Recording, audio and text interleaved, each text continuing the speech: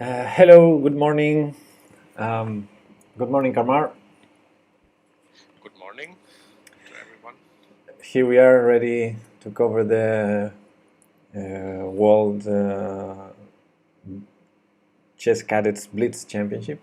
Um, the next title to try to win for Tijan. Yesterday he was very close to winning the Rapid Championship, tied with the first. It was an impressive score. And we're ready today for more exciting games. Wild and exciting games, yes. Yeah, probably. like yesterday. Well, I see already some people in the chat. Mason is here. Manu Spurs, uh, Mason from US, and Manu Spurs from Argentina. So both of them in the middle of their nights. Yeah, Following. credits to you, of course, because this is not. It's probably not easy for you to stay up that early in the morning. But I hope we will give you some fun with Tijan's games. Yes. Well, as usual in the first game, we're going to start with a bit of delay. The games in Chess Bomb, even the tournament itself, I think it does not appear until we have the first move. So we're going to be ready for that in maybe between 5 and 10 minutes. I think we'll start getting the moves, and it's going to be much faster than yesterday. So yes, I think we have 5 plus 2, if I remember correctly. Yeah, I think it's 5 plus 2. But I think it will come into Tijan's favor. Yes. Short time control, because yes, I think so. Very quick. He's very quick, very resourceful, even in critical positions like yesterday we have seen. I mean, he has 3 completely lost games. I count the last game. Yeah. It, I think he saved two of them. He got 2 out of 3. Two lost positions. In 2 lost positions, he got the draw. You have to do it. You have to do something like that first before it's telling that he was lucky or something like that. Because I mean, to get 2 out of 3 in 3 completely lost games is a skill, I think. And I was watching the European Youth Chess Championships. They have a great coverage. They have had a great coverage some weeks ago. And there was an IM, I think, talking about such skill and he compared this to Magnus Carlsen, because Magnus Carlsen is a champion in handling lost positions. And yeah, maybe Tijan is developing like that. Who knows? Yeah. Obviously, the strongest players are skilled in that area as well as in any other areas, of course. So yeah, it's good that he's resourceful and he's on the way to become a very strong player. And I think the other things that he messed up some openings yesterday. I mean, that's just a matter of some work to do. Yeah, you can improve in that. And definitely. Yeah, I mean, he's 9 years old, so he cannot be a champion in deep openings theory yet. So. Yeah, especially in that area that is more about preparation. I mean, 9 years old versus 12 years old, you don't expect to be more prepared. Yeah, exactly. And it's just a matter of time, yes. Also sometimes, because opening theory is so big, you can be out-prepared no matter how experienced you are. We see this at all levels, but just those are just specific games, and you learn from that and you improve, and that's it. Swang Funk is here, and he says he's still awake, so he didn't go to sleep. Okay. Since he went to sleep and I woke up and I'm still awake. Wow. Well, I hope you can stay with us, Swan Funk.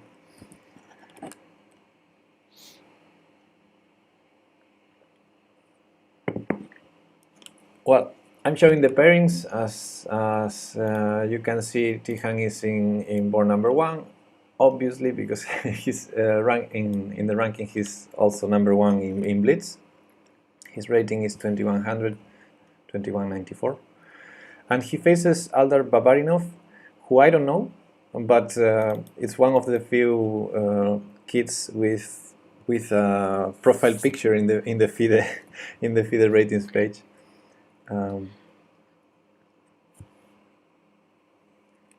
Yesterday, Tichon managed to stay on this board 1 through the whole championship, Yes, I think. yes, he did. Which is also an achievement. Yeah, So made it so easy for us. we hope he can repeat this today. Yeah, I think all of the players in the Rapid are playing here in the Blitz, if I'm not mistaken, which makes sense because it's a 3 days event. It wouldn't make much sense to play one and not the other. So we see here Hubuksanov getting number 2, and the number 3 is the FM Stribuk, who, let us remember, is who won the championship yesterday, the Rapid. So those are definitely two main rivals for Tihan. I can also see Savelyev. He was, Yeah. I think, the 3rd place from yesterday. Yeah, Savelyev is number 5. Number 4, Ali Israfilov, I don't remember from the Rapid. No, I don't remember as well. So maybe there are some new players here. Yeah, I think some players just registered for one of both events. Yeah, I have seen this. maybe some can come on Sunday, but not the whole event. So maybe we see some new faces here. This yes, Manus Burrs, Chess24 is already showing the games. You can find the link in our study. Mm-hmm. Yeah. Mason posted already the link to it. Okay, yeah, let me. I'm sharing the link to the study, and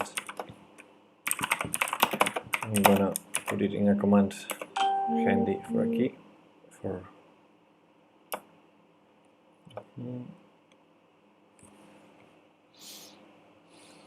So Chess24 shows the games, but there's no moves yet, right? There's no moves. I mean, we have probably the typical delay, which I would assume is a bit shorter than in the Rapid, but maybe it's not. I don't know. Good morning, Sefa. Sefa's here. He didn't sleep either. Sefa's here. Yeah. Okay, great. Well, because the time control is so fast, we will probably not be analyzing the games during the games, only in between games. Yeah, it makes sense because we wouldn't have the chance to keep pace, probably. But in the first game, I will do the attempt. I will try. I will try to be passing the moves. Okay. Maybe unsuccessfully, but I will try, because since the moves come in packets sometimes, maybe it's easier for the viewer to see how I pass the moves than seeing the live board change randomly from one position to another.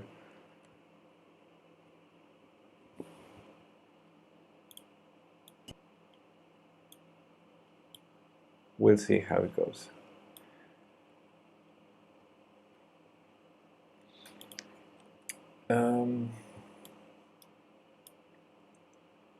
Okay, so following the list, this is Rafilov. Looks like a new face, 2000.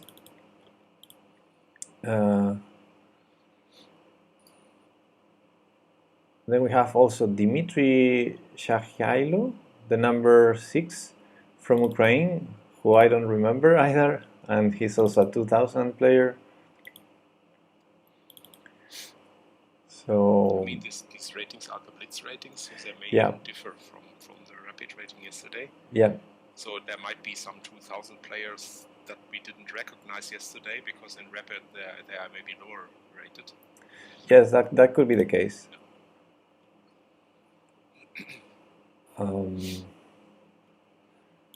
Well, I think I would remember this one because he has the title of AIM, and I only remember the Indian player with that title. The Indian player is in place number 40 in Blitz, by the way.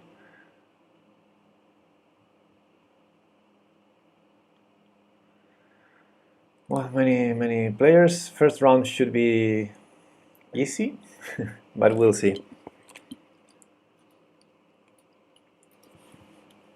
Just have to answer to Tom. He's asking me a question. Just a second. Yeah, no problem.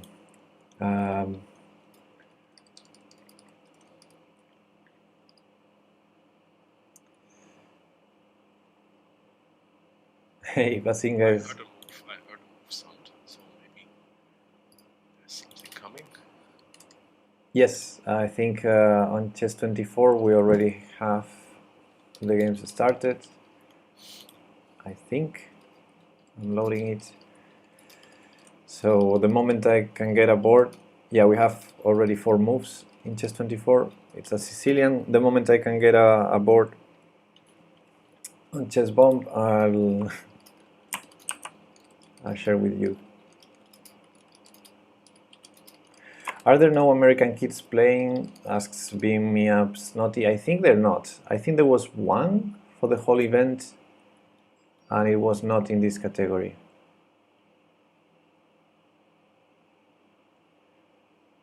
Well, I still don't see the link in Chess Bomb. Chess bomb is slow as usual. Yeah.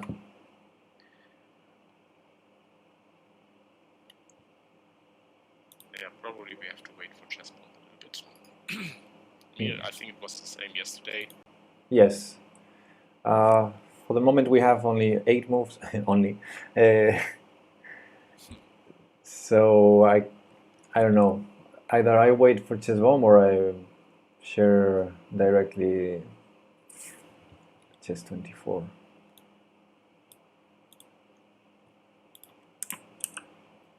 I guess in a minute we will have them. So I'll keep refreshing. Team is already trying to attack, as I can see. Yeah. 3 pawns are marching. I'm gonna try to... Peshka is hosting now. I'm gonna try to start showing them in the analysis board at least, while we don't get the real life board. I will keep refreshing the chess bomb list. Yeah. So we can get there as soon as possible.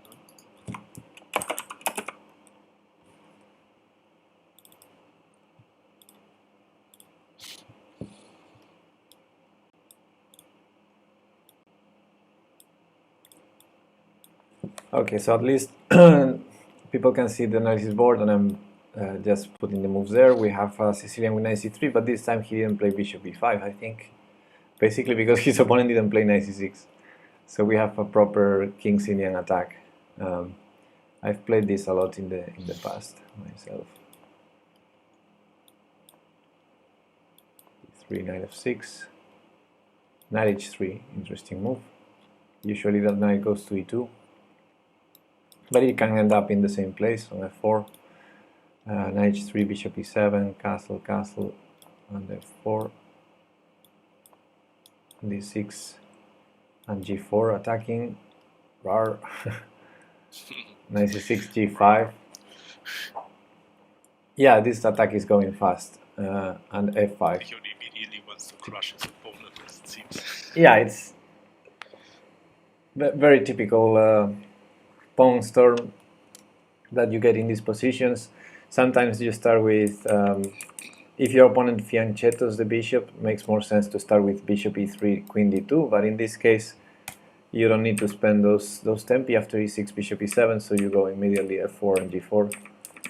and the attack is going fast after f5. I'm not sure whether his opponent is thinking, but I would already be scared as black with this pawn storm coming here. Obviously, in the future, there are moves like queen h5, the rook can go to f3, h3, stuff like that. The knight can go to f4. Beam me up, Snotty is here. Welcome to the stream. Knight c5.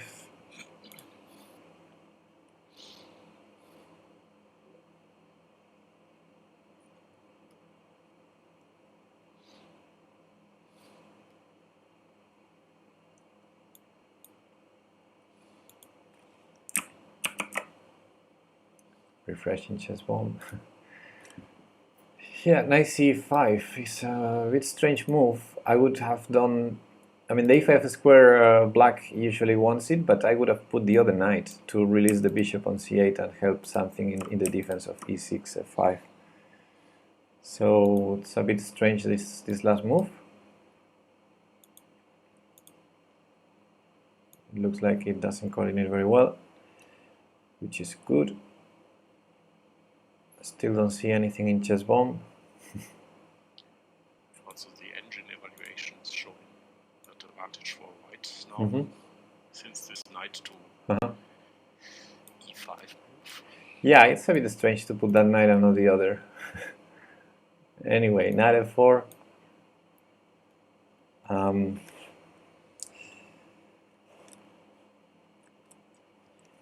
Yeah, and I think this position looks promising. Knight f4 putting a lot of pressure on e6, showing that after the last black's move,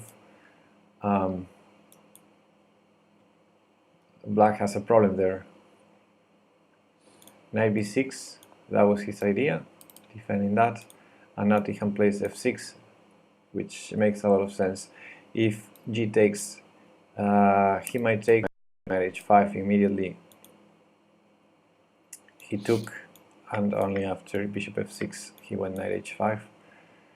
Now this is a this is a very easy attack, I think, for white.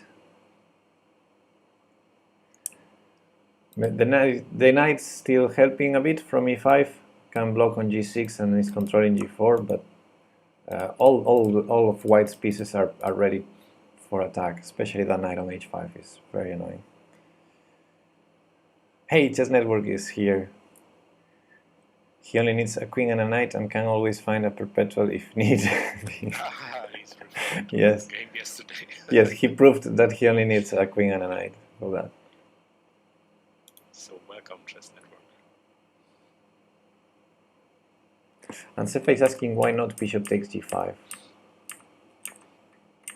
After knight f4, I guess he means. I guess there was a problem knight takes e6, Sefa. Looks like, or maybe not only that, maybe just pawn takes pawn. Looks like some problems there. But okay, we don't have a lot of time to analyze during the game because this is very fast, so I'm gonna keep putting the moves, the real moves from the game. Bishop h8 has been played, which is very sad.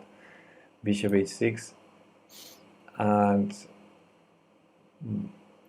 yeah, black decides to give up some material already with knight bd7, and the game's over. Tijan simply takes it. Knight takes f8, queen d2, knight of g6. There was now a jump to move 45, and it's over. It's over? I don't have the result yet. Ah, my chess 24 is frozen. Now I get all the moves. Okay. This. Oh, now it's gone. Now it has gone back to. This came so fast. Now I have a very long list of moves. Yeah, but now my chess 24 has jumped back to move 22. I see all the moves now. So yeah, these time controls are so fast. For spoiler or something.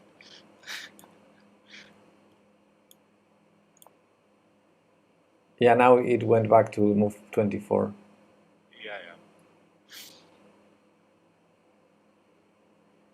Chinese winnings is Tom. Yes. It looks In like the it. 8. And we already got a peek of the final position.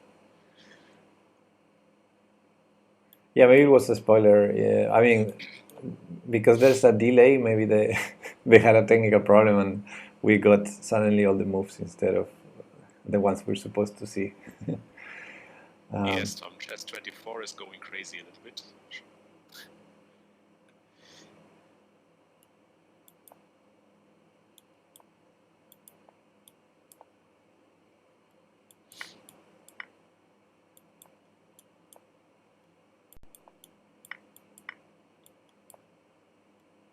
I'm trying to put the moves. It would be nice to have the live board instead of me doing this, but did bishop e6, rook ac1 check, king d7. Okay, still nothing on chess bomb. Oof, rook c7 check, that's annoying. And we have a raid. Lord Lardy is raiding.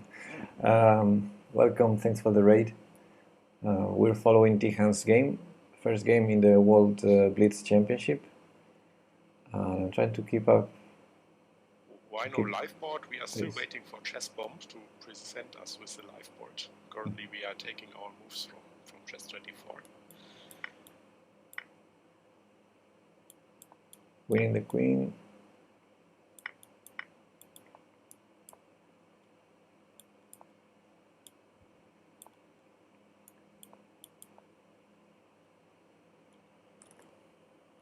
Yeah.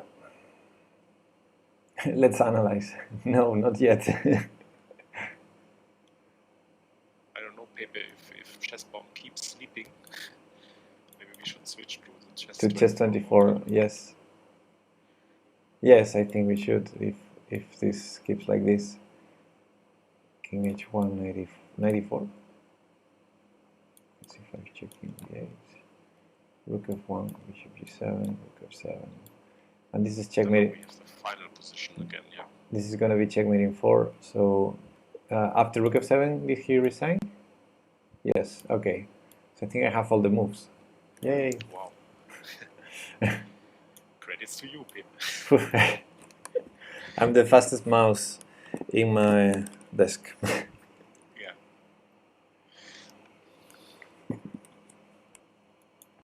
Okay, so congratulations, Tihan. Looked like a pleasant game. Oh wait, I don't have all the moves. Yeah, as Bob is pointing out, there's a queen hanging on d5 that shouldn't be. So after knight d4, I mouse leaped. It was a check, obviously not queen d5. King b8, rook f1, bishop e7, rook f7. This was the real game, yes.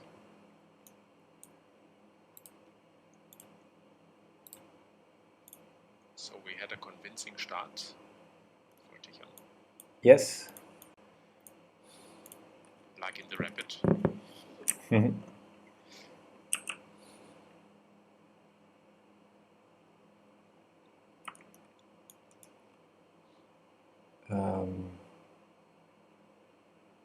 There's nothing in chess bomb.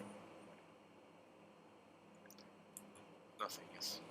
Yeah, like yesterday. Yesterday we also had to wait. I think we even covered the first game on chess 24. Right? Yes, Because yes. there was nothing. And yeah, it's a bit annoying, but okay.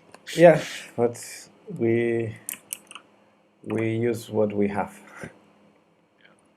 So I don't know how much time do we have between games. Chess 24 says the next round starts in 16 minutes. So maybe we have like 10 minutes breaks between rounds, which should be enough to have a look at the game. So, okay, while I try to keep refreshing chess bomb, we can have a look at the game a bit more slowly than we did so far. So let's have a look. So he faced the Sicilian again with knight c3, and we've seen yesterday he doing that and playing bishop b5 against knight c6 consistently. But today he had to face a different move, e6. And he went for the usual King's Indian attack, where you play g3, d3, bishop g2, and he more or less did that in the first moves. And now knight h3 is not a very common move, but it's normal, I guess. Usually this knight goes to e2, and I'm more familiar with that. But from h3 it also supports f4, and I guess his idea is from h3 he would have some chances to attack also knight g5, or maybe knight f2 if necessary to control g4. So bishop e7, castle, castle, and f4. And d6 makes sense, and g4. So yeah, he went very fast for this pawn storm, and I like the idea a lot. I think it's very pleasant to play, especially in this time control. Having the initiative, I think it's very important for Tijan.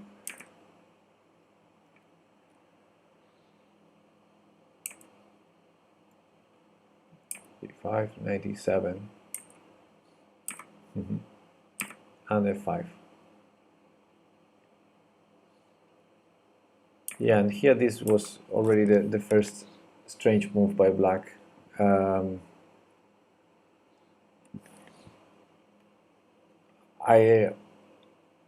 I think e takes f5 would be a move that could make sense, maybe. Trade a couple of pawns, maybe get some d5 later. But if you want to block on e5 with a knight, I think it makes more sense to go with the d knight, immediately using the bishop to control e6, f5, and maybe even put some pressure on the knight on h3. Then, for example, if f6 like in the game, it's really annoying. Yeah, for black it's really tough to face these pawn storms, but I guess you can maybe hold with bishop d8. It's really hard to defend. Even if the position is equal, as an engine could maybe say, it's really hard to be on the defensive side when you have such short time. So Hello, some guy. This is the kind of opening I want Tijan to play every game. Good morning, some guy. Welcome. Tijan already won the first game. We're watching it in the analysis board while we wait still for a live board on ChessBomb.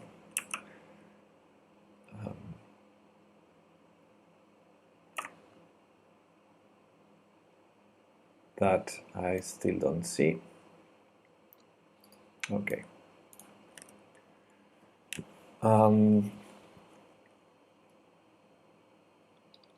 Okay, so I think Bobby suggested that e takes f5 and f6 was an option, and yeah, I agree with that. If you want to stop the attack, you need to do something after f5. If you wait, could be too late. So e takes f5, and then f6. That would be an option to at least generate a blockade. Then the knight will go to e5, and the bishop will try to fight in the weakened light squares. This bishop from c8. He got 2 rating points, says Bazinga. Wow. Well, he's really close to 2200. He's 2194. So it would be nice if he passes 2200 in this championship. Yeah, but with this rating, I think it's the danger is that the average rating of this tournament is pretty low compared to his rating. So there's more a chance to lose rating points than to win. Yeah, it depends on how many draws he does, but yeah, exactly. Yesterday he was losing rating points. In fact, much, but Mhm. around 4, I think, 4 points something. But the danger is there that if he draws one game, he immediately loses some points. So we cannot expect to win a lot of points here. Yeah. Except he wins all the games. Yeah, if he wins all the games or he draws only 1 or 2 against strong players. What I see in this list, compared to yesterday's list, is there a couple more of 2,000 players. So, yeah, maybe if he draws only against the very strong players, he will even be winning rating.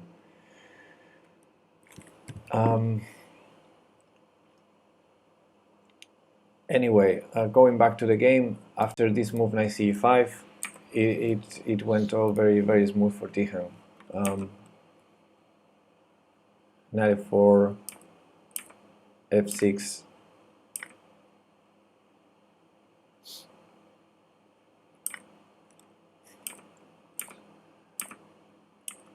And bishop h8, I don't know if there's something better for black, but if you have to play bishop h8, the king is not happy. So after knight g6, I think I lost track of the game. I only went crazy passing the moves. So let's have a look at what happened. Knight e2, bringing the knight. That's a nice move. When you're attacking, Morphy would be proud. When you're attacking, bring all the pieces. And this knight on c3 has no good squares right now. So via e2, he's bringing it to other squares, probably to f4. Queen d8, queen g3, and here comes the knight. Here comes the bishop. c3. Some trades, and d4. So the black's king ran to the other side, and now it's time to open that other side to keep the attack. Tijan would now say run with the king. Run. All his streams here. Run for your life. Yeah, king d7. I wonder why he wouldn't go to b8, a7 after running towards that side. King d7, knight e5, very nice, using the ping on this bishop and entering c7 and winning the queen. So very smooth victory, I think. In the second round, we will see a rematch from yesterday. Aha. We will play Nico Rondo. Oh, Miko Rondo. Oh, so we have the round. He Okay. also has played yesterday. I think this wasn't it this difficult third game where Yes, it was the third game with Miko Rondo, the one that probably the only game that the last position was equalish, despite he just resigned because of a decisive result. Yeah.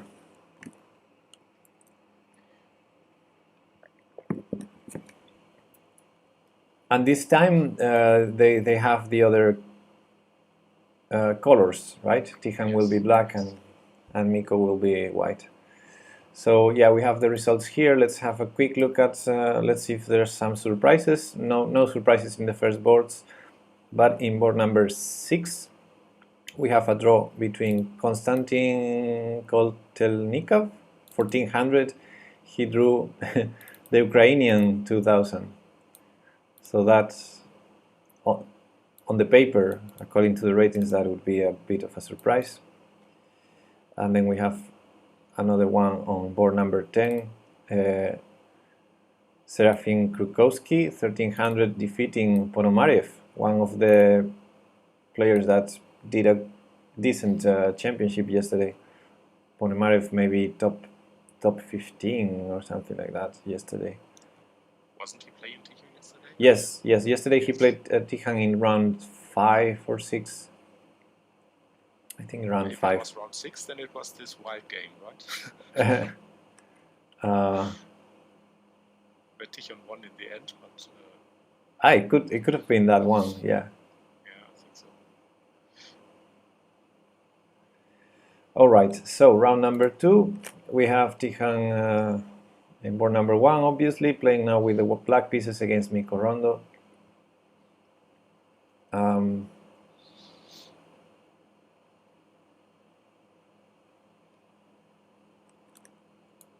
And I think if I don't see anything in chess bomb, I will. No, there isn't anything. I will. Unfortunately. I will share the chess 24 board.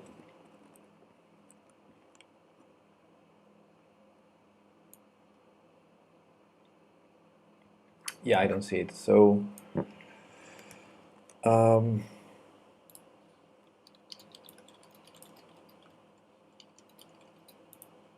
Round starts in 5 minutes, according to chess 24. And I'll be trying to share it on the screen.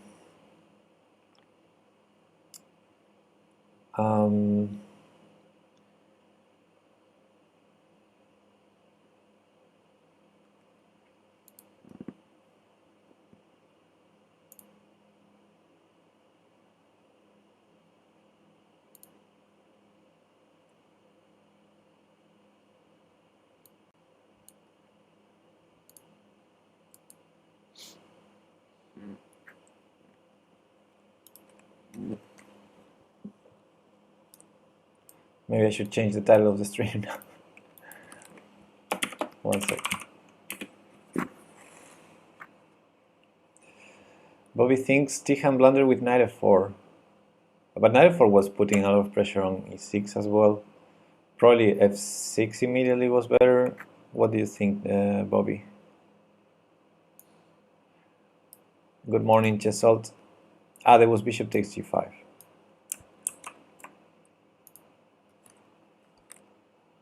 But that was so scary to play with black. Bishop takes g5, allowing to take on e6.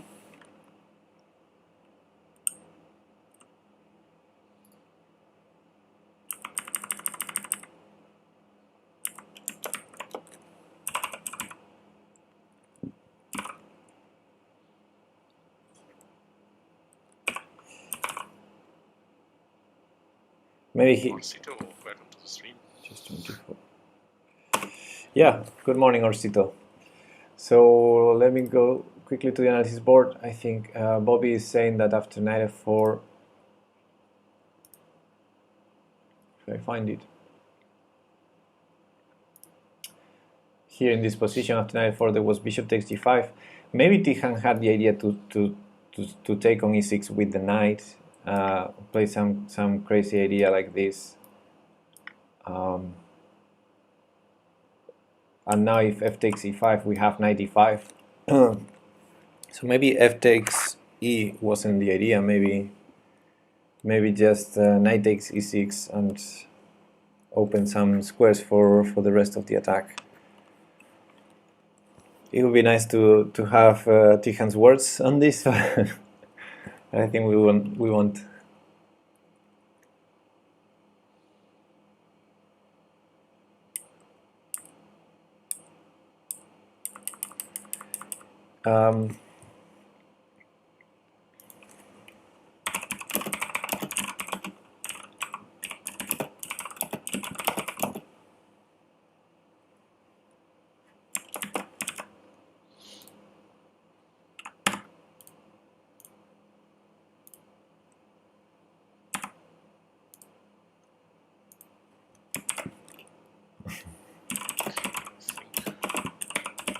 Still 1 minute to go.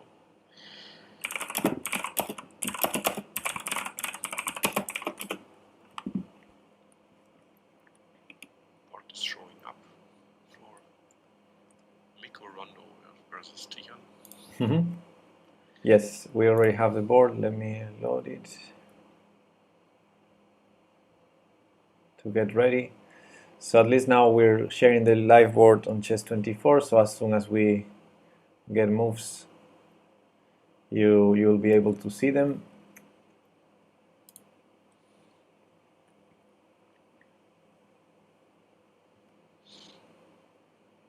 And Cefa suggests a line.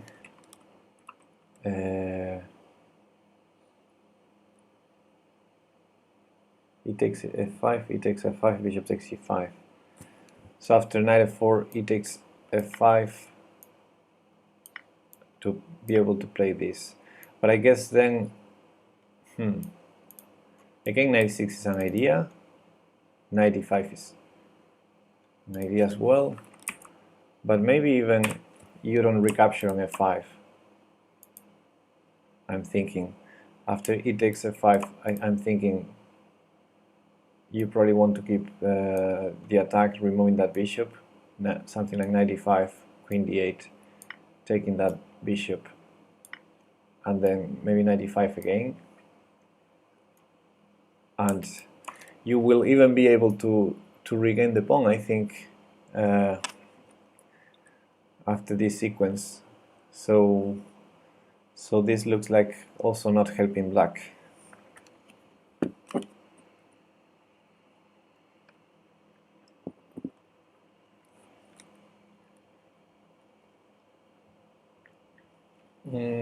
Yes, Chess Network. I think that they want a live PGN for the broadcast only chess, but I don't know how they get it from other tournaments, like for example from the Sinquefield Cup. I guess you need to contact the organizers. I had no joke yesterday reached me and told me he tried to contact the organizers of the World Chess Championship, but he couldn't get an answer. So I think there's no way to have live broadcasts only chess of this championship.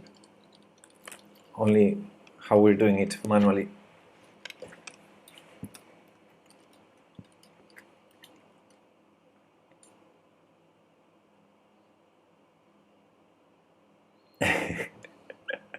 Okay, you're nervous, Karmar? Yes, of course. Don't be.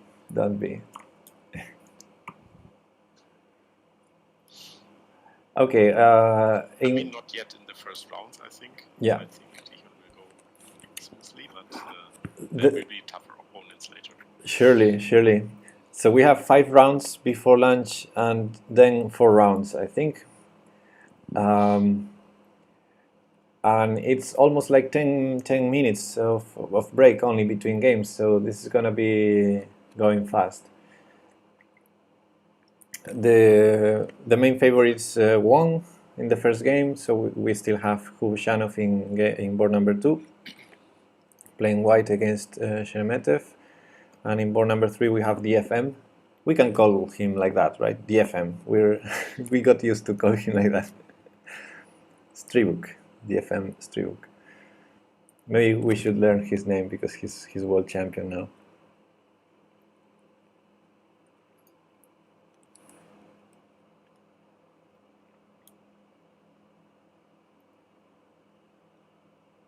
I hear some sounds, so.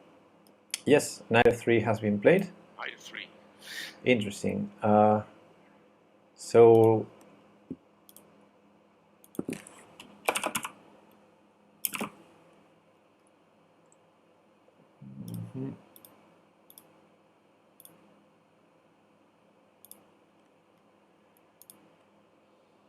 I think I can also flip board in chess 24, so I'm gonna do it. And now I'm not going to show any analysis board because this goes too fast. So let's only follow the live board and try to enjoy. So b5. We want a view from the winner's side, okay? Exactly.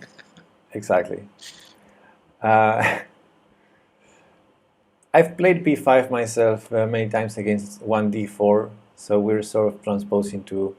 I think they call it the Polish, but I'm not sure. When you play it in the move order d4 b5, and we're basically transposing to that side, and we can see that it's very similar to the openings he tried yesterday with the bishops on e7 and b7, the pawn on e6. So he's repeating a bit of the same structure, but with the pawn on b5 already instead of b6, which is fighting against maybe c4, or especially now after d5.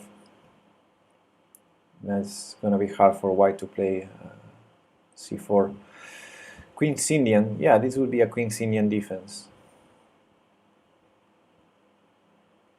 After all, it's a West Indian with b5, says Bobby. Okay. I'm so bad at names of openings.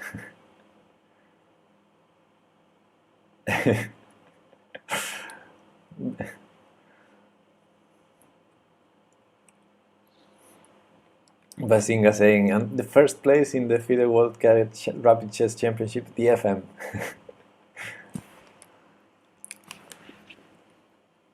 I'll manage to learn his name. Striuk.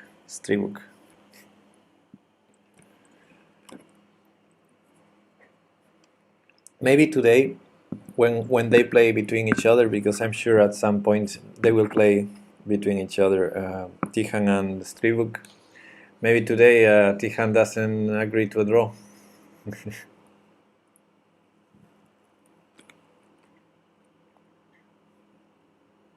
Yeah, I think this is the only thing that Tijan will think about, if this draw was, or if it really had to be a draw in this game against Striuk, because he had a good position, I think. But yeah, it's easy to say after the game, right? Of course, yeah, it's very easy to talk after the game and out of the board. And Striuk's first name, asks Chesault, is Artyom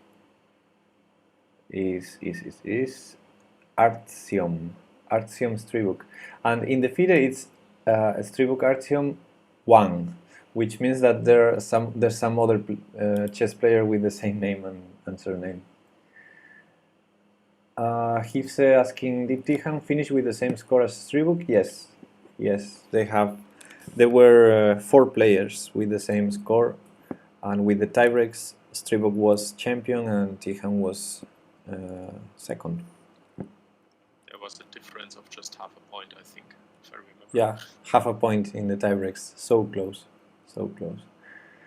I'm liking the position a lot because white played c3, so it looks like white is playing with as black, because that's what typical structure you get with the bishop on b2, pawn on c3, pawn on d4. It's what you would get usually in the Queen's Indian with black, when you have to play bishop b7, d5, and first c6, and then only later play c5. So I think black already. Wow. Okay, BFM seems to be in a losing position right now. Yes. Oh. Yes. Okay, maybe after this game. I mean, it can change in Blitz. We can switch to that. Yeah.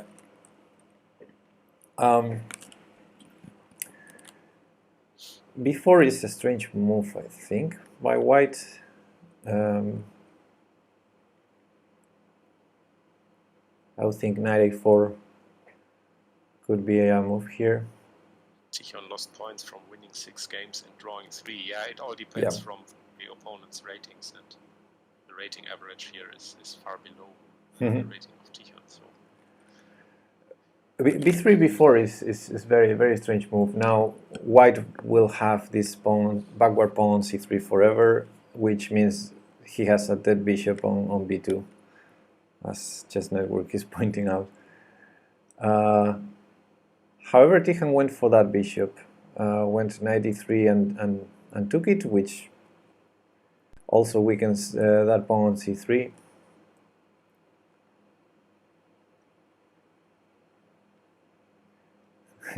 Yeah, from a strategical point of view, I wouldn't go after that bishop, but Tijan likes to play active, and I think he's just finding new targets.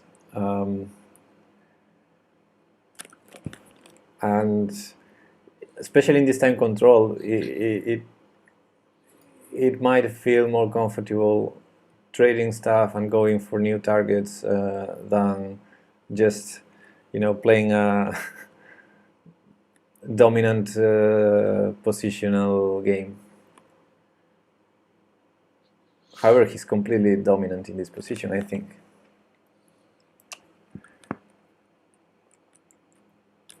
He grabbed the bishop pair. That c3 pawn is killed forever. Okay, bishop a6, defending b5. Now we would love to play e5 to push that knight out of there, but there's knight f5 to be considered. So, and white is reacting with e4. Maybe not so easy now. The bishop on a6 is not happy at all.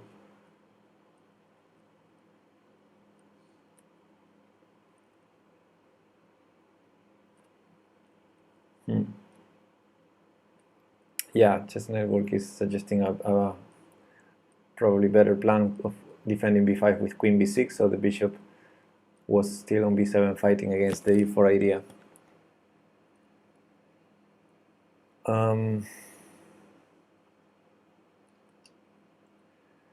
Okay, so now white has some play, but c3 is still a problem for white.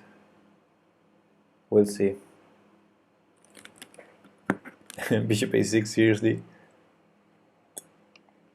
Calm down, Bobby, calm down.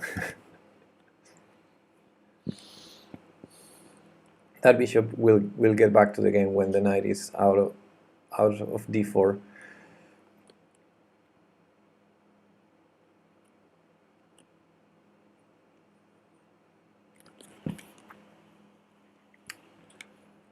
Knight e2, I like to see it because it looks like a very passive way to defend the weakness on c3. Almost as passive as bishop a6 was for black.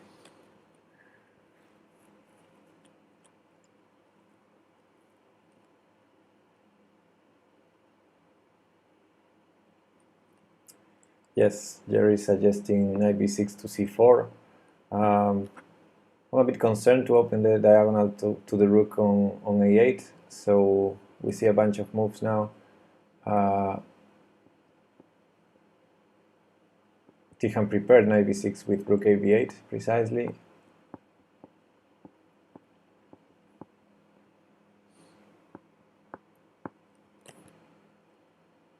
And yeah, the position is jumping a bit in the live board. It looks like position is under control. The bishop now is on f6, exerting pressure on c3. All of black's pieces are fighting against c4, so white cannot play c4.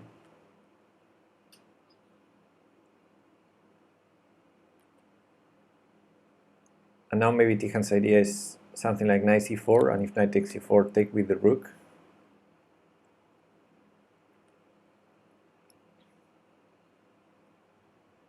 But nope.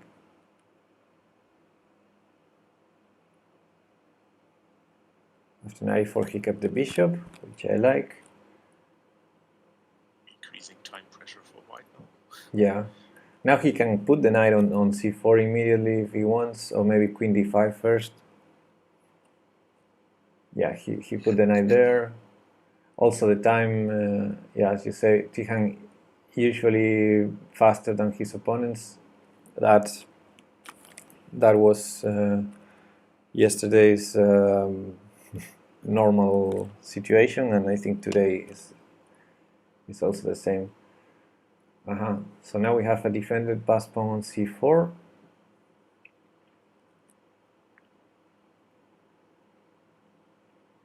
And a3 might be a target also in the future. g5, good suggestion by Chess Network.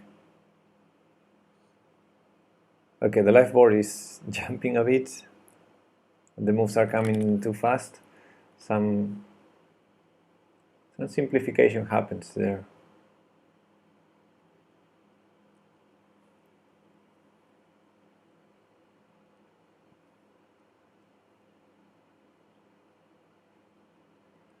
And Tijan lost the c4 pawn. Not sure how winning is this. Looks, if the times are correct, now Tijan is also in a bit of time pressure, but he managed to take the pawn on a3. That looks like good news. The bishop should be a bit better than the knight. And it's already controlling a1, so if we ever get to push that a pawn, that it looks like we're losing it. So he managed to defend it with rook a8. I didn't think that could happen. Yeah, and we have a crazy position, but in time pressure we expect Tijan to be more precise than his opponent.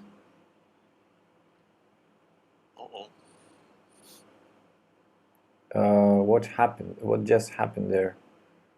Okay, he's going to have b2, right? After something like rook d8, or rook f8. He played rook b8. Interesting endgame. Now, after bishop takes b8, it looks drawish, but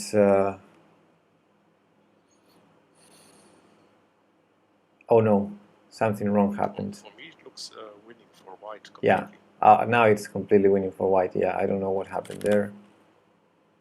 I missed some of the action there. I think white is completely winning now.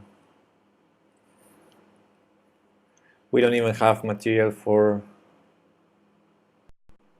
a perpetual to save the day.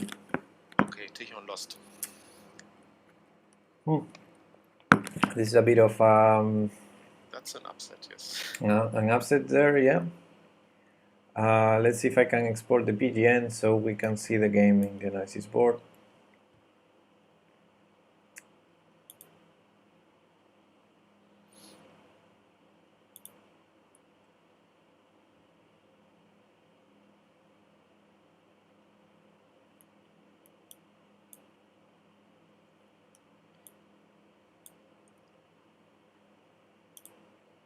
The increment is +2, I think, Hifse. I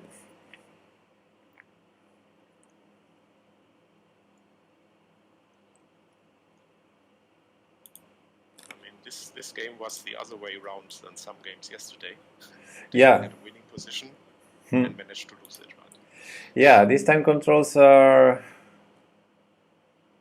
like that, but it's really impressive. His opponent Nico Rondo managed to be resourceful there and hold the position in time trouble.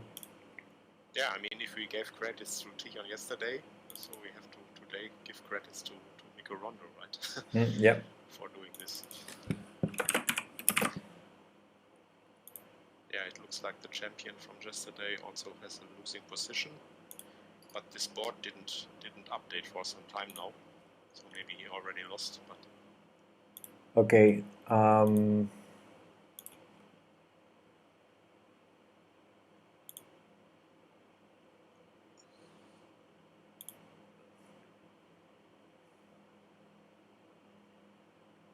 Yeah, it's I think it updated now a bit.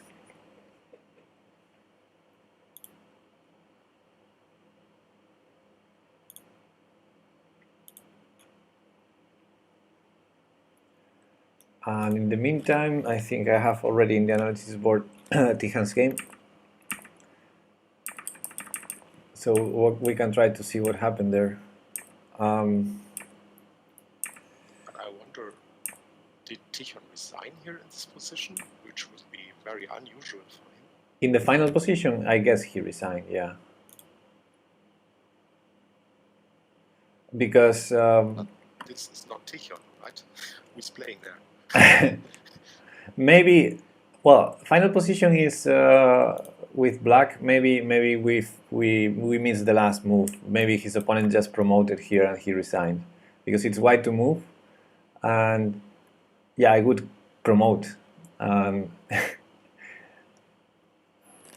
Tijan, you say Tijan would never resign, not even being a rook and a queen down. I mean, he even doesn't resign when he's 3 queens down, so Okay. it would be very, very unusual. Because he's still hoping for stalemate or win on time, and because I don't think this is the final position somehow. I don't know. Maybe that's the case. Maybe it's not the final position. Because this would not be Tichon. Usually plays until it's checkmate. Okay.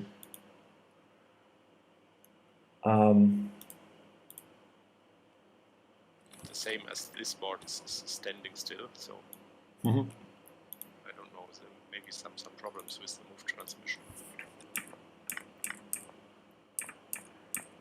I'm a little bit shocked, I have to say, because this is a very early, unexpected lose.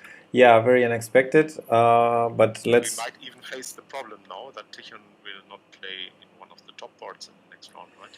Yes, that could be. That's possible, yeah, because this is too early. If it was a bit later, even losing, he would be in board number 3, 4.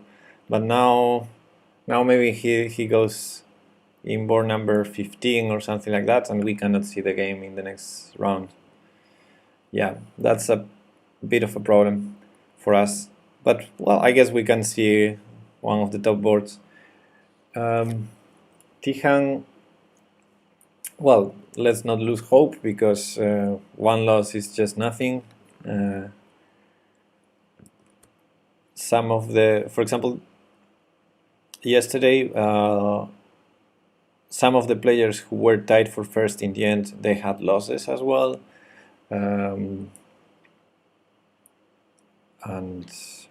Stribuk, for example, the world champion, he started with a draw in round 2, I think, yesterday, and that's, that make you not play in the first boards and have a bit more affordable opponents, at least for the next round or 2 rounds. But okay, let's see what happened in the game. First, this was a critical position. Bishop a6 looks like a very awful move to do. Queen b6 was suggested by Chess Network, with the bishop still fighting against e4. Was probably more logical. And after e4, white got some play, but still out of play against c3. And for quite some time, I think Tijan's position was very promising.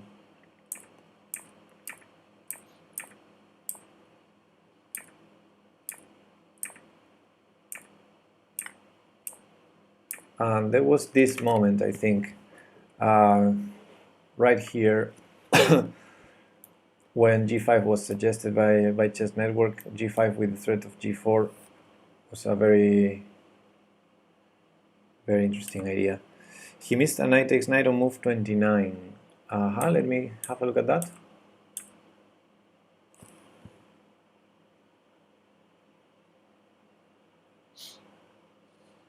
With bishop g5. Oh yeah, look at this position. The knight is pinned on f3. So after knight takes knight, you need to take with the rook. And again, using the pin of the pinned knight, you can play bishop g5, winning an exchange. Yeah, he missed a tactic there. Which is unusual. And after queen d5, white unpinned, and the position got simple now. After losing the c4 pawn, looks very equalish. Tough loss, yeah. So he went after a3. His opponent decides to give it to counter on against a4. Rook a8, defending it. A nice race. And I thought here he would play rook d8. He played rook b8, which is not the worst. Rook d8 or rook f8, I was thinking.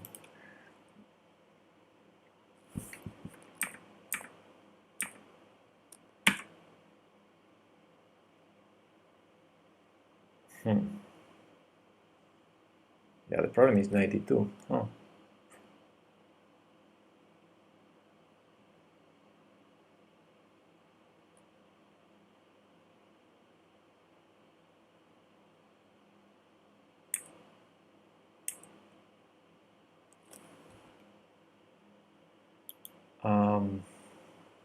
Is rook d8 also losing? It looks losing, yeah. So is this position already losing after b7? That's a pity.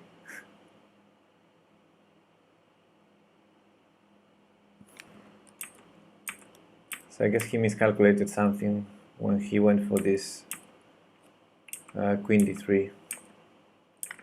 Take and rook b3.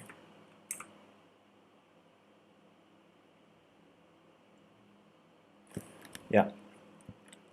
Maybe the simplest would have been going something like a3 and be able to go back and block on b8.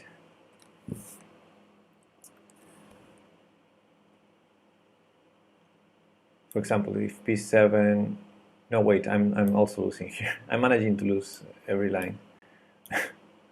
Rook c8 check. No, this doesn't lose, rook d8. Because if he trades on d8, we take with the bishop. This doesn't lose. Okay. So at least here we have a threat of a2. So maybe a3 was the best attempt.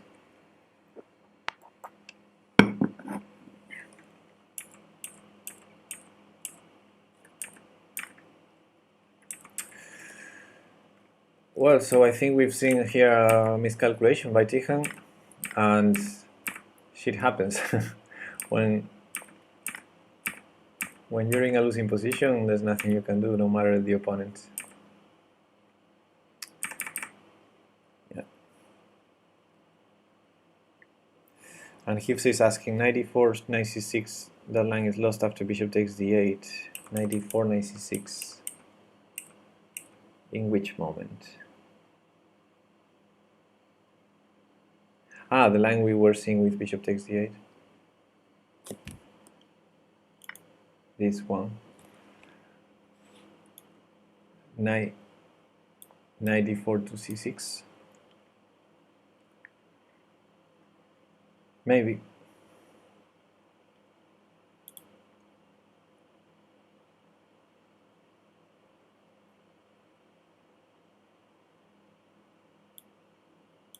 So a2,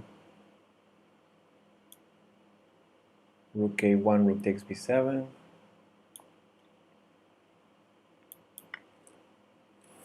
Yeah. Okay. Finish with 7 wins, yes. That's my dream to today. Interesting fact is that this was the first loss for Tijan. Yes. Yes. In Minsk, like. Yeah, last year he didn't have a loss in both Oh. tournaments. Uh-huh. After 10. And yesterday he didn't have a loss, and so this was the first one. First loss of Tijan in Minsk. Wow. Well, let's hope it's the last one as well. Yeah.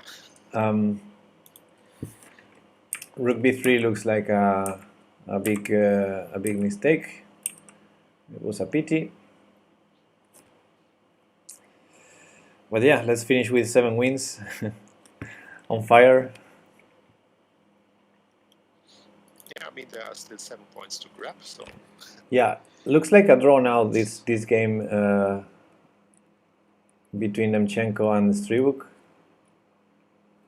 looks very equal. Yeah, it's draw. So Stribuk managed to escape the losing position.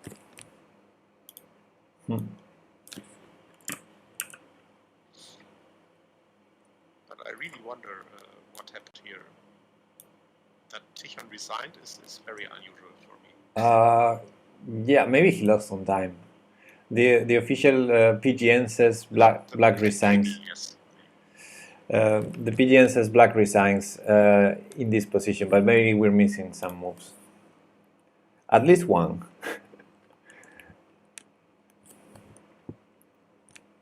Because you don't play King G6 and resign. I mean, the last move is by Black, and I will guess you resign after White makes a move, if any. You all say Tichon wouldn't resign, so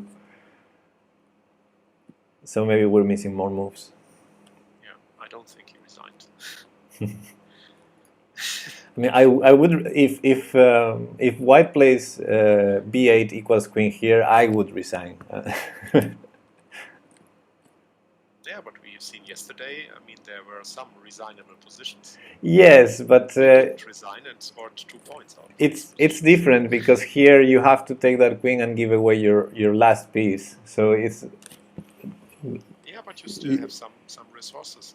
what time, right? What resources? Time was down to not on the board, but on the clock, for example. Yeah, okay. So you can make it complicated for your opponent. Try to get sure. to time trial. Maybe he understood. So I won't argue with that. But I would have resigned. That's what Tichon usually does in such situations. He still plays for the flag or something like that, right? So, especially if there were only 10 seconds left on the clock or something like that. But maybe he lost on time. Yeah, maybe that could be. Who knows? Anyway, he was completely lost, so it's not important. How did he lose?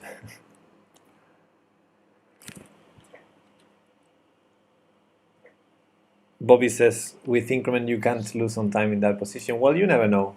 If you are under 10 seconds, you can lose. Because if the increment is short, sometimes the increment, the management of the time is tricky. And I've seen, for example, this year one of my teammates, he was trying to win rook and 2 pawns versus rook position, but there were the h and f pawns. So it's a theoretical draw, but you can play forever. So he was trying to win that with under 30 seconds. We had increment, but in a given moment he made like 2 or 3 moves very fast, so he gained more time and he could be able to think, and that was his problem because he thought and he flagged. Because when you're under seconds and you manage to play some moves in a row, you have the wrong feeling that now you are safe, you have time, you're not gonna lose on time, and then you take too much time in the next move to think.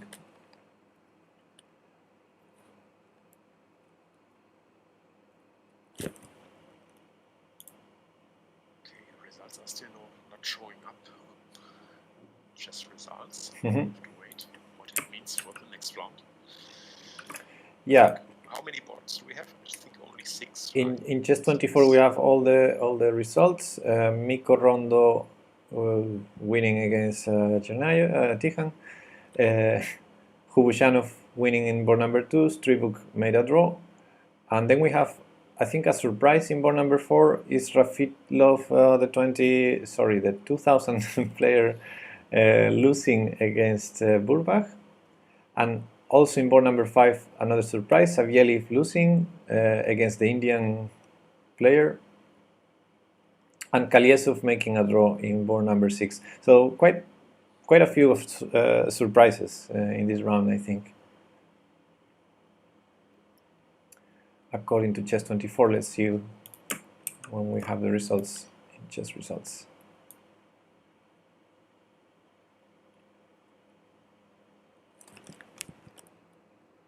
Beam Me Up's notice says, I hope that this loss does not affect Tichon's confidence in the next matches. I don't know. I don't think so. Yeah, it shouldn't be that. Now, if he gets another loss, that could that could affect. But only one. This time control is too fast. So what he needs is just to play a good game now and get back to the winning mood. Good morning, Rock Gang.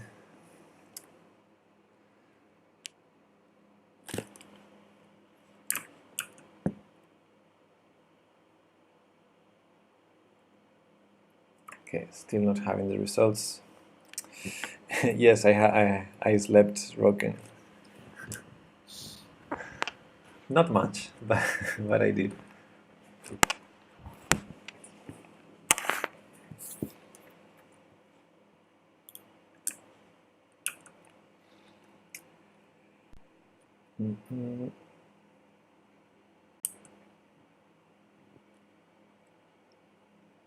Now we have the results in chess results.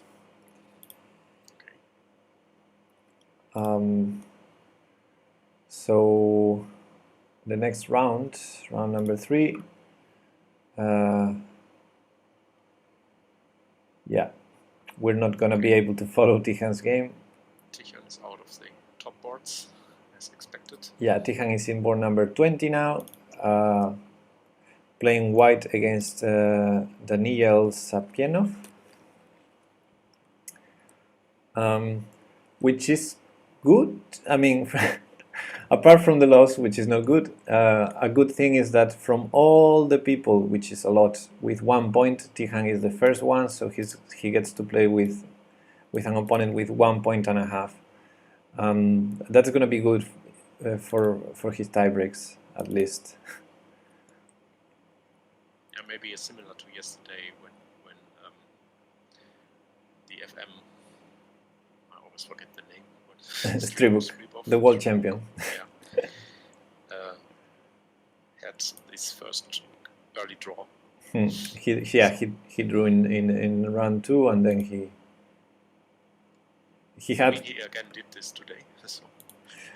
Yeah, he drew, but then he got very decent opponents in the end. He played against the number 2, which I can't recall the name also. Hubushanov. Yeah, he played against Hubushanov, for example, and Tihan didn't get to play against him. So in the end, Stribuk had a better tiebreak. Hubushanov, by the way, now that Tihan lost, is playing in board number 1, so maybe we can follow his game against another Ukrainian player, Kemal Bashirov. And in board number 2, we will see Nikita Dobnya, CM Nikita Dobnya against CM Mikhail Navumenka. And Chindigir is in board number 3, one of the players that yesterday finished like 1 point behind Tihan. Against Ivan Sidletsky, yeah, another. This is Tihan's friend, right? Yeah, I think so. Yeah. We could also watch his game instead, as you prefer. And we have Mikko Rondo in board number 4.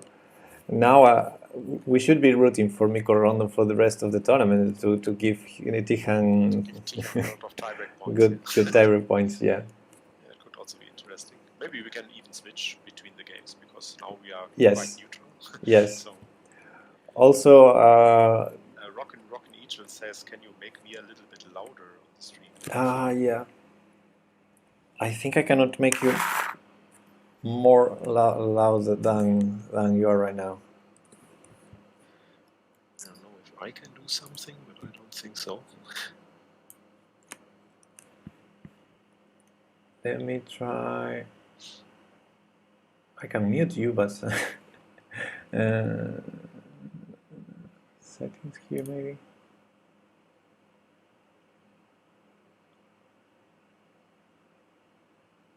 Okay. I mean, my microphone is already on full power, so. Yeah. Okay, I'm gonna put you as loud as I can, and I'm as away as I can from my own microphone. And this is the best we can get. Well, I'm always very close to the mic because I have a headset. So Okay, people say that's better. So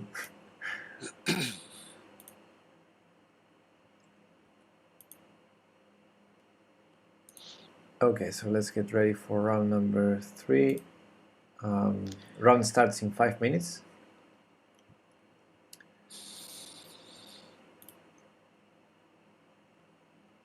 And let's see. Now after round 2, I guess Tihan is in place number 20 because he's playing in board number 20.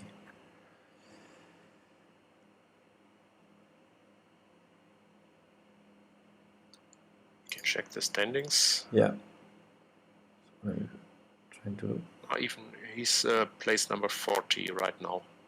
I mean, but Yes. it means nothing, right? Yes, it It's means just nothing. very early stage. Yeah, a But good. it was a little shocker. A good thing. Didn't expect this to happen, but okay. Even if he had a good position, right? Well, one good thing about the tiebreaks is tiebreaks are Buchholz and Buchholz without the worst result, worst opponent. But there's no progressive increment, so losing early does not affect the tiebreaks as it would if there were a progressive system. Okay. Which I usually hate because when something like this happens, then there's no way you will have a good tiebreak. But because there's no progressive tiebreak in this tournament, at least if he has a good tournament from now on, he can be fighting for the first place even and having a great tiebreak. So we'll see. Okay, let's go, Tichon. Come back. Yes. Yes, now we can expect maybe 1 or 2 easy games, or at least easier opponents. But of course, no one is easy. Okay, what is easy, right? Yeah. I mean, at least from a theoretical point of view, they should be easier than playing against the FM or those guys in the top. Stribuk, by the way, after drawing, he's in place number 26 now. And I mean, Mikko Rondo is also a 1600 player, so yeah, we could assume that it was easy too. Yeah, and he played a good game today, and he also played a good game yesterday. Yeah, in yesterday that round he three. held an equal position until he got into time trouble, right? Yes, I mean he played f6, but still. He played f6, but probably he lost on time just.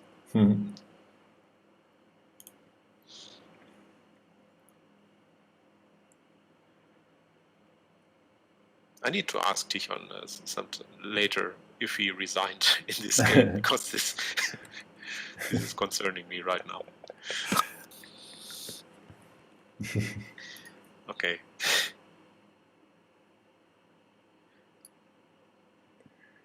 Okay, so I'm seeing.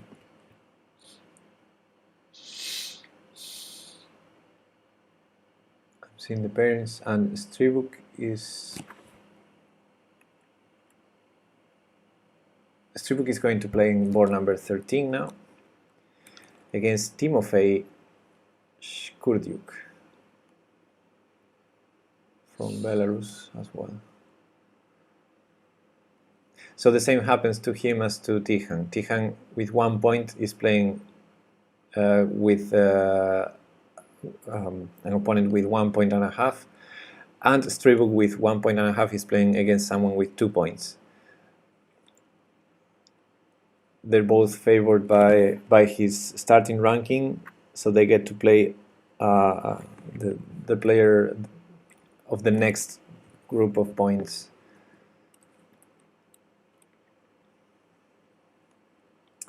Go Tihan.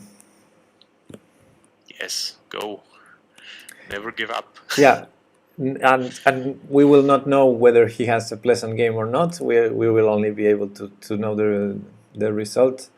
And even if he wins, we might not get him on the top 6 boards in the next round either. So we might lose a couple of rounds because of this loss. Yeah, it was a little bit too early. Yeah.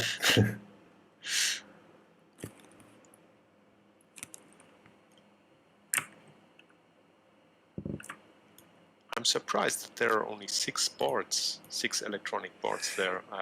Yeah, because I don't know if I'm wrong. Maybe I'm wrong, but last year I felt that there were more. Yeah, I think they said something like 50 boards. I guess it's more like 36 because I guess they have 6 per section and each. Yeah.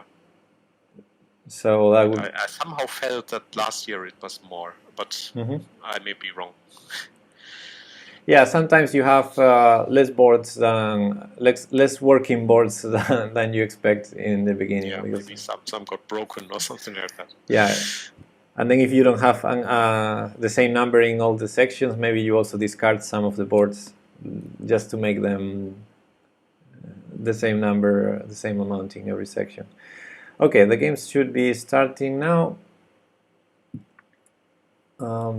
Chess 24 still not showing up the games for yeah, me at least. Not yet, but anytime from now. And I'm waiting for pairings.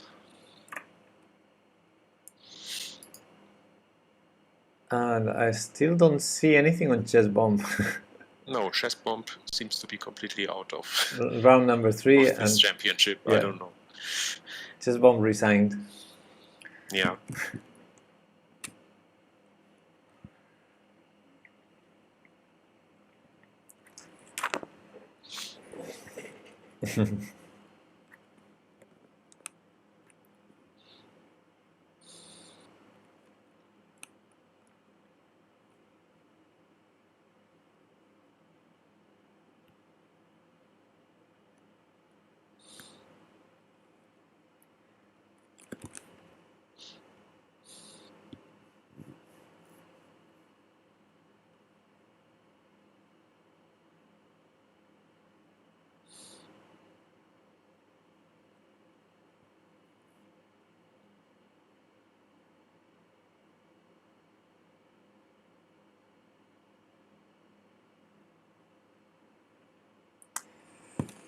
Yes, exactly, Bobby. We won't be able to follow Tiham for a while, probably a couple of rounds. Let's do tactics instead. Now we'll be following the first boards. Now we can be switching from board to board. And if we get the games, we're still waiting. Now it would be even good if the better placed players will lose some points. Yeah, and some of them already did in the same round. Have something to root for. Yeah, in the same round too, there were some other upsets. So. I mean, this is Blitz. I mean, anything can happen. Yeah, the championship is completely open. 9 rounds is a lot. So anything can happen.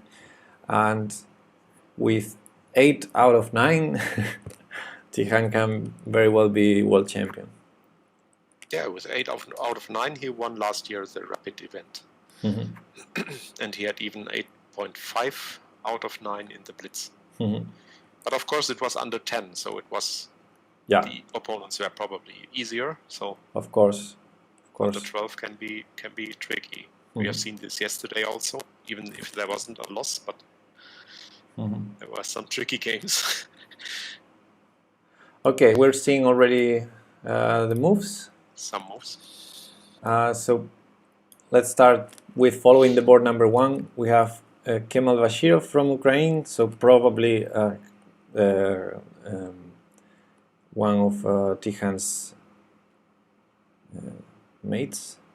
teammates, yeah. Playing against Hubushanov, who is one of the favorites of the event. He's number 2 in the ranking, in the starting ranking. He's 2100 I think both in Rapid and Blitz, a bit less in Rapid. He was like 2090 something.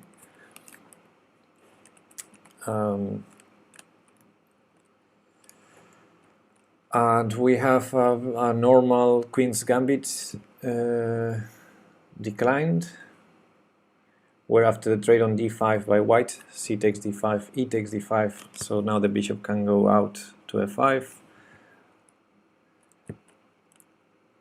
Usually, these positions are usually very quiet. I see already a +2 evaluation Where? for white in board 5, where this Indian player is playing. After 18 moves.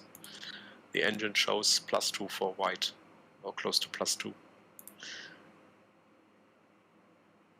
The Indian player is playing there against as black. The Iranian player. Okay, let's move there and see what's happening. No, it's corrected.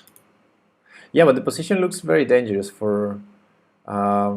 He played bishop c2. I would have played bishop b1, but position looks very dangerous for black, given there's this construction with the queen on d3. But I guess maybe it was stronger. I had this type of positions many times, and I always try, if I can, I play bishop b1 because that gives you the flexibility to play either queen c2 or queen d3, what is best. And if the engine preferred bishop b1, which I think it did, then I guess queen c2 was a better idea.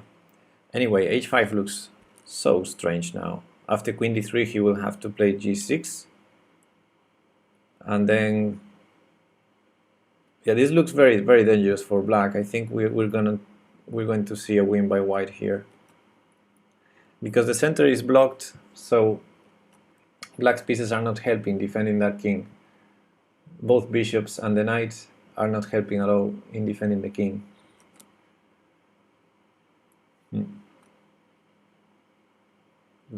Very pleasant attack here. Both bishops are pointing to the king, so. Looks like a good attack for white here, right? When you have a blocked center and the space, you want to attack, because it's very hard for the defenders to get there now to the other side of the board, especially with this advanced pawn on e5 that prevented some moves ago a knight to stand on f6. So strangely, in this case, this engine display is quite helpful, because we can see if something is on the boards, right? Yes, that's right. Although I wouldn't trust the engine. I think in chess 24 it fluctuates. It's very. Sometimes it jumps around. It's not always reliable. Yeah, you're right. So he went for knight g5. So he didn't have to play queen d3 to force black to play g6. Now there are some ideas with sacrifices on f7 that he did. that happened fast. So the knight was sacrificed on f7, which I was thinking about. Let's go there and see the moves. Knight takes f7, rook takes, bishop takes d6, and I think rook g7 is a horrible move. What could have he played here instead? Maybe queen g8. Okay, rook g7, queen h5, king g8, and now everything wins. Bishop h6. Yeah, this is horrible. Well, it looks like this player from Iran, Taha Mokhtari Mohadam, is gonna win and be with 3 out of 3 for the moment.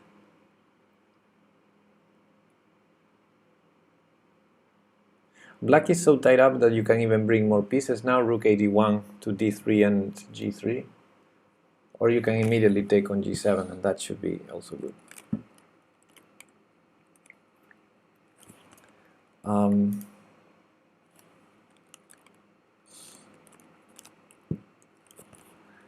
Yeah, he traded on g7, and this game looks almost decided. There's always room to blunder when you're winning. Okay, now I'm checking Mikko Rondo's game, but he looks losing now. Mikko. Against Halov. Okay, I'm gonna move to that one because I think it's more important for Tijan, and also the game we were seeing, I think it's more or less decided. Yeah, he's losing the queen. Mikko Rondo is losing the queen, and yeah, that should be a loss. A queen down. Not enough compensation. Also down on time. Still many pieces on the board, so still White could still blunder, but he's a strong player himself.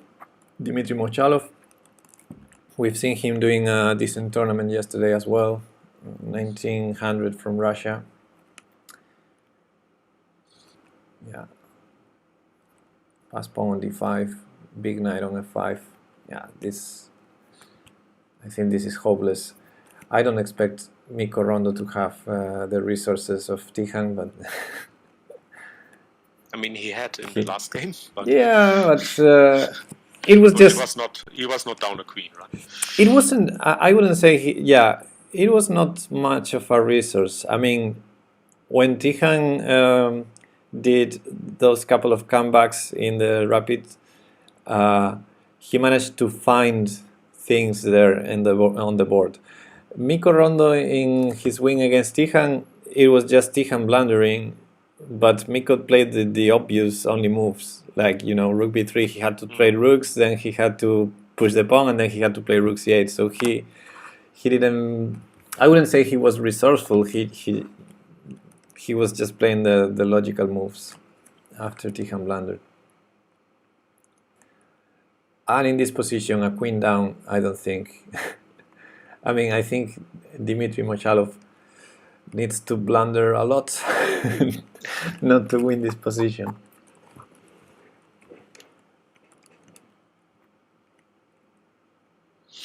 Very close to checkmate now. If king h7, for example, maybe queen f5 or queen takes h4 looks tempting. Why does it skip moves?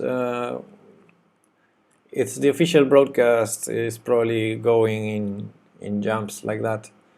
I think all the sites, Chess24, Chess Bomb, which yesterday was covering the rapid section, these sites rely on. Okay, that's checkmate already. These sites rely on official sources, which should be a live PGN somewhere. And if that PGN is not updated smoothly, I guess they get the moves like that.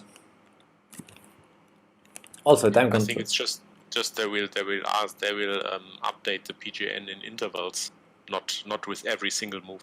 Yes. Especially not in this fast. Yeah, the time control is too fast. Games, so exactly, they shouldn't. They probably update the PGN every 15 seconds. 15 seconds or something like that. Yeah. In 15 seconds in a Blitz game, many moves can happen. So. Okay, so Mikko Rondo already lost. That's not good for Tijan's tiebreaks. Let's see Tijan's friend Sidlieski. Let's see how is he doing in board number 3.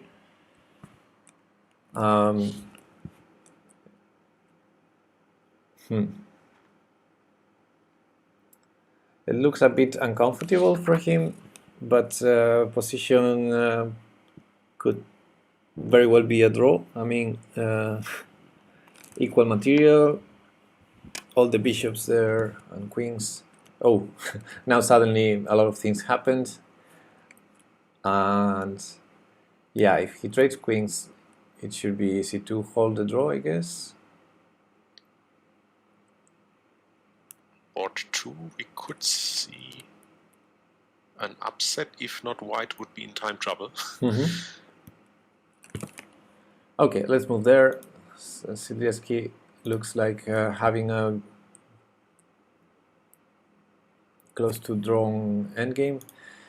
And yeah, well, what is an upset here? Because both are CMs.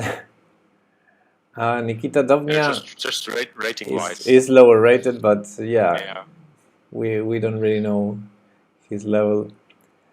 And yeah, according to the engine, this is good for white. It's not so obvious to me.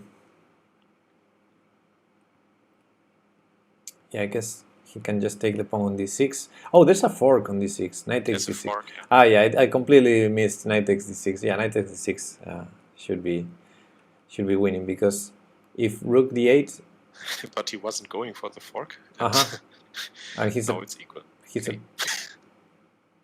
he's regaining the piece. I was wondering what happened after rook d8 if the fork happens.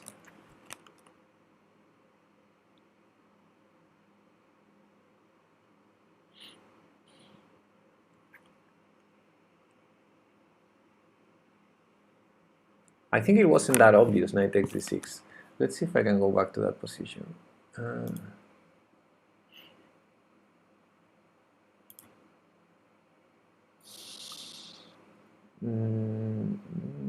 Okay.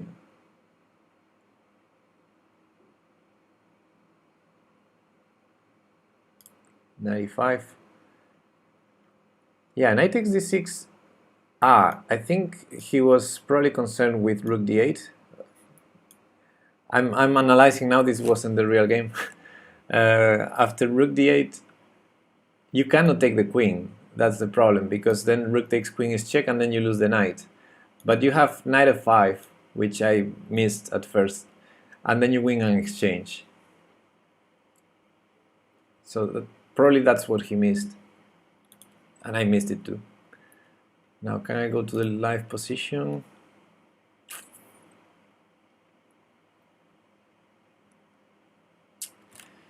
Now it looks good for black, I think, this position. Knight f5 was the trick there, yes.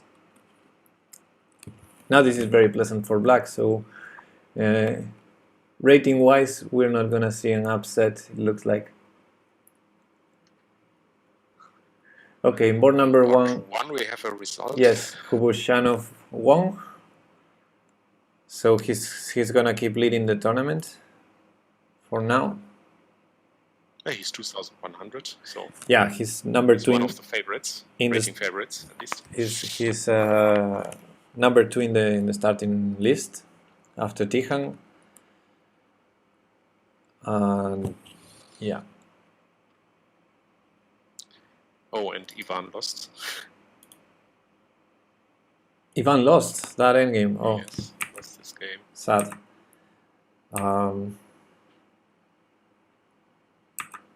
I'm quickly checking in board number one what was the main blunder according to the engine was this move after queen b6 in this position, where white is a bit passive defending the weaknesses on b2 and e3.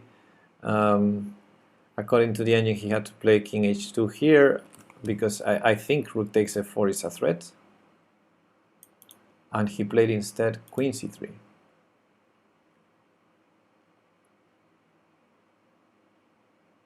And yeah, according to the engine, both rook takes f4 and rook c4 were great, but he played rook a5, intending rook b5, and from this point on, yeah, black went on to collecting pawns here. Okay, and let's see what happened to Sidlieski then, because it looked very equal, that endgame, but I see he lost the bishop. So let's see what happened. Probably in time trouble, something like that. After 7 seconds. Yeah. Oh, this is not the position I remember. So this is the queen h6 I remember. Yeah, we left the game here, and queens were not traded. Queen f4. Actually, black has a very, very pleasant position, I think, here. e3. Black might be winning, even. Bishop g4.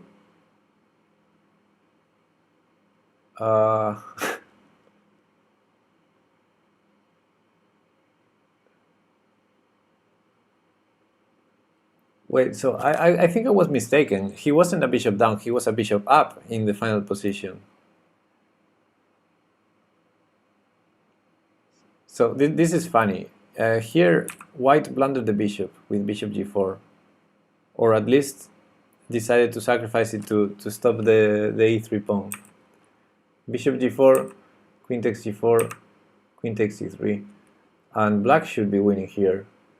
Black is a piece up. But then, yeah, as you say, time travel, and after some checks, h3. Oh, h3 looks good to play for the draw.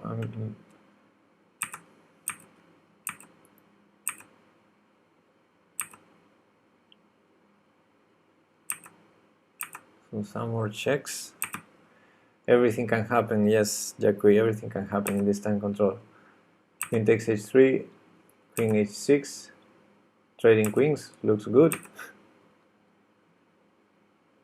Except it's not. Haha. Wow. Okay, this is not obvious, but the blunder was queen takes h3 here.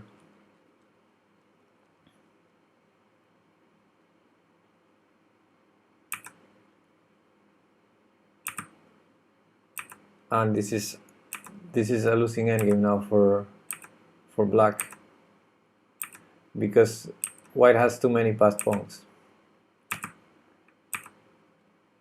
Yes, you can advance on both sides, and yeah, and also after g6, you're gonna distract the king, so the king will enter on e5, d6, which is what happened. He distracts the king, and he gets to enter e5, and after bishop c6, king d6, and that's where he resigned. Yeah, that was a bit unfortunate, but very, very good technique by Chindigir. I think he was also there yesterday. I remember that name. Yes, he was, I think, maybe 1 point behind Tijan in the end. He did a very decent tournament. So right now he's 2 points up, but hopefully Tijan managed to win his third game, so maybe it's only 1 point. Well, it is 1 point up, right? Ah, well, we don't know, of course. Yeah, we don't know what Tijan is. Yeah, okay.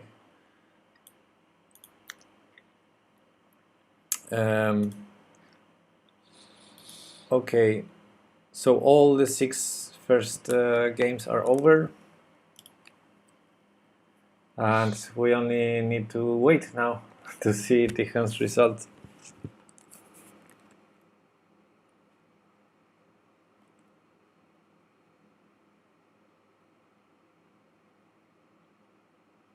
So we see in chess everything can happen, especially in Blitz and Rapid. We have seen this with Magnus Carlsen too. He didn't have a very decent Blitz and Rapid championship recently.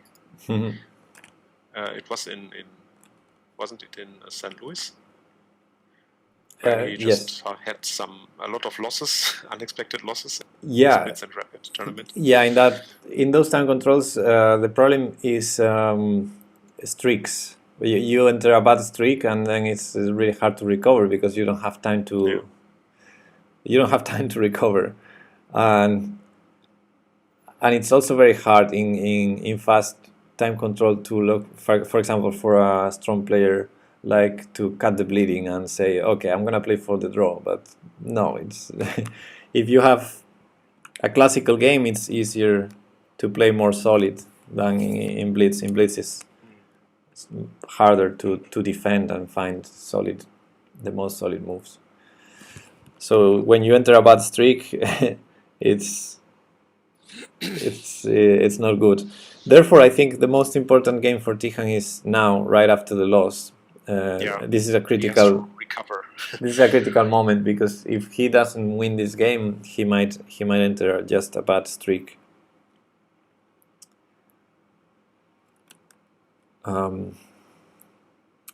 We hope for the best. Yeah, we hope for the best, of course. So we have a discussion in the chat on this name, Chindigir, because Yeah, he has no single vocal on it. I'm not sure because the Y in Russian is the letter for U, so I wasn't sure whether to say Chindigir or Chundugur, but I'm assuming it's Chindigir, the same as Tihan is Tihan, and they use the Y for that. Because Tihan's name, they put this Tykhon, so I guess this is just an I, Chindigir. That would be my guess.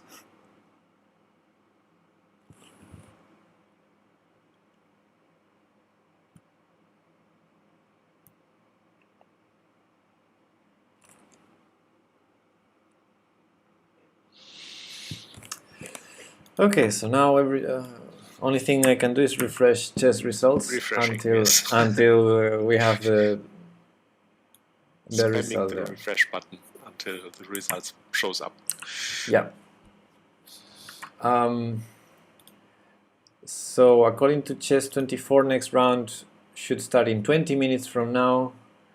So the current one should be over in 5 to 10 minutes tops.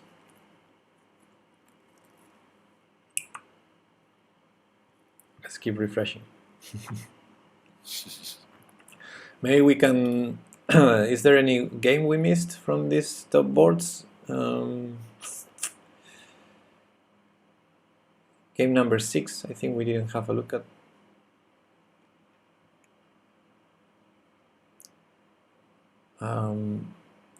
Russian player with the black pieces, the lower rated won. So we're gonna have a quick look at this game.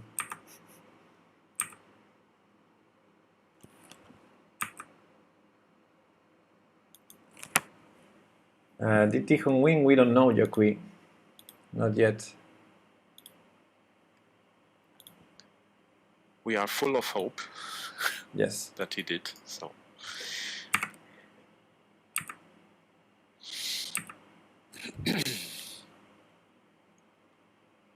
I've seen this line somewhere. There's this trick bishop f5. You cannot take it because of queen takes b2. So queen c1.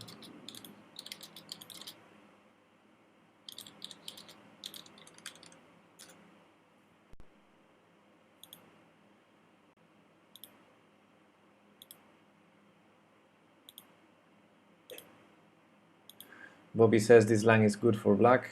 It looks nice for black. Yeah. g4.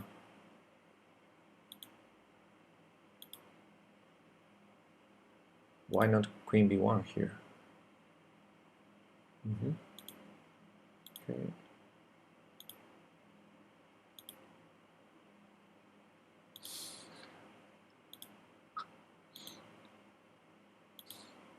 Yeah, now I like white, I think. Queen d2. He doesn't defend the pawn. Queen takes d3, queen takes b2.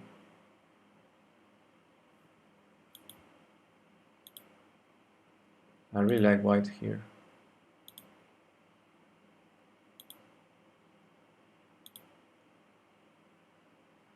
Queen d4.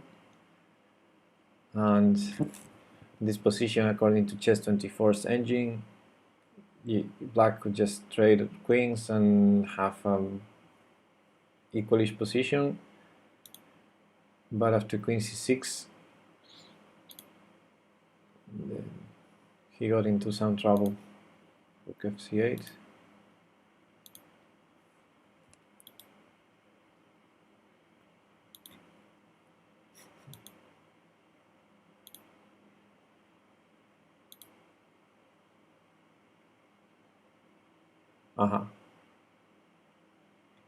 So queen a2 was the big blunder in this game. Because I think he missed a4. Yeah. Go black. Black won this game, yes. Now c3 is hanging.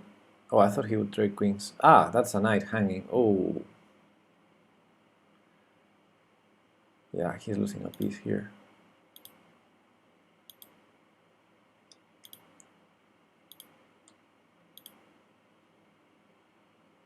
He has the material and the compensation. Yeah, okay. The rest of the game we can ignore. Okay, results are there. Let me see in chess results. Not yet.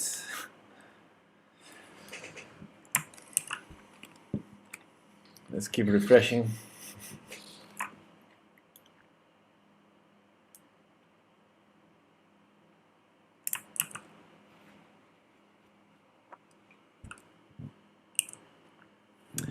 What are your predictions, Karmar, for the... Will Tihan win the championship? It's a lot more difficult now, of course, because 1 point is missing. But there are still chances. If he manages to score 8 out of 9, then there are good chances, I think. Definitely. Because the other players also may blunder. They are also humans. They are also kids. So I think 8 out of 9 would probably guarantee mathematically the championship. Probably, yes.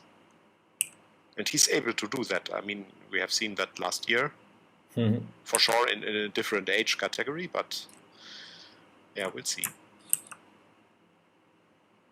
I mean, he's a strong player, I think. So definitely. But as we have seen, there's not only his strengths that counts, but also other factors, right? Nerves. Yes. Situation in the tournament, and many different factors that come into play here. Okay, he won. Now we have the results. Tihan won. Okay, great. And Stribuk won as well. Let me put the results. Cool. Okay, but Tichon's still not back into the top boards, so yeah, I expected that. We have he moved up to board 13. Many draws in this round. Well, quite some draws in some boards. And let's see then the round number 4. So Tihan in board number 13, playing against Vladislav Sheremetev, which I think comes from losing against... was he the one playing in board number 1? Yes. No, it was in the previous round in board number 2. So he lost in round 2 against Hubushanov. Okay. So it's important to defeat him, to keep track with Hubushanov's tiebreak.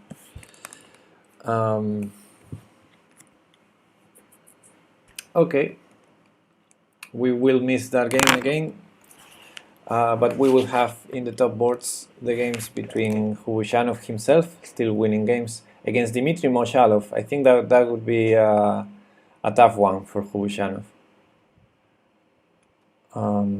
In board number 2 we have Mikhail Navumenko, doesn't say anything to me, against Matvienko Mikhailo from Ukraine. And in board number 3 we have the Indian young player, they're all young, the Indian player against Chindigir. And Kalyasov is in board number 4. And we can see the FM. He's in board number 5 now with the black pieces. Stribuk, the world champion. Now we'll call him the world champion. For today, until... For today. Yeah, until today is over, we can call him the world champion. He's in board number 5, so we can follow his game, maybe.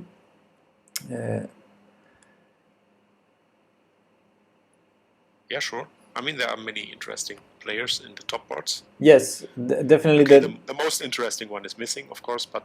Yes, yeah. Exactly. While we don't get Tihan's back there, we can follow. I think there are 2 interesting games in this round for us and for Tihan. One is Stribuk's game in board number 5, but the other is, of course, board number 1, Hubushanov, making a great tournament so far, playing against Moshalov, which I think is also a strong player.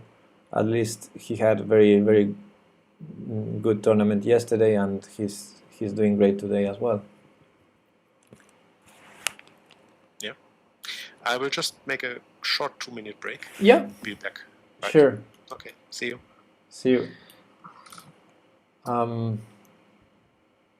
Round will start in 11 minutes from now, so I think I will also take a very short break to grab more coffee, and I'll be back in a couple of minutes, guys.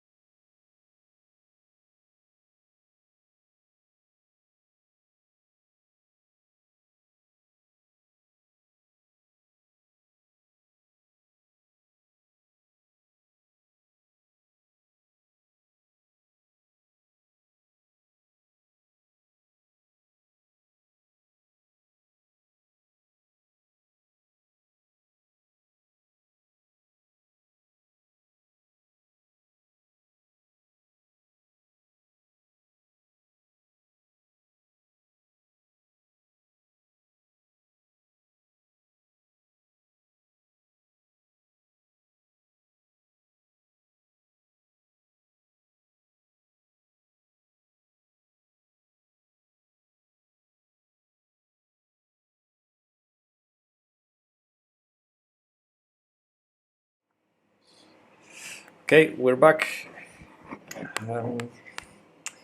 Still waiting for the next games. 7 minutes to go. And some people in the chat, speaking of bathroom breaks, yeah, water level is getting lower worldwide as everyone is going to the bathroom, says Orcito. Okay, it's a pity that we miss a couple of games of Tihan because we will not have the whole picture. That's not good for our nerves. Exactly. Not knowing how is he playing, and Yeah, but it can happen. So yeah, it's sport. Surprises can happen. Yeah, yesterday he was during all the tournaments. Yesterday and the day before, he was during all the tournaments in board number 1, and from the first game to the last one, and he didn't he didn't win. Let's see if it's the other way around today. If it works better like this, yes. Yeah.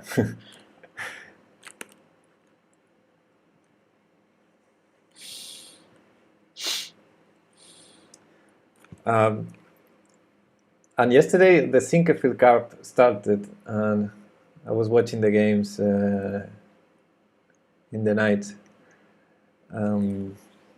Did you have a chance to follow? Oh, I didn't follow at all yet, Yeah. because I'm completely focused on this one here. But Yeah, makes sense. yeah, maybe later I will take a look at the games. But it was funny because the only decisive result was a big blunder. So all the games were draws except one and it's classical chess. I mean, and so Magnus missed the chance to get his all-time record, right? With this draw, I think. I think if he had won this game, he would have beaten his own record of Elo 2,882. If I'm right. Okay, I didn't know. Yeah, no, he drew. He drew. I mean, he was playing Giri, so it's hard not to draw against Giri. Yes, Manu Spurs, you are completely right. Gordy Kolisov is a multi-talent. He was in a TV show, I think, in China. He was. He's a chess player, and he's speaking a lot of languages, even Spanish. So. Nice.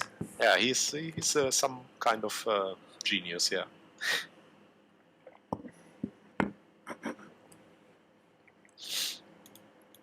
That's interesting. And he's doing good up to now, and he's still in the top boards. So.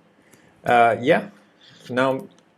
For now, he's in with 2 points, 2 points and a half, playing in board number 4. We can also see his game.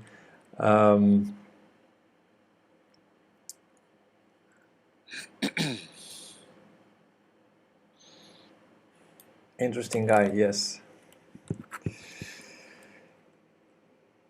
And Jacqui smiling at Ayan because Ayan was the one who blundered yesterday in the Sinkerfield Cup horribly after a long game. At least you don't have that in Blitz. That feeling when you play for 6 hours and then you blunder. Yeah, that must be a really bad feeling. That's the worst. I've been there. If you keep an equal fight for 6 hours, then you blunder a piece or something like that. I've been myself in that situation sometimes in classical chess, and it's the worst. I mean, you blunder in bullet or blitz, and it annoys you, but after 6 hours of of equal fight, it's horrible. It's horrible.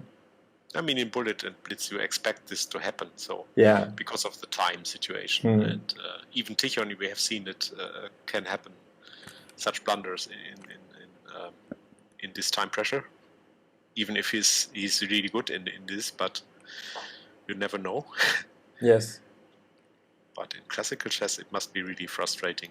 It's really frustrating. It's like all this effort, throw it away in a second.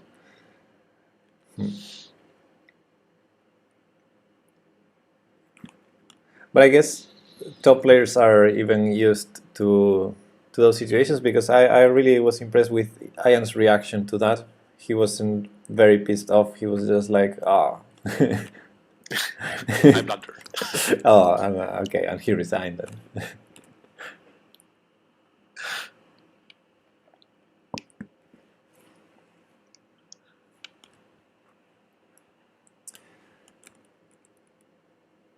So you're playing a game with Orsito yes, since March?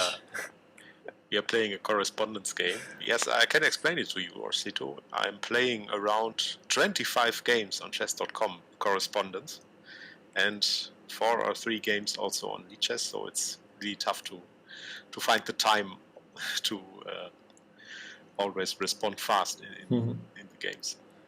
I understand.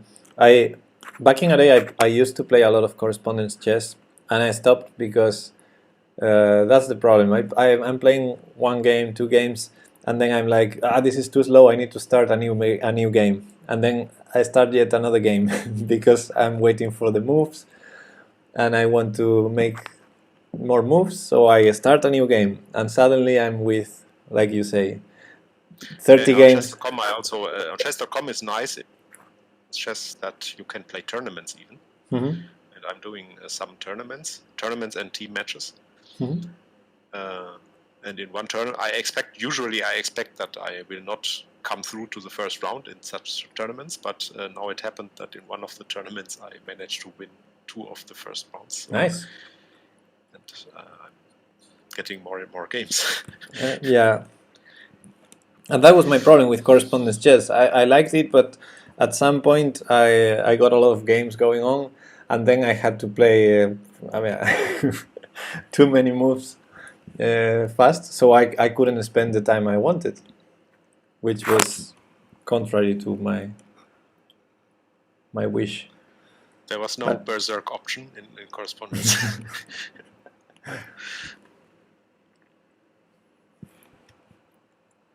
Yeah, it's very slow, but also I think correspondence chess helps you to improve at chess because you have time to think about your moves. You do not have this time pressure, which for me is killing. And I'm much stronger in correspondence chess than in usual Blitz or something. Yeah, it's just pure chess in the sense no pressure, no time pressure at least. Exactly. You can just spend the time you want. Yeah, you can analyze the position. Analyzing. You can find the best move. The ins and outs of a position. Yeah, it's probably the closest to an analysis session. Exactly, yeah. Over the board. Okay, the games should start any second now. I'm already showing the first board. Which I think is going to probably be the most interesting game in this round. We have also the world champion playing in board number 5, as we said, and Kalyasov in board number 4. But both of them are playing against 1500s, which we know it means nothing, but from the ratings point of view, the top board should be the most interesting one, I think.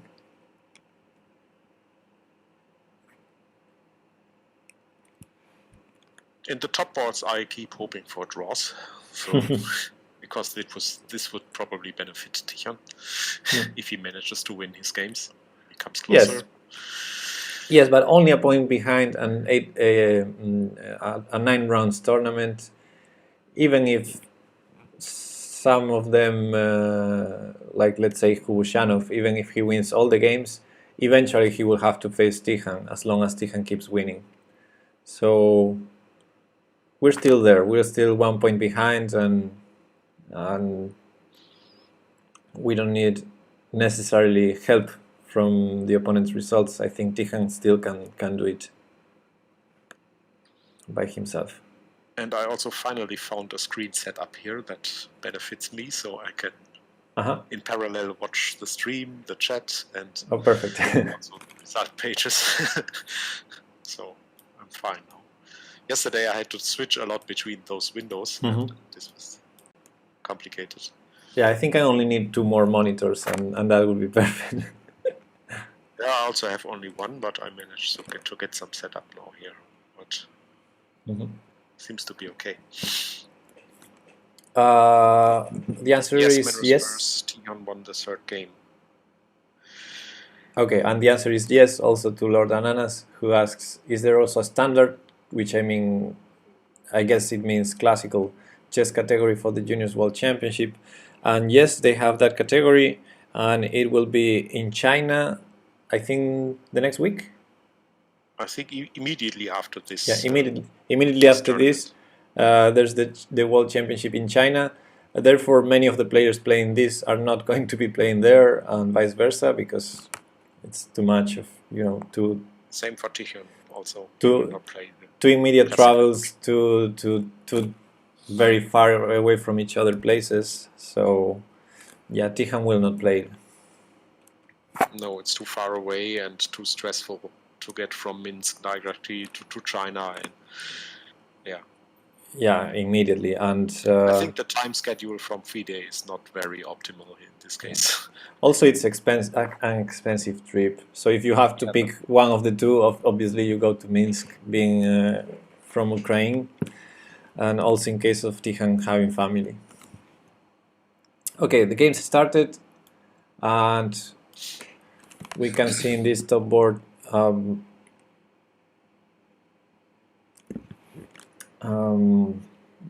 very slow game, I would say. Knight f3, knight f6, and both players played h4, h5. Both players played short castles, so they're both trying to play not very aggressively, I think. Like square bishops got traded. A very equalish position. I wouldn't be surprised if this game goes very equal to the end. Okay, this engine display is sometimes confusing, as you said, Mhm. because on board 3 I can see the engine clearly in favor of white, but when I switch to the board, it's equal. So Okay, let's have a quick look at that board. and now even switching down to black. Yeah, position is a bit strange. I think black has e4 here, winning a piece. Or not. No, it's not winning a piece. No, it's nothing. Yeah, it's totally confusing. This display. Yeah, just don't look at the engine's evaluation. Just yeah, I'm just checking if something is happening. Board. Yeah, I mean it gives you a hint We can sometimes. switch in time if something decisive is happening, but sometimes this display is just leading wrong. Yeah, it looks like nothing is happening here, although I think I prefer black. I think black has easier play, more activity because of this rook on a1, bishop on c1 not working yet. The bishop on e4 is a bit stuck, unattacked. Black can take it anytime. But yeah, probably equal. Let's see. Let's have a quick look at Kaliasov's game and then Stribuk's maybe.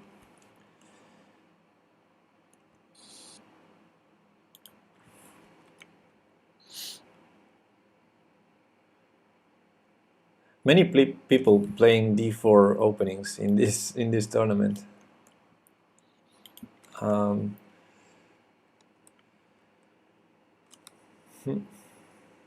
This position looks very equal as well. They traded bishops on g6, and now white offers the same on g3. I think that should favor slightly black, because he will have a better structure, and I think he has this central grip on e4.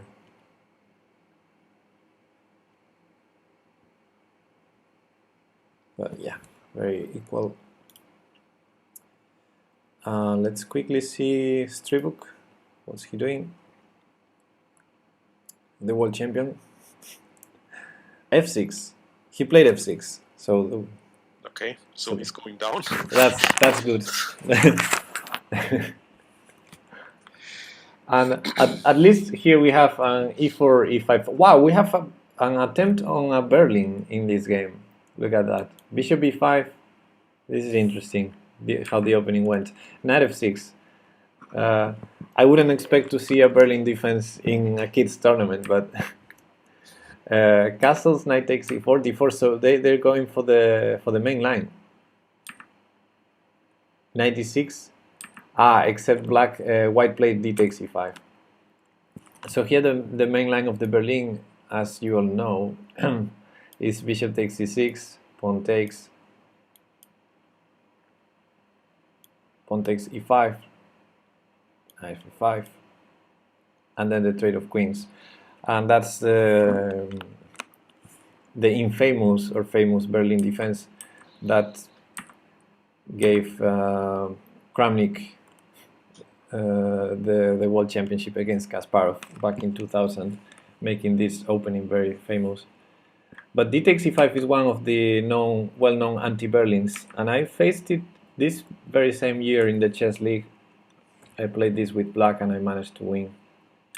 The idea is white sacrifices this piece, but you win it immediately back with a4.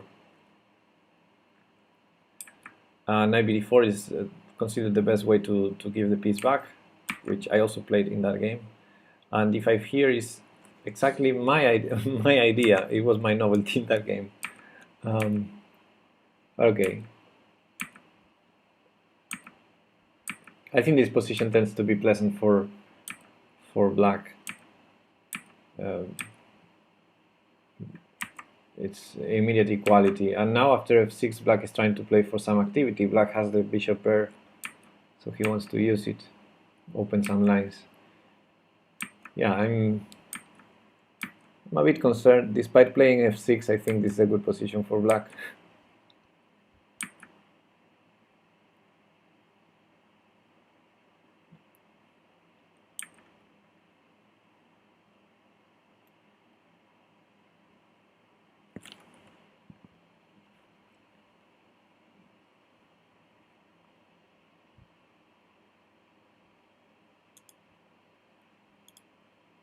Okay, knight c5 makes sense. The queen will probably go to f7.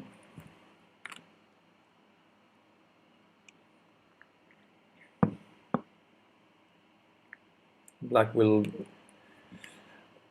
has like 3 open files, B, E, and F, so he will use those for the rooks. Maybe rook b8 next. Queen d6. Didn't expect that. Maybe he wants to play bishop e5, try to create some more weaknesses. On board 6 we have something very strange as far as I can see. Alright, let me check. In move 23, white was completely winning. Okay, let's see. And in move, I don't know. Well, it's already over, is it? Isn't it? Yeah. Okay. One move later, white was checkmated or something. Ah, yeah, there was a one move blunder here. Yeah. He played bishop. Oh, bishop g6. He played. That was even worse than what Nepomniachtchi did yesterday. Oh, this is the off. Yeah, back rank checkmate. Yeah. Oh, that was. That is a terrible feeling. Look at that. You're thinking, oh boy, I'm trapping the queen with bishop g6. Except you're not, and queen takes d1 checkmate. Ooh, that's painful. Oh, that hurts. And also, it wouldn't trap the queen if the queen has. Even it was a 2000 player, so they will be square. Very angry now. Yeah, I mean, I blundered checkmating one yesterday as well against Joey. So. Yeah, okay, but this is a world championship, right? Yeah, so but it can happen, yeah. But I'm also 2000. I mean, this happens to 2000s as well. Oof, that's painful. Yeah. But it's painful, yeah. And he was not winning. I mean, it was all happened very sudden in the last 2 moves. Like in move 21, position was slightly better for black. Then king h8 is a bad move that allows knight e5, knight g6. And after queen h5, best move according to the engine is bishop takes h6.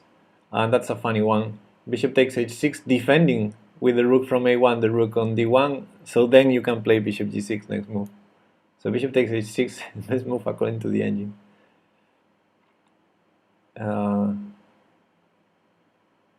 Yeah, there's also knight g6 ideas. If, for example, g takes h6, knight g6 ensures a discovered check in the next move, probably with knight f4 winning the queen or something. So, yeah. That was a very good position for white and a one-move blunder by Dmitry Shakhailo. Sad news for him and for Ukraine. In board 1, we can see that white is probably winning, the favorite. All right. The 2100 player. Let's have a look. Yeah, if this is the current position, that king on f8 doesn't look happy. The rook... I mean, white sacrificed a piece for this attack, so now he needs to find the kill. And he played queen h6, which is a bit... We'll see. he might not find the win, because for the moment g4 and f4 are covered, so the rook cannot enter with check. c7 is also protected, so he needs to find the accurate way to attack. Probably taking the pawn on h5 is enough, but we'll see if he finds it. For the moment, he's throwing checks. The world champion on board 5 seems to be a little bit in trouble. Not only time-wise, also in the position. Okay, so let's move there. I guess here Khushanov will win. Position looks winning. He just needs to find the way, but it's a risk-free position, because worst case scenario he can just take the perpetual. So I think they're both in time trouble here in this board, and let's see. So black has the bishop pair, but not an easy conversion. He's a pawn down. Now if white plays, for example, a5 in this position, saving all the pawns, should be good. He lost the a pawn, so now I think black might be a tiny bit better, but should still be equal. Let's see. Now we get a bunch of moves, and now it's bishop versus knight. If black trades right now, bishop takes d3, it should be an immediate draw, but because it's not symmetrical to pawn structure, and anyone can win in this time control. But yeah, it looks very, very equal. And he decides to do that. Bishop takes d3. And now let's see if Timur, the white player, has good technique. This should be a draw.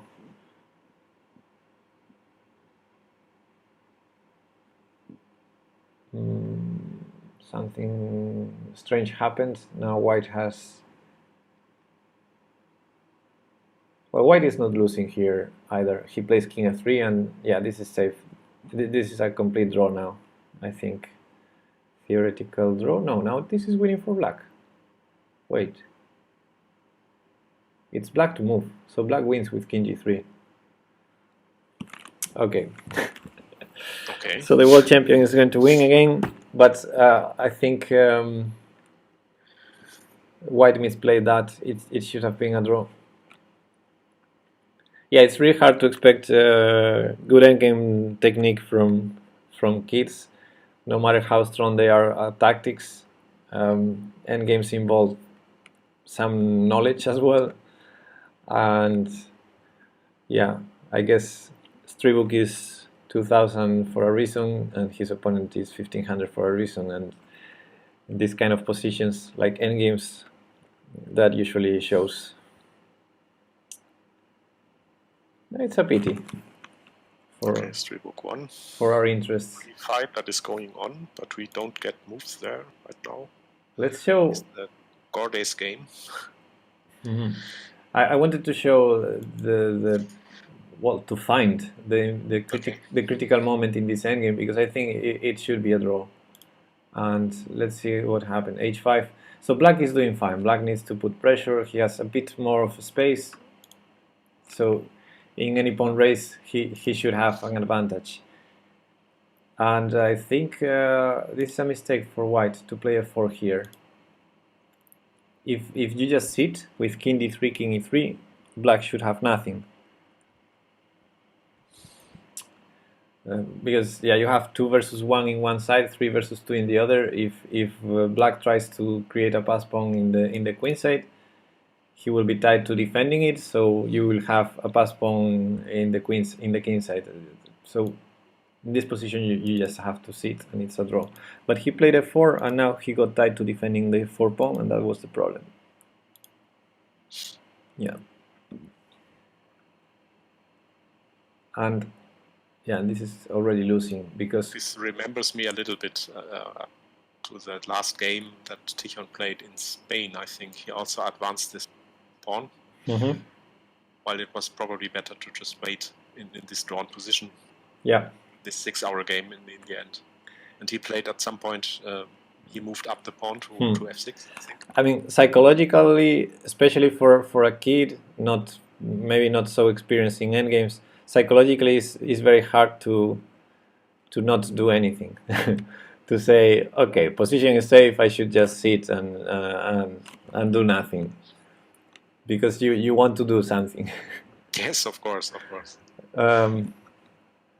But here, what he did in this case, the white is from a position where he had everything controlled, because he had 3 versus 2 in one side. That's an advantage for him.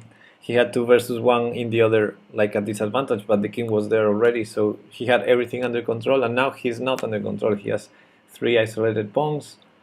Black can create distractions. This white king is tied to defending this, so black will create a pass pawn, distract the king, take these 2 pawns and win. Yeah, this is a winning position now for black. Okay, so you were saying something about Gorday. Gorday won. He won his game. Yeah, so we have all the results. Hubushanov won, a draw in board number 2. The Indian player lost in number 3 against Chindigir, and Kalyasov won. Let's have a look at that.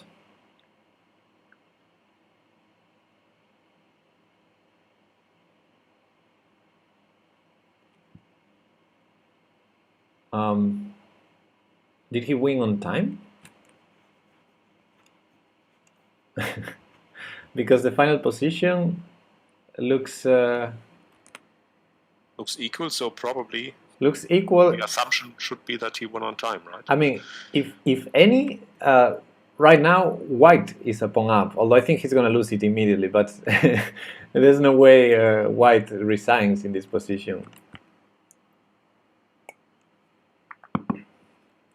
So by attacking the knight, I think basically the move is forced now for black, probably to take on c2, then king takes c2, then black can take the pawn e3 with either knight or king, and I don't know, maybe he resigned here thinking that he's gonna be a pawn down because g3 is falling, but it's an immediate draw.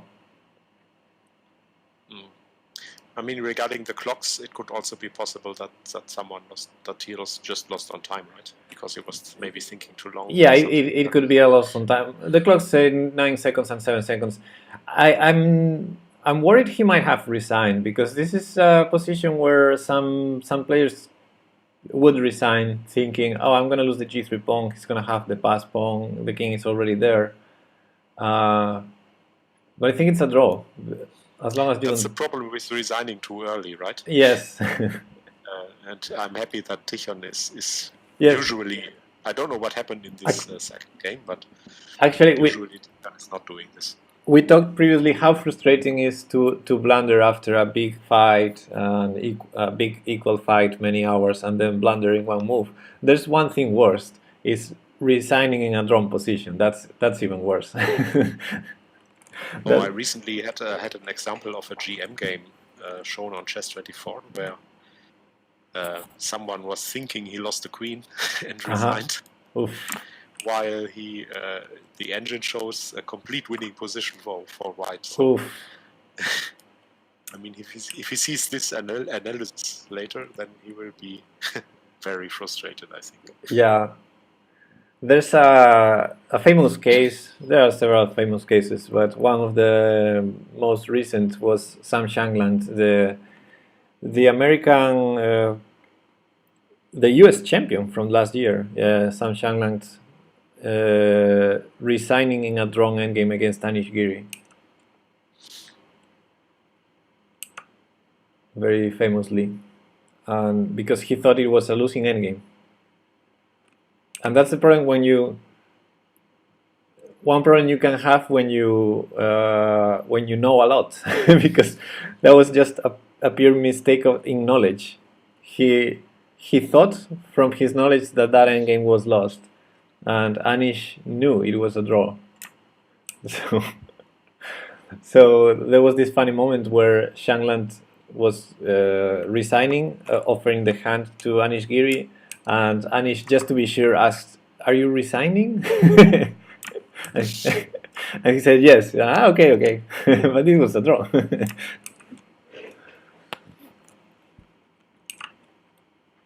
Okay, I keep refreshing chess results until we get the results from Tichan's game. Orsito says, in correspondence, I had a winning game, did not see a mate in 2. My opponent's king walked through my whole position and won himself. Oof. And Lord Ananas. You are playing correspondence too fast, Vito. Yes. missing mate in 2, yeah. In a correspondence game, yeah. It looks like the move was played too fast. And Lord Ananas says, I once resigned in a rapid game where I had mate in 2 by sacrificing my queen. That was one of the painfulest moments I remember from chess when I realized that game after the game.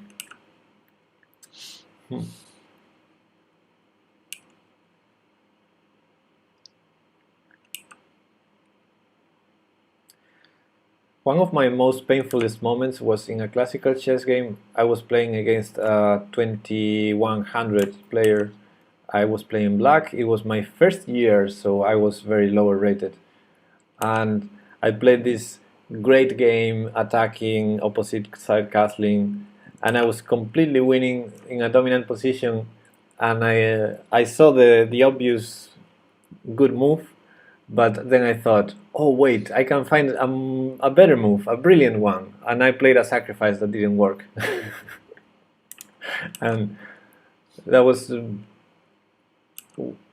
one of my biggest opportunities to defeat a strong player, and yeah, I threw it away. But I learned that. Osito says he plays 20 to 50 games simultaneously. Yeah. Wow. I also recognize that the more games I play in parallel, the more likely I start to playing moves too fast because I just want to go on to the next game. Yes, exactly. That's the problem. That's what happened to me in correspondence. First, when I don't have enough games, I'm like, oh, I want to play, but I need to wait until someone makes a move. So I start new games. So I have this moment of starting too many games, and then when I have too many games, I cannot spend the time I want on each of them. So I start playing fast. So it's really hard to find the balance. For me, it was so. I stopped playing correspondence chess many years ago. Yeah, Osito, it happened to me too. At some point, you make just moves. Yeah, but correspondence demands that usually you should take a lot of time for calculating the next move. But if you play 50 games or something, like I do right now, it's very hard to do this in every game. Yeah.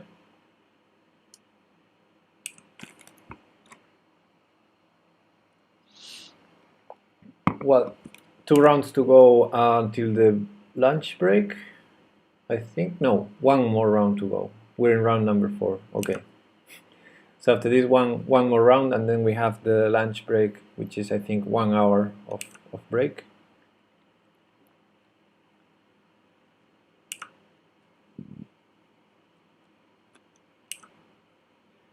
It would be nice to have Tichan back in one of the top boards, but yeah, I hope so. Even winning, okay, let's see. Maybe he gets to board number 6 or something. Lunch break equals arena time. I think I prefer to have lunch.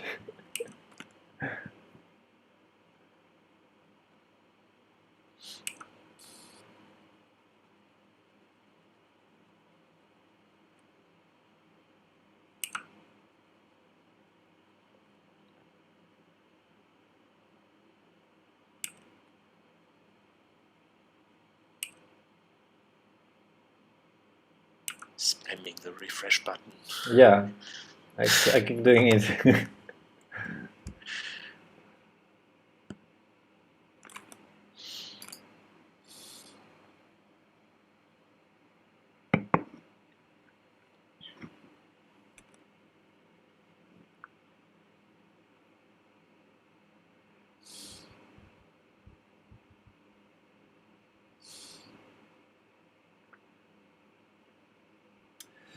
Good day, Chess Scrap.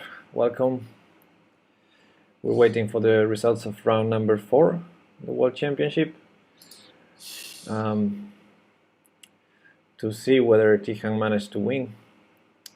He's not in one of the top boards, so now we cannot follow his games for the moment.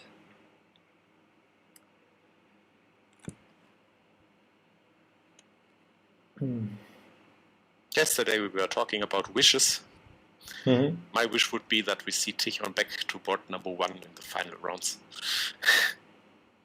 Yep. But we'll see. We'll see if it will be fulfilled. Well, if you predict it instead of wishing it, maybe we have good chances.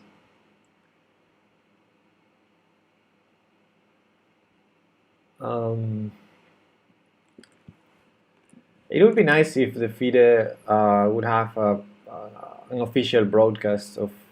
I mean, I think this is a big event. It's a world championship. It's not. I mean, even if they're kids, I think this is important. It would be nice to have an official broadcast as they do from other tournaments.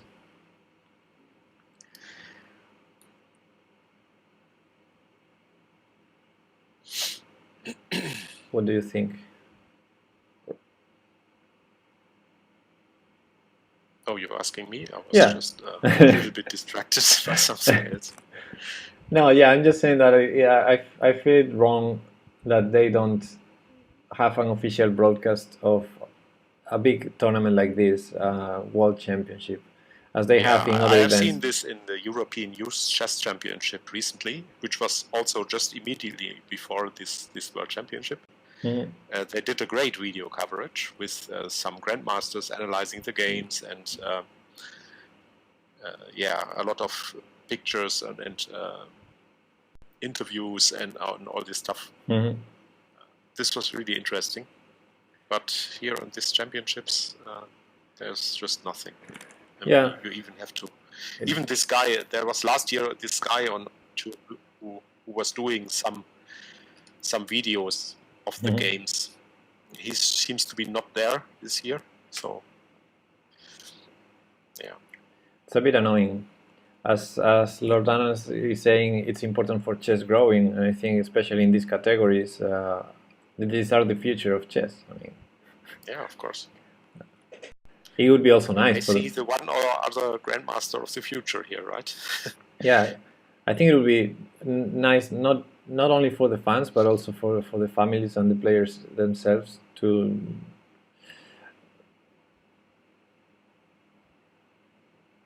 be. But I can say that Tichon was really happy to see that we are doing this, so he feels like he's really important to us. So, like an important player when his games are covered like that. Yeah. I think it's always nice for the kids to see their games to be covered somewhere on YouTube or something like that. So I like what they were doing in the chess championship. Tihan won his game. Tihan won. Yeah, results are there. So Dionut is saying he thought this is the official coverage. Of course. Mean, it's the only coverage, probably. Probably this is the only one. So yeah, of course this is the official one. So we have the results here. Tihan won, and we have many decisive results in this round, except that this draw in board number 2. So if we have a quick look at Tichon will play on board 8. Board 8. No, but he's playing the Indian player Sahib Singh. This will be interesting. Too sad that we cannot see this game. It's a pity. Well, Sahib Singh. Yesterday I started a bit concerned about this player because Indian kid. I'm always concerned, but it looks like he's not the strongest of the field. Yesterday. He didn't perform very well in the end, in the last rounds. And today let's see, he just lost in the previous round against Chindigir. let's see what he can do against the trappy guy. Yeah. So yeah, it's a pity we cannot see that game, but we have all of our hopes. Yeah, if he manages to win this, then back in the top points. Yeah, if he manages to win this, we're gonna see his last 4 rounds after lunch. We're gonna be able to follow his games again. Okay, now there are only 2 guys with 4 points, which is good. So yes, and they play each other, so there will be only 1 guy with 5 at most, or maybe 2 with 4.5. Well, more than 2, I guess. But yeah, that's good. Tihan still only 1 point behind, and even if one of them win, I'm expecting Hubushanov to be the favorite to win. Even if he wins, Tihan will eventually play him in the next rounds. So yeah, Tihan still doesn't need any help from the other players. He only needs to keep winning. So in this round we have that first board with Chindigir versus Hubusanov, and in board number 2 we have the world champion Stribuk playing against another Ukrainian player, Zubar Volodymyr.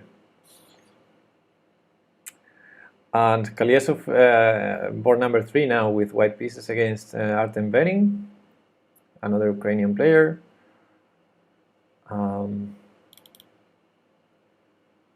And then in board number 5 we have Gleb Pilduny. If you remember yesterday, that was the guy who Tihan. Yes, that was one of the guys with 7.5 points in the end, right? Yeah, one of the guys with 7.5. This messy game I think it was round 8, right? This messy game where he was completely losing and finding this draw. Yes, that was one of the lucky escapes from yesterday, and he not only had that game with Tihan, but also had a final draw with the champion, with Stribuk in the last round, if I remember correctly. And he's here also with 3.5, playing in board number 5. And yeah, I think this round probably the most interesting boards are going to be the 2 or 3 first, if we're interested in Kalyasov. But I think the board number 1 and 2 are the most interesting games to see what they do. Sure. Hubushanov and Stribuk being the main favorites, I think, to. I would like to see board 1 and 2 to draw their game. So this would be good for Tihan if he manages to win. He comes closer. Yeah. Okay.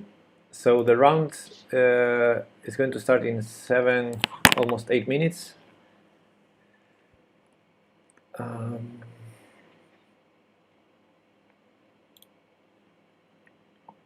Let's get ready for it. I'm already going to show the live board. So the moment we get some moves, everyone can see. So it looks like round number 2 was just an accident for Tihan. Yes, for the moment, yes, he keeps winning, and which can happen in Blitz, of course. Yeah, again, it's a pity not to be able to see the games, because now we we don't know if he's winning consistently and dominantly as in the Rapid, or whether he's being lucky. I mean, in the Rapid, it was the first 5 rounds were really convincing. Yes. Then it started to get a little bit shaky. But okay, he still managed to get out the points of these games. So. Yeah, he got incredible half points in some games.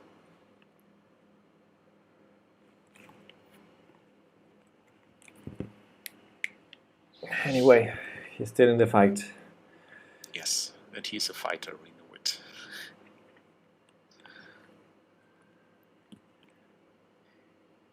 Okay, two players doing great with 4 out of 4, but they face each other right now, so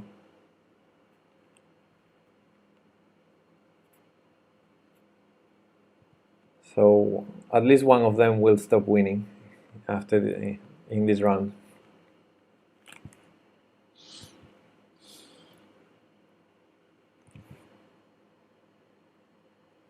And after this round, we will have a lunch break for the players. I think it's going to be 1 hour of break, maybe because of the delay is a bit more or a bit less. We'll see what Chess24 says. And I think we could do that break as well if. Yes. I think so. A short lunch break. Yeah, I think for me it would be nice to have lunch, because then we have 4 more rounds, and then I have the Chess 960 Shield Arena also. Okay. So yeah, if it's called lunch break, I will have lunch. Yeah.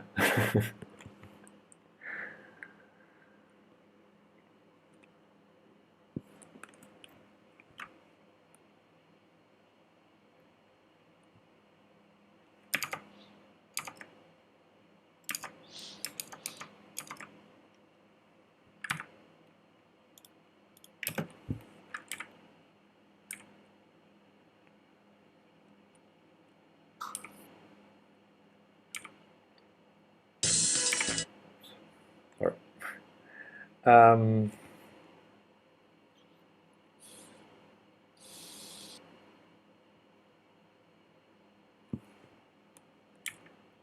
I'm seeing in the regulations that the only prize is for the winner, if I'm not mistaken. In the prizes section, it says each participant will receive the certificate of participation. Special prizes may be awarded, but the prizes for each of the 12 groups are title of world champion, plus cup, plus medal. No, and yeah, we have title of vice world champion, plus cup, plus medal. So I guess Tijan already has one. Oh, he has a new trophy for his Yeah. streams.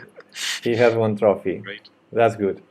Also, I've seen in chess results, you can select. There's one option after the tournament, something like medal statistics, and I think Ukraine had many of them, like 5 gold and 4 silver.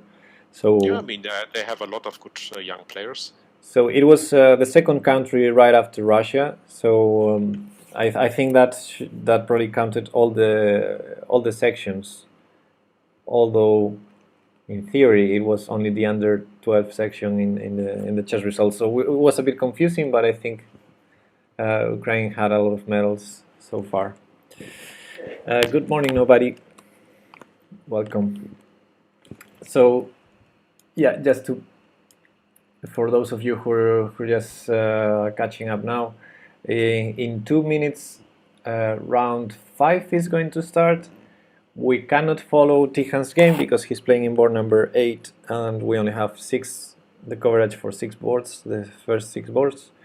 But Tijan is 1 point behind the leaders, and we're gonna be following at least this game in board number 1. The 2 only players with 4 out of 4 right now, and hoping to be able to follow Tijan's games from the next round after the lunch break. Yes, we hope so. Yeah.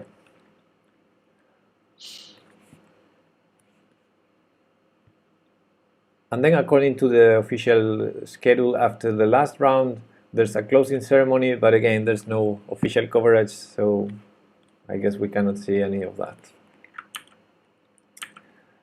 And the tie breaks are exactly the same in all sections, and I mean, it's the same as in the rapid. So direct encounters first, Pujols discarding the worst opponent, and then Pujols.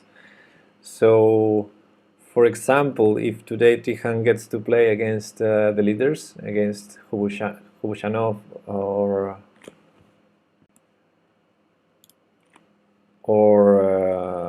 Stribuk, then it would be important to have a win.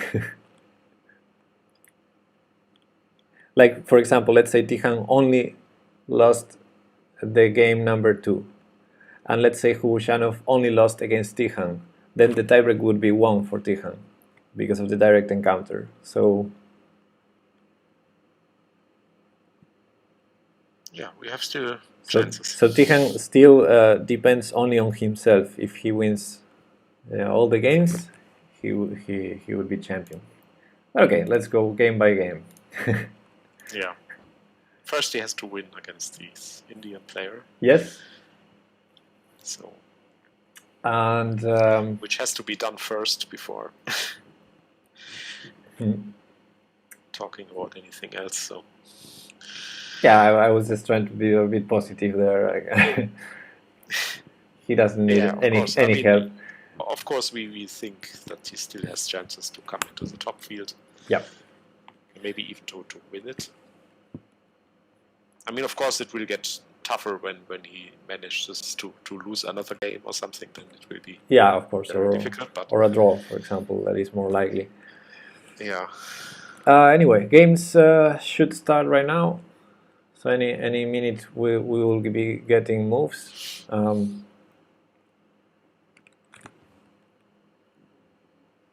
And we're going to be especially focusing on boards number 1 and 2.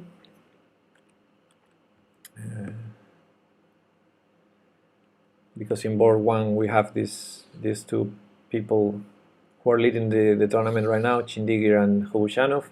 And in board number 2 we have the World Rapid Champion, Stribuk.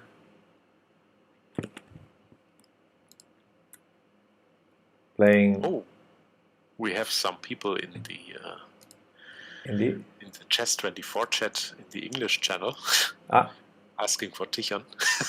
Okay.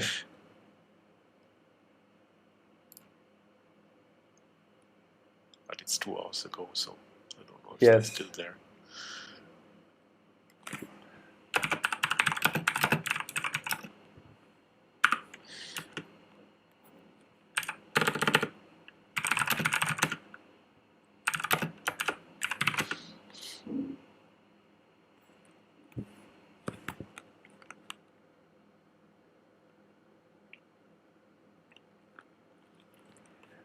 Yeah, I'm seeing that was that was hours ago in the chat.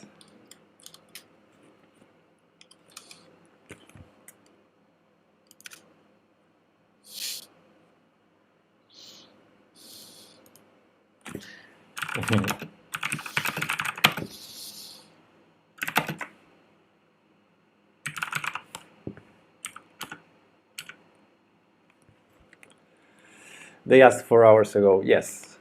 But it's never too late to answer. It's interesting to see in this chat that only people are asking for Tijan. Nobody else seems to be here. So. Yeah, for different people, and the 4 of them speaking of Tijan. Yeah.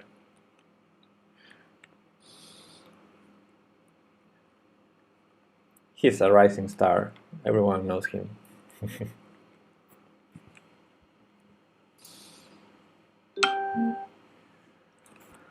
Okay, waiting. The round started theoretically 2 minutes ago, but we don't see moves yet.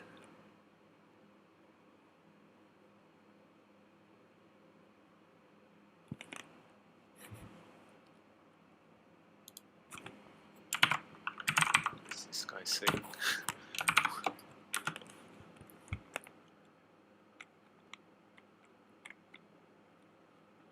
That's nothing to do with chess, so we can skip. No, he's rooting for some girl like Veronica. I don't know. Yeah. Translated it. Veronica Blieriot. I don't know what. But we don't know. Maybe Veronica, so. Yeah, maybe in another section, probably. Yeah, probably. Okay, we have a game here going on, and now I'm gonna close the chat because I want to see the notation how this happened. Yeah, exactly. This was d4, d5, c4, e6, knight f3, c6. Yeah, it looked like a semi-slab, but d takes c4 happened. Queen takes c4. Okay. Snotty is asking, do these results count towards a FIDE title? No, because this is Rapid and Blitz. Yeah, for FIDE titles, you need to play classical tournaments. yeah, also, I mean, even in China, the next day, in the next tournament in China, which is classical, they will count only like for the ratings, but for titles you need, it will be indirectly influencing your chance to get a title when your rating exactly increases. in only ratings wise, but for counting, for a tournament to count for titles to get norms, you need a series of requisites, especially the number of title players in the tournament itself, that would not be met in a Cadets championship.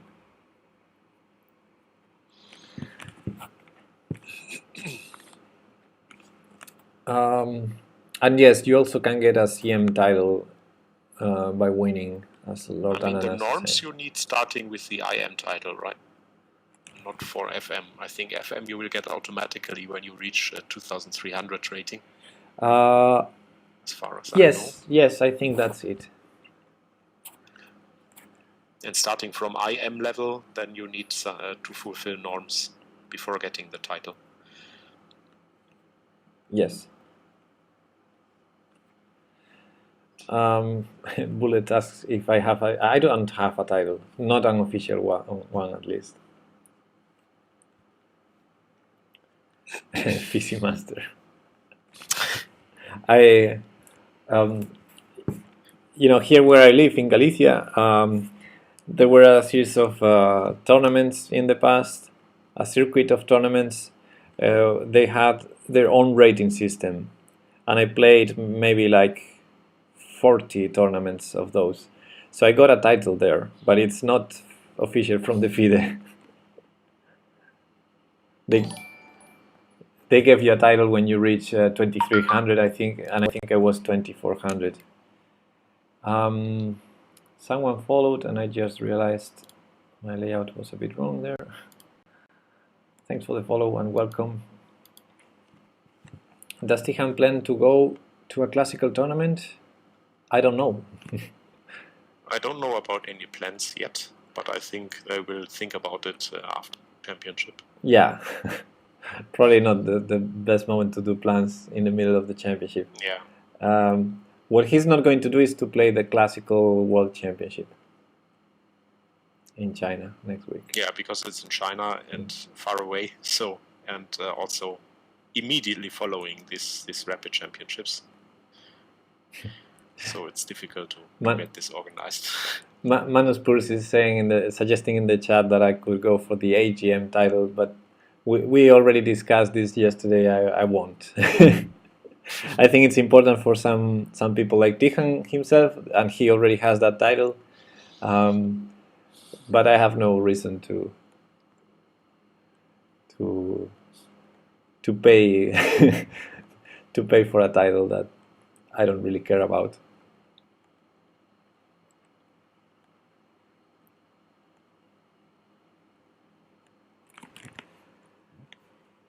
This is a very interesting sharp position in board number 1.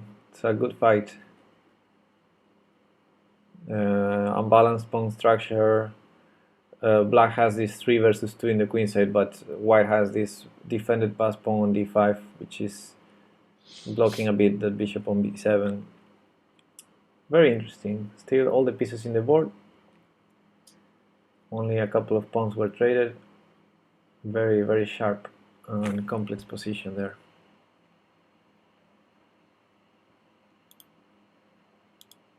Maybe we can have a quick look at board number 2, see how Stribuk is getting out of the opening.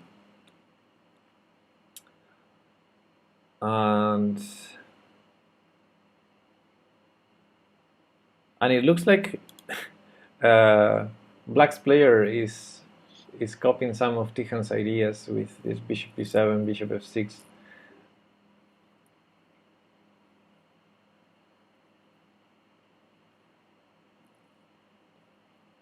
But these ideas are copyrighted, right? Yeah, of course. No, How can he do this? I mean, I'm just kidding. It's not exactly that. Tihan usually plays with bishop e7 and keeps the pawn on g7, so it's a bit different. But yeah, white has this blockade on d4 and the knight on e5. I don't think black is interested in trading bishop takes e5. So for the moment, white has a pleasant space advantage there.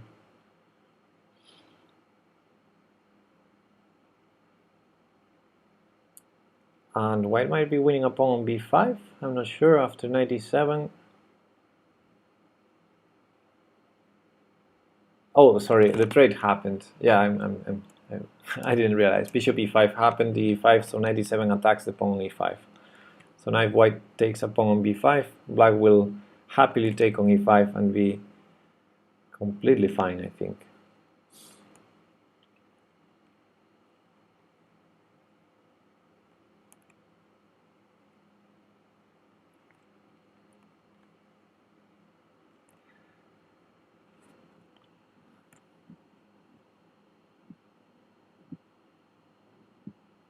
And they go for the trades.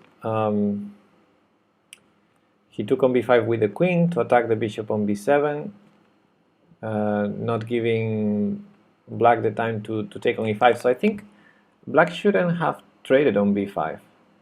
After a takes b5, one move earlier, I think he should have taken on e5 immediately, knight takes e5.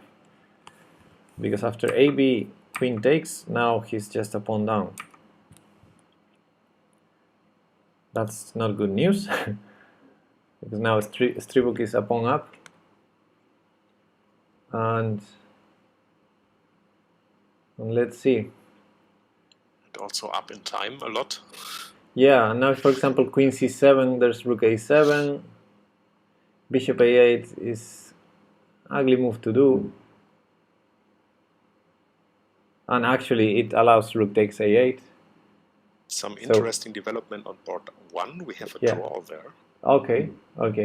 Which is good.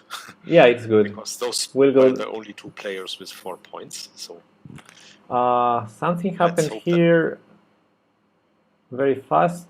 Let me see. Did white find rook takes a8? I think they played many moves very fast. Oh, he didn't find rook takes a8. In this position, white played f4, and black went for the trade of queens.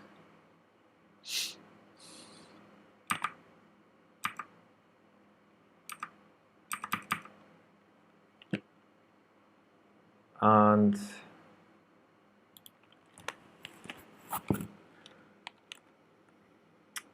yeah, it's a bit uncomfortable for black,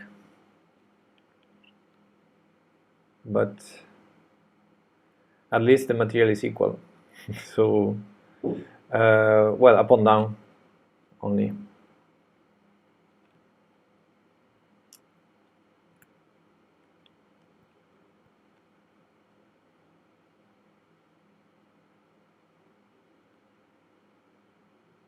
We'll see. Okay, so let's quickly have a look at that draw in board number 1. Let's see what happened there. That's good news in a way, because now the distance can be even closer. Tihan could be half a point of the leaders after this round. But on the other hand, the 2 of them are still fighting. Both of these players, Chindigir and Hubusanov, so it's 2 players to fight against. And what is strange is that we only have 15 moves, so I don't know whether there are some moves missing or they agreed to a draw in this position.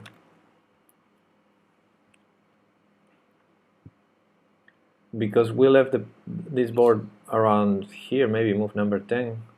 Well, I think c5 was already played, and then c4 and e5. Maybe they just want to go to lunch or something. Yeah, They have more time for lunch now. So I think we left somewhere around here, and only a couple of moves were played. No, actually bishop d6 we already saw, and a4. I think we left exactly here, and we have only one more move. Bishop b4. The engine doesn't like that.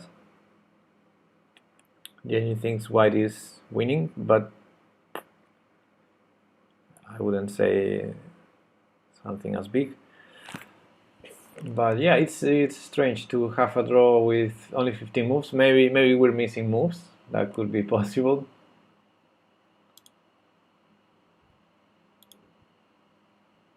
Okay, let's go back to board number 2, which is probably our most interesting thing to follow right now.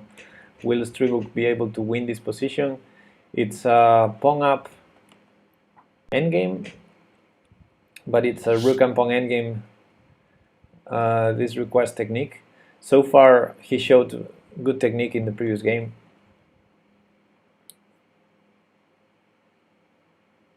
Let's see.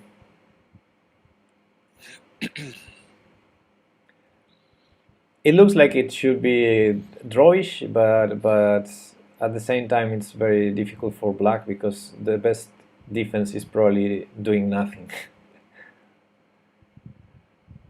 So far he's doing great doing nothing. He's doing king b5, king b6 all the time. And white needs to find a plan, but it's hard to see a plan. Probably you need a break, something like g4.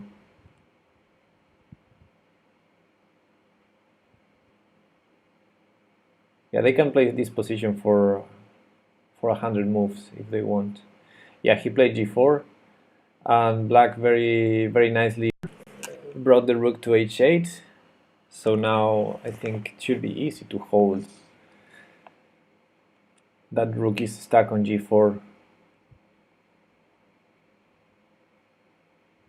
King b6, okay. Another option is to lose tempi now with the rook h5, rook h8.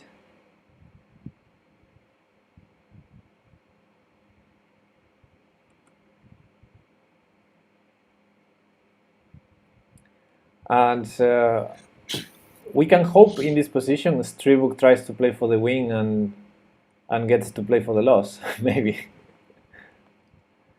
Because I think black is perfectly safe.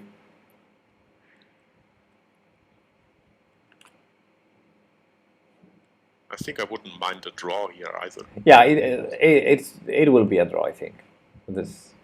I think no side can play for a win here, but white has the chance to go wrong and over push. Black has been playing like the last 30 moves, king b6, king b5, so I think black is not going to over push this. But maybe white, feeling the pressure to try and win, maybe white can commit a mistake. But yeah, there's nothing in this position.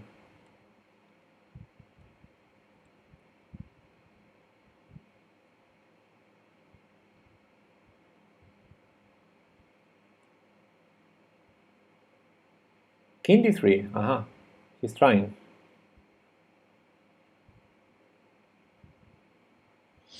King d2 now.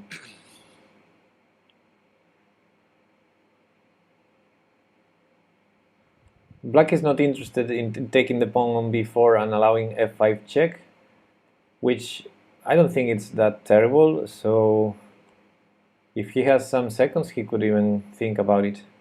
But he's not doing it. Black is clearly playing for the draw, so this will be a draw, I think.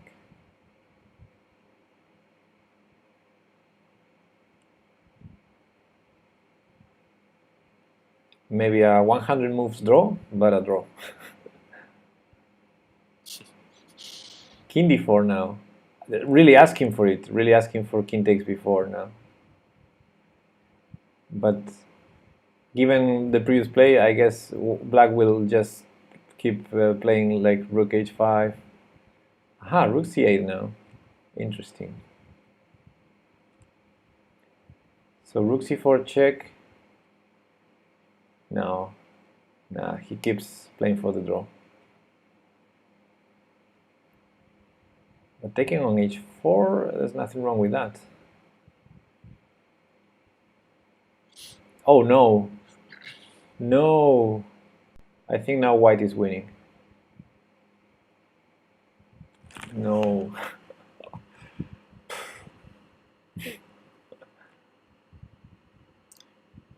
Yeah, that's what happens under time pressure, right?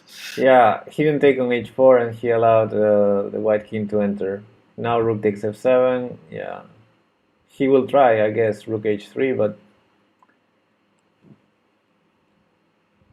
now white is winning, I think. Oh, that was unfortunate.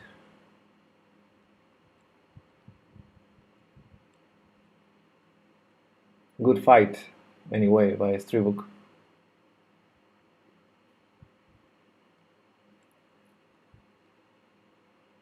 I mean, he's showing some similar qualities that Tichon also has. Yeah. To outlast the opponents. Fighting.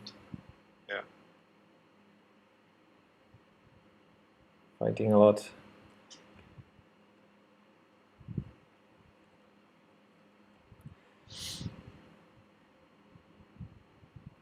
Yeah, I'm not sure whether there was a repetition or not in this game. Moves came in too fast.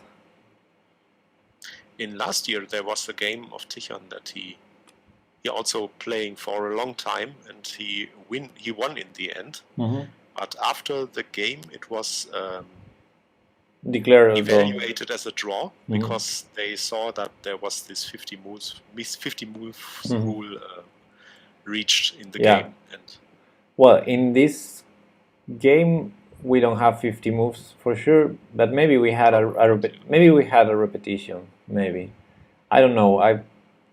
Maybe not. But the problem is if you don't claim.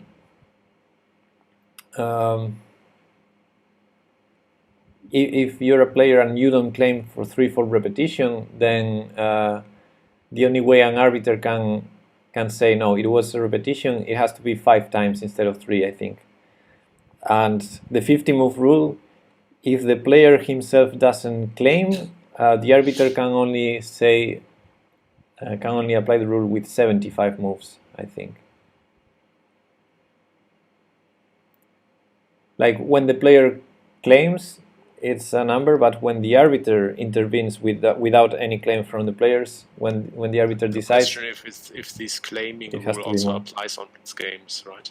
Because it's very difficult for the players to count the moves in. Yeah, that's the problem. But the claims have to be during the game. You cannot claim after the game. Okay.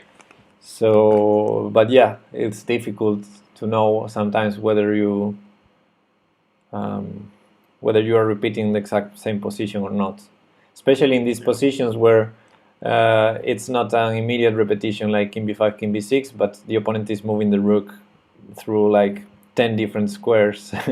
It's hard to keep track.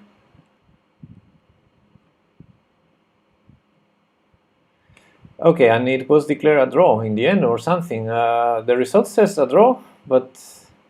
Yes, the game is drawn. But we are missing moves, and the current position looks completely winning for white, so if the result is confirmed, that would be great for our interests. Yeah, of course. If Tichon wins. Of course. I mean, this is... Well, the result is equally better than a win for Stribuk, but I think someone is commentating 5-fold repetition in the. I see 5-fold repetition here in chess24. I don't know if you can see it. Under the moves, I see 5-fold repetition. And that was strange because the game went back to the move 71 king b6, and it says 5-fold repetition there, and we don't have the rest of the moves. So maybe there was an intervention by a referee.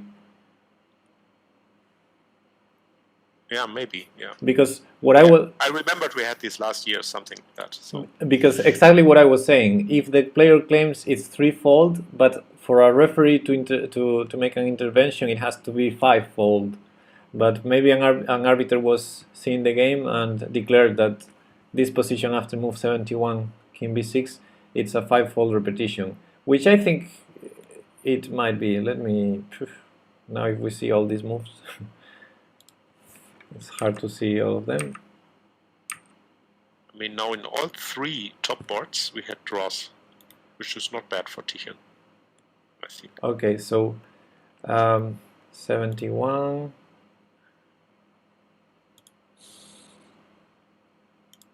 King is on b3. Okay. So after move 71.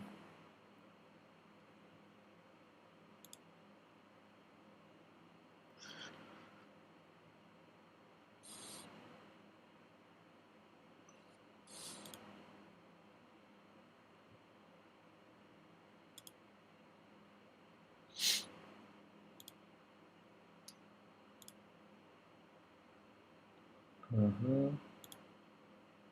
59, 57. In move 57 we had the same position.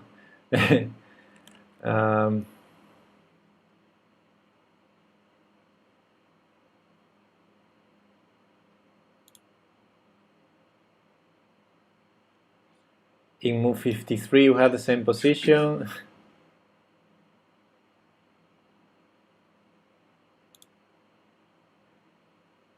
In move 51 we had the same position.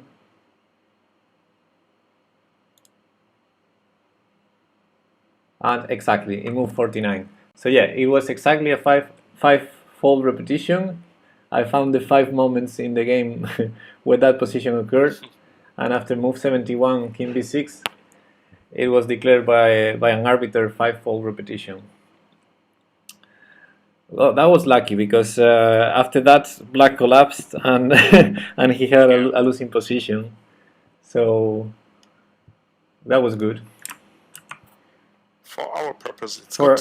Yeah. So let's take it. Let's take it for sure. Good job there by the arbiters. It's not easy to detect.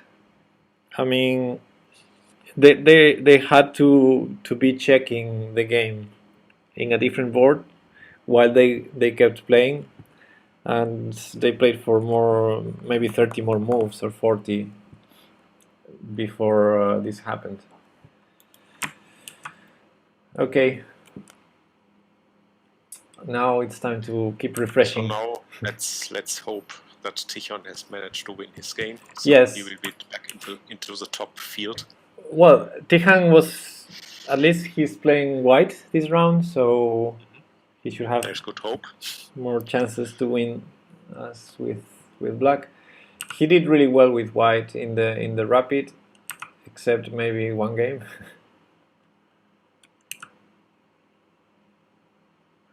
Yeah, and the loss today was also with black, right? So even it was an unnecessary loss, I think.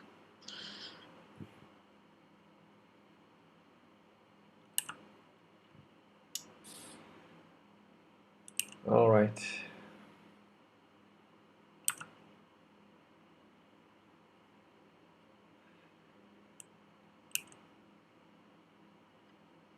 I think the titles you have to pay annually for them. Orsito is asking in the chat. I'm not sure because I don't have one, but I think every year you should pay. But I'm not sure. I think the titles are one-time payment, right? Oh, are they? But I think the membership in online arena costs, I think, 25 euros a year. Okay. As far as I know. Okay. I mean, you have to pay for the title, but I think it's a one-time payment. So, because you get this official certificate and stuff. Yeah. Okay. Well, that makes sense.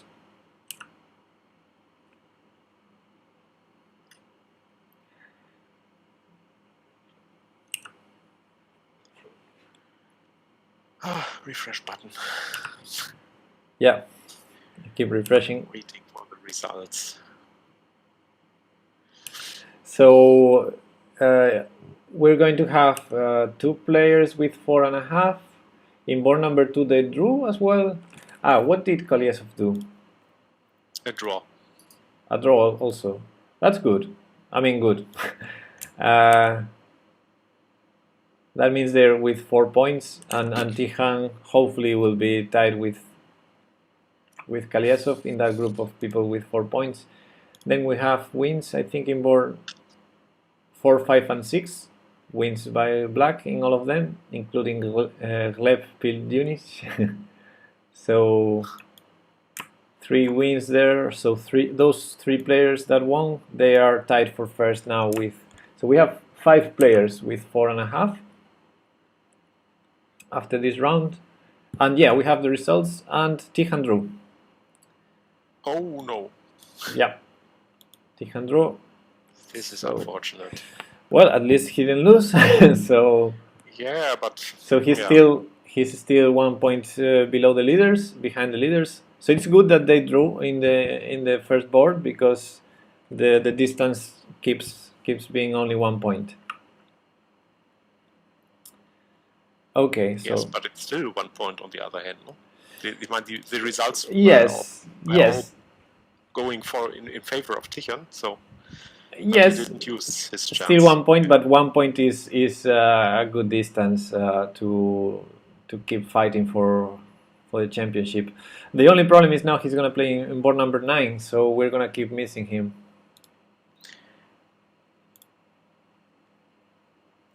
Yeah, that's a pity. So let's first show the results of round number 5. We already know the 3 first boards were draws, and then 3 wins. And yeah, Tijan drew, Mokhalov won. And round number 6, which will be after lunch, and according to Chess24, starts in 28 minutes? What? Oh, then we have a short lunch break only. Yeah, okay. Then maybe, yeah, very short lunch break. I think I can do it. Yeah, I can do it as well. Maybe 10 minutes or something. I don't know. Yeah. Okay, so let's have a look at the pairings for this round. We have 6, not 5. 6 players with 4.5 points, and they're obviously playing in boards 1 to 3. So we have Gleb Pilunis, the Lithuanian. We have Erdem Hubukshanov, who's still there in board number 1. Then I don't know these guys in board number 2. And Chindigir is playing in board number 3 against Balayan. Stribuk in board number 4, so we can still follow his game. And Kalyasov in board number 5, we can also follow. And yeah, I just recognized this German player, the only German player in this field. Andreas. Has also 3.5 points. Yeah, and he's playing against Mikko Rondo. In just 1 board ahead of Tijan. So that means that now, no. I was thinking that Andreas might have a better tiebreaks now than Tijan, because he's faced with Mikko Rondo. But no, this is because Tijan already played with Mikko Rondo. So I think probably Tijan's still the best in the pack of 3.5 points. But yeah, he needs to start winning again. Yeah.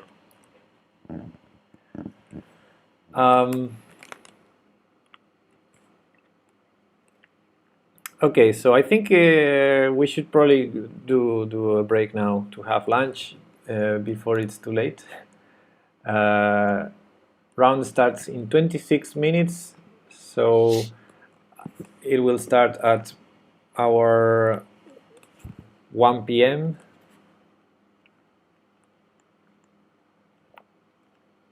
Right? Yes. It will start at 1 p.m. Central European Time. That's 2 p.m. in Belarus. So I think I don't know whether stop the stream or just put the be right back message. I think be right back is probably misleading for 25 minutes. But I might be able to be back in 15 minutes or so. Yeah, same here. I don't need to for my. I will just Okay. make something small. So So I'll put the be right back message. I think so. So the people know that we are not gone. Yes, and I'll be here in the chat while I have lunch. So Yeah, same here. We'll be around. Okay. See you in round number 6. Yeah, see you.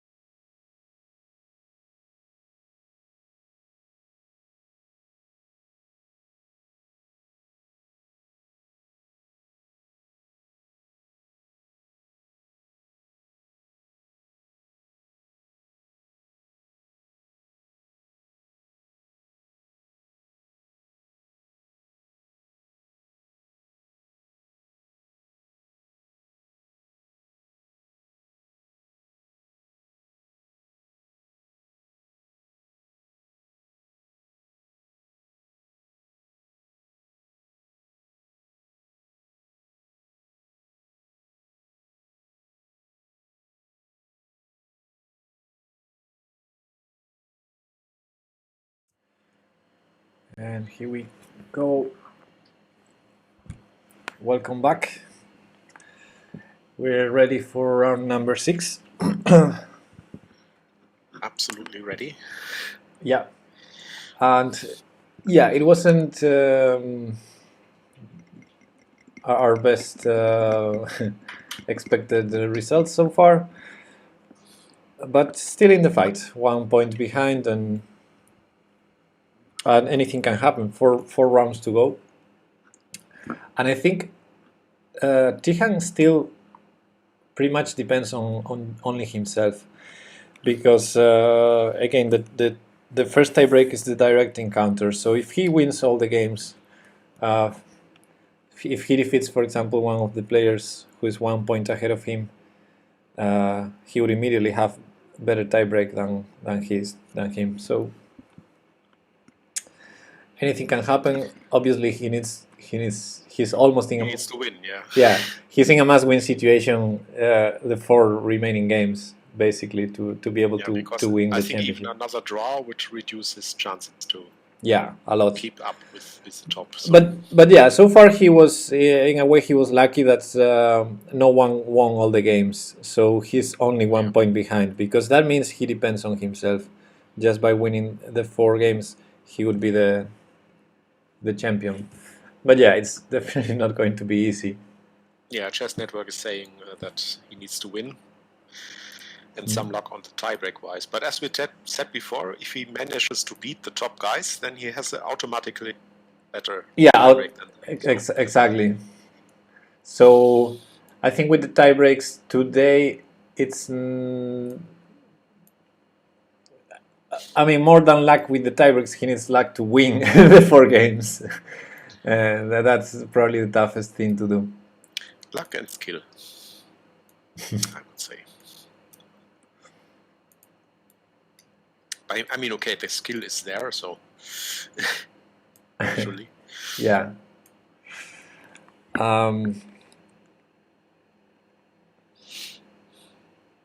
I don't see only 7 points winning the tournament. Yeah.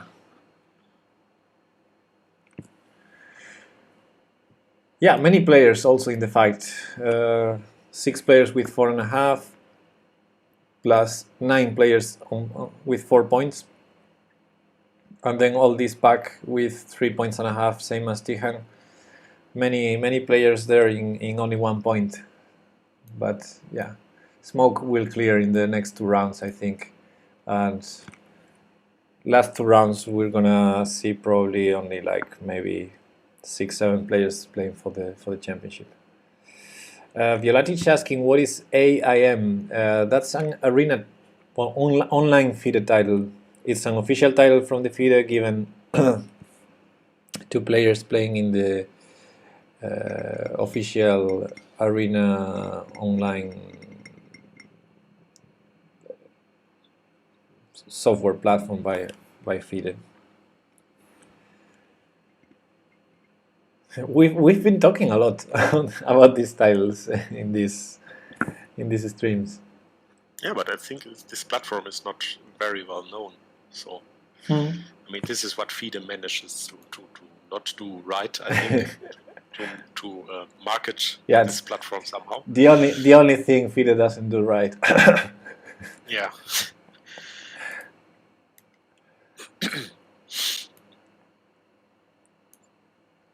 Yeah, so there is Arena International Master, and there's also Arena Grandmaster, the one that Tihan has, and there's probably Arena FIDE Master also, and maybe that's it. They are a bit more accessible from a level strength point of view. They're more accessible than over-the-board titles. I mean, Tichon was above more than 300 rating points above the norm you need to have to get this Arena Grandmaster title in the end. Cool. Because he just crushed them all on this platform. It was fun to see.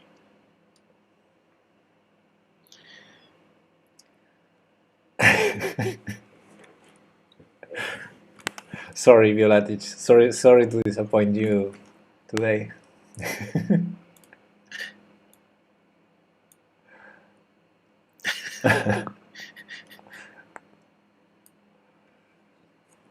You get it by playing a certain number of games over a certain rating level. Yes. Ah, that wasn't a question. Exactly. That was that was the explanation. Yeah, exactly. That's what happens. I could have asked for one of those. I cannot remember because this was a long time ago. But yeah, I think in one day I already had access to one title, and therefore I didn't ask for it because it was like this is too suspicious. Like I think FIDE is only trying to collect money from the players. That was my feeling. Yes, Violatic. Thankfully, the quote command still here. You have some funny commands still here if you want to have fun, despite my seriousness today. Okay. Games should start in -1 minute, so games should have started already. So anytime we will see some moves. So let's bring the live board.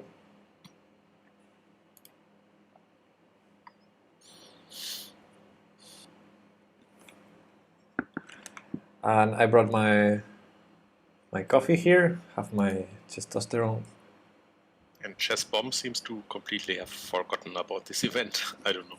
Yeah, that's terrible. It's still not there. Maybe we can even close it because. Yeah. Well, I will close it as well.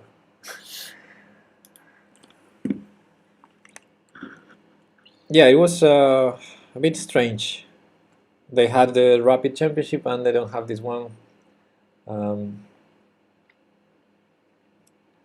of course, with no transparency at all from FIDE related activities, we don't know whether it's a problem of Chess Bomb or a problem from the source or. I think it's a problem of Chess Bomb because we see the games here on Chess 24. Yeah, but maybe, I don't know, maybe FIDE decided to only give access to Chess 24 in the end, or I don't know, who knows. Yeah, but that would be strange for one event because they are giving the permission. There's no official source of the broadcast, so I guess it's all by a private agreement with between the organizers and these websites. So okay. So we don't know what. I can check follow chess. Maybe they are transposing. Yeah, yesterday they had it in follow chess, but.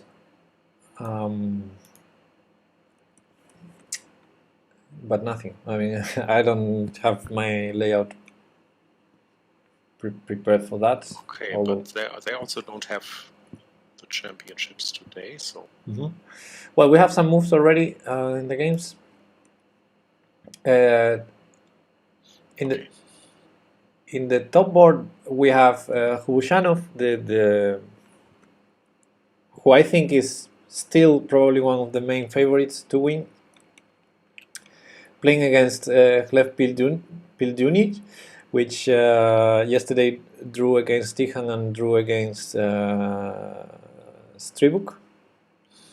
So this Lithuanian player doing good results yesterday. I wouldn't say good play, but good results. Tihan tricked him into a perpetual check. Mr. Sabon is asking if this title of any other benefits. I think the only benefit is that they appear in official tournament lists. Yes. Tournaments, like here for Tihan, the AJM title is shown there. So yes, it gives you some credit, so to speak, and maybe some fear to your opponents. Who knows? Maybe it intimidates a little bit.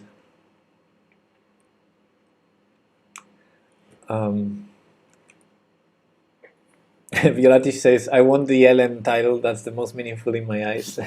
But that's not given anymore. I think they don't give LM titles anymore.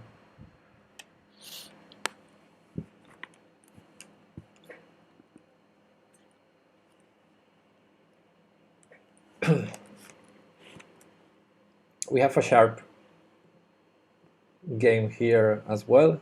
Very flexible setup for white. Double fianchetto with the pawns on d3 and e3. Smutje, welcome. Thanks for the follow.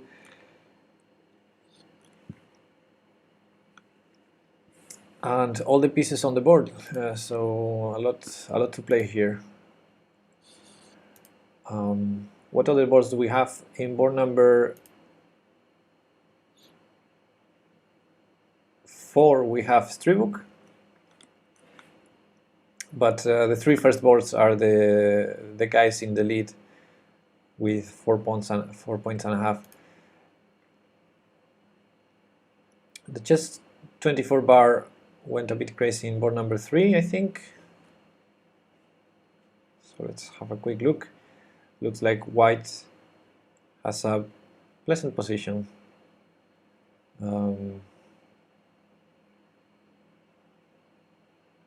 Grab that pawn on b5, but e4 is hanging. But that king on f8 looks a bit like a problem for black right now.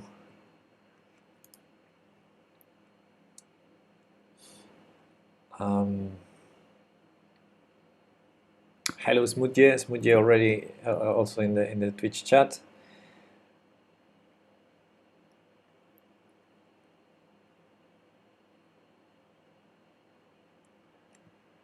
So we're watching round number 6 out of 9 from the World Cadets Blitz Championship.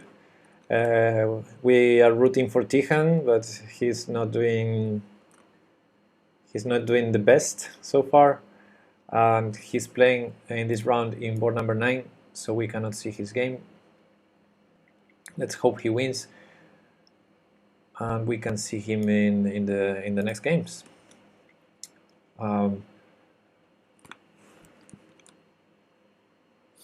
This position is also very sharp because black's king is not in good shape, but the amount of activity black has with his pieces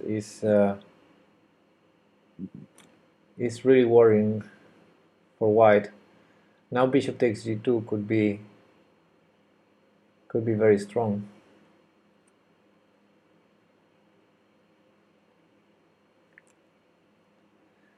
This looks very dangerous. Yeah.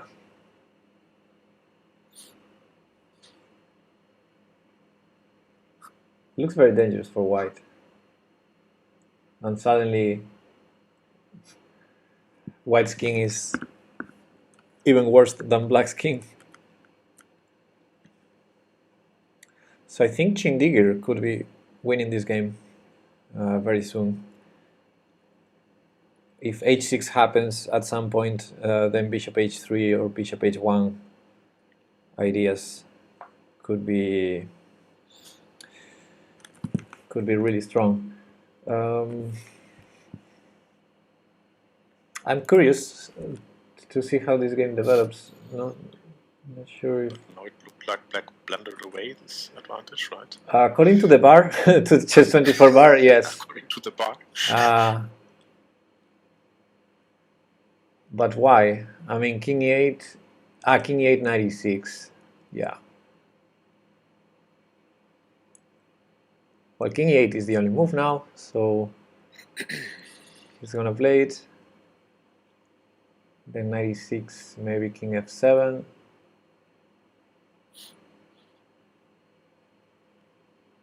Still not easy for white. I think white needs to find the precise way to keep checking that king and putting pressure.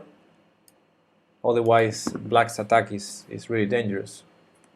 I mean, the knight is hanging on g5, and if you move it, there's bishop h3 or bishop h1. So if you move it, it has to be creating a strong threat, like 96. 96 is the move I expect.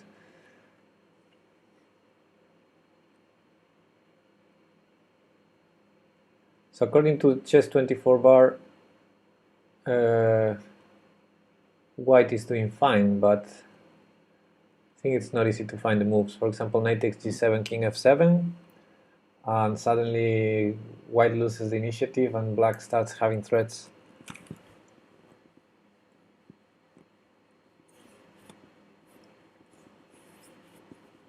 Even if the engine says this is equal, I like black a lot. I think this is very dangerous for white's king. Many chances to go wrong for white.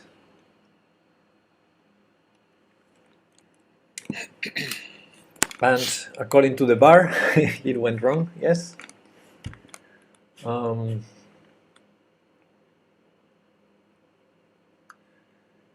So I think queen takes e5 is what white is intending, but maybe it's just a check. So maybe black can allow it. And he does with king f7, so that queen takes e5 is not check. I think that's a clever move.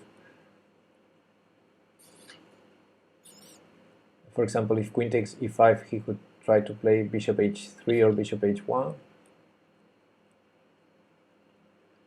Or even rook e8.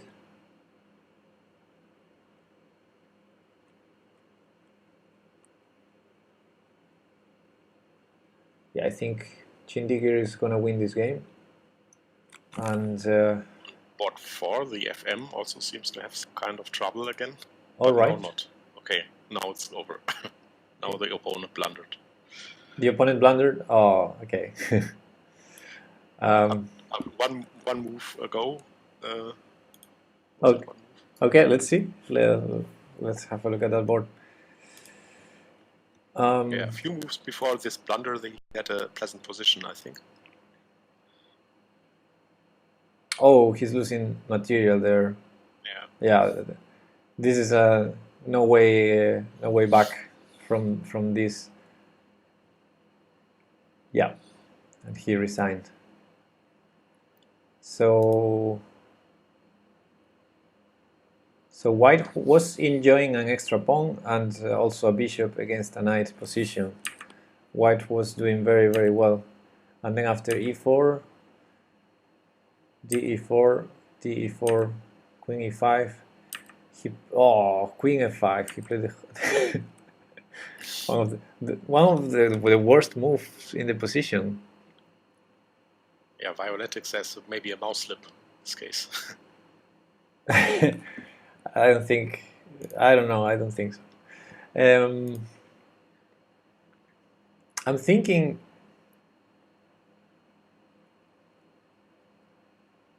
queen takes f6 is worse than queen f5, but it's very close. Close to be the worst move. Okay, we have Corday is doing quite fine. I'm very surprised because he's usually not a blitz player.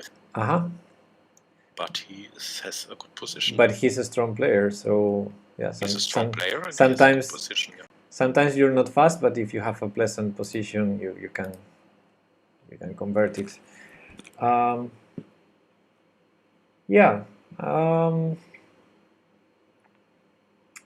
He's an exchange up, and I think that's what the engine likes. But still a lot of work to do to convert it, I think.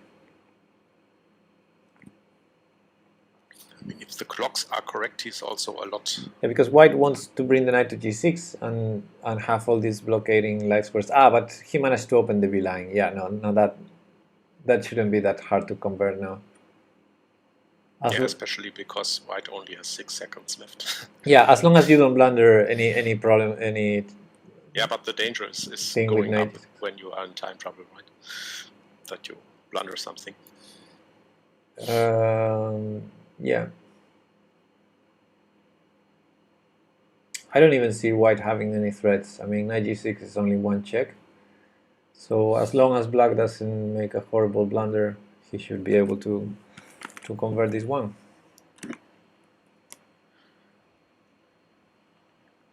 Violatic is suggesting queen a2. I think queen a2 is a good move.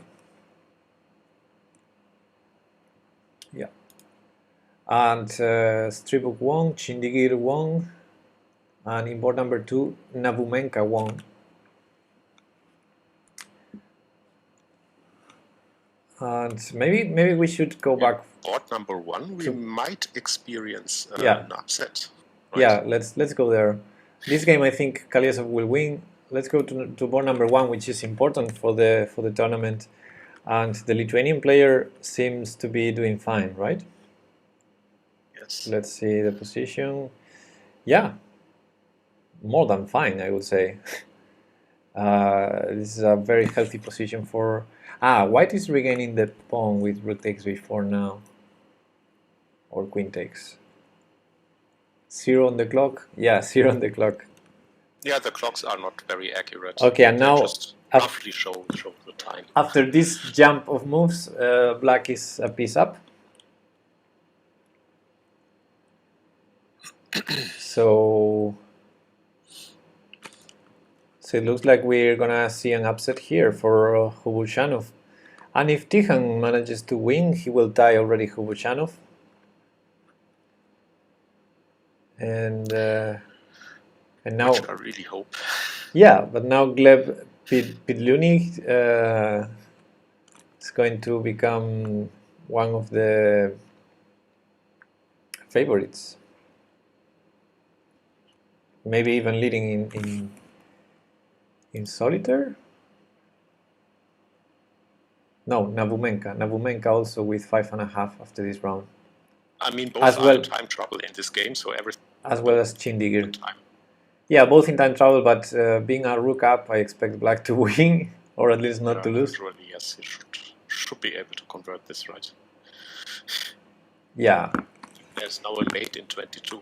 Yeah, also in this kind of positions, totally risk-free, you can play fast and start collecting time in your clock.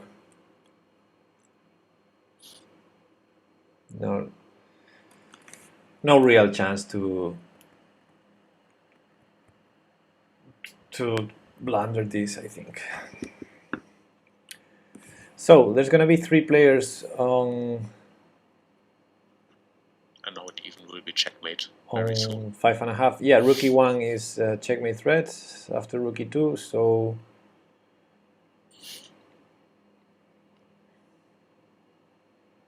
yeah. Okay, they never resign.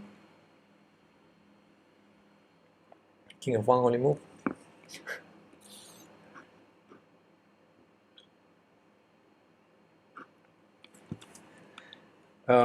Therefore, Pidluni, Nevamanka, I think, Navumenka, Pidluni, and Chindigir, both with 5.5 points. We're gonna be leading. With 5 points, we're gonna have Stribuk, Kalyasov probably, and Mochalov. And let's see if Tijan can. What happened here? Can win. It's now showing 1-0 for Hubushanov. No, but it's checkmate. It's obviously 0-1. Wrong. Yeah, it's wrong. Chess 24 is sometimes really. There's no way. This interface is really. Yeah, because even if his time runs out, it should be a draw because White has no material. So 1-0 is the only move, the only result that cannot be. It's definitely wrong. Yeah, it's definitely wrong. Unless, I don't know, if you make an illegal move, it should be a draw anyway. Yeah, no, it's impossible. And now they corrected it. Yeah.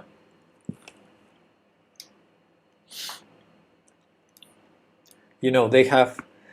He could have resigned. Yeah, probably. Can you resign...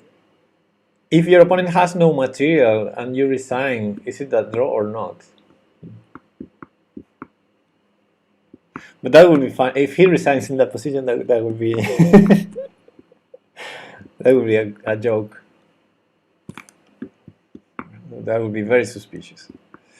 All right, so Kalyasov. So no draws yeah. in this round.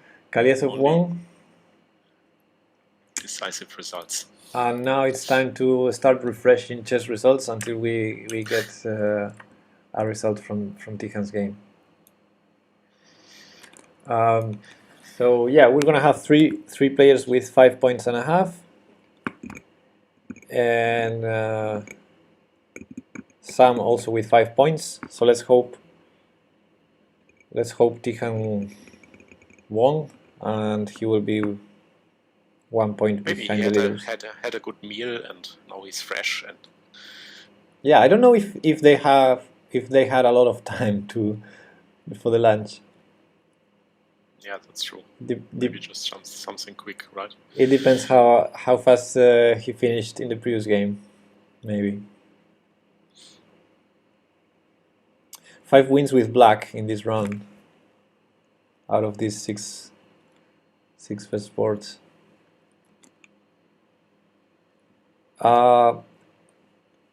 I think nobody's asking if illegal moves still lose in Blitz. I think they do at some point. Maybe it's with the second illegal now. First one, probably a penalty of adding 2 minutes to your opponent's clock or something like that. I think it depends on the specific regulations of each tournament. But officially, I think it's the second illegal that loses now.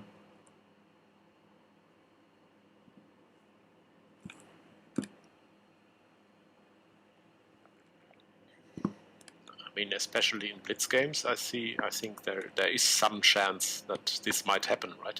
Yes. If both Yes. players overlook something. Or... Yes, definitely. I've never done an illegal move. Not even in Blitz, but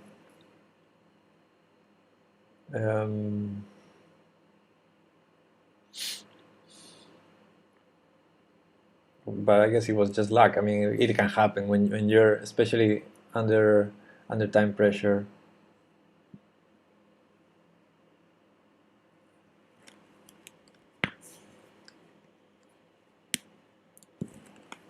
Okay, let's keep refreshing.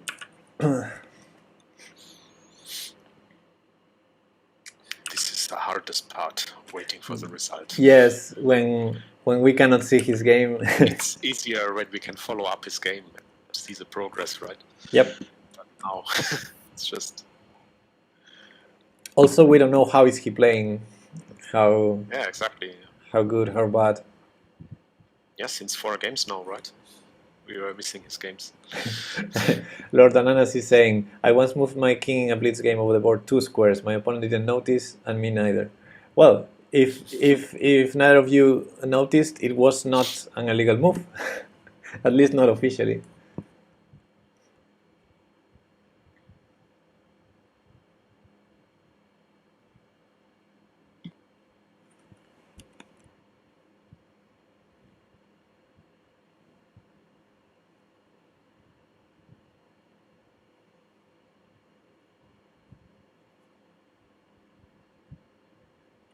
Teammates noticed. Yeah, that also happens, that people out of the board, they see things better.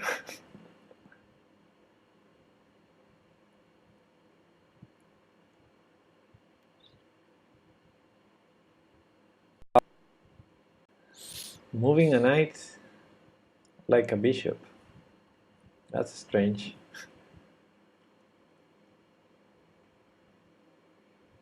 I've seen all kinds of illegal moves when I was arbiter of kids tournaments.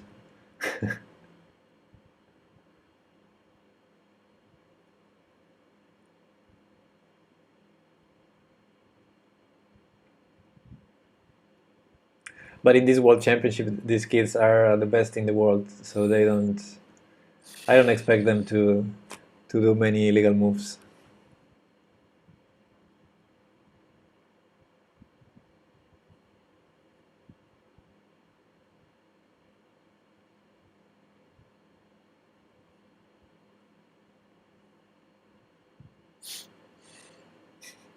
Nobody is sharing his story on when he won after being checkmated.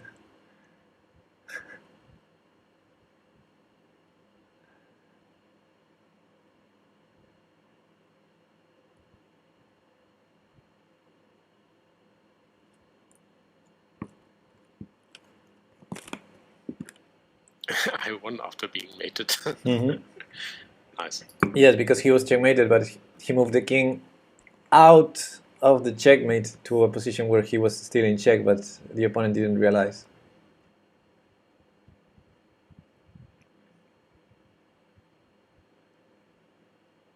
So well done. Let's bring some new ideas to Tian, right? Yeah, and Just those move your king. those, by the way, are things that you cannot do online, but you can do over the board. There's a lot of room for for resources over the board that you cannot do online. Okay, I don't know what happens when you play on a digital board. Does it notice Yeah. something like that? Maybe the broadcast is broken. I don't know. But it doesn't give any signals to the arbiters. That's something. I think it shouldn't. Although, probably, I mean, the DGT boards are used in the first boards, so probably the arbiters are looking at those boards anyway. And when an arbiter is watching, he can make an intervention when he sees an illegal move. They don't need to wait for a claim of a player.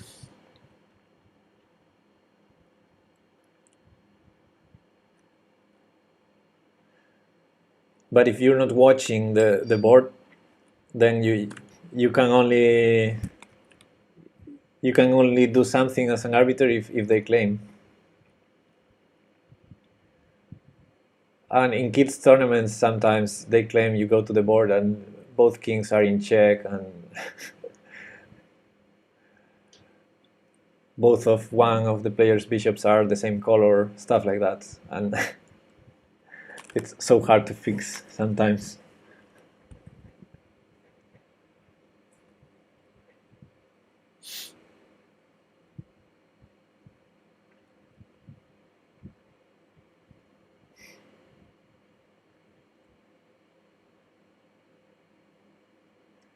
Keep refreshing, no results yet.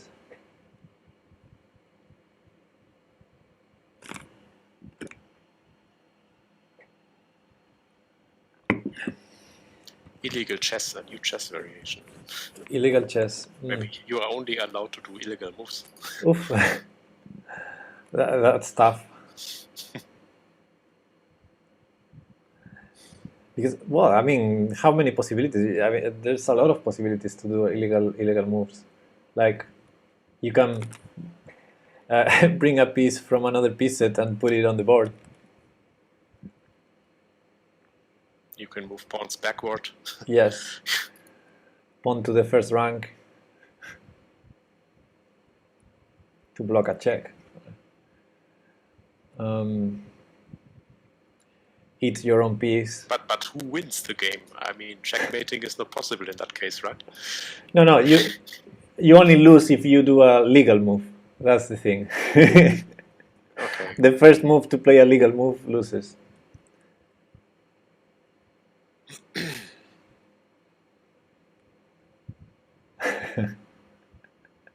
Sarah one tried to play an illegal move in some commentary. He was in check. He was complaining the stupid software wouldn't accept his move.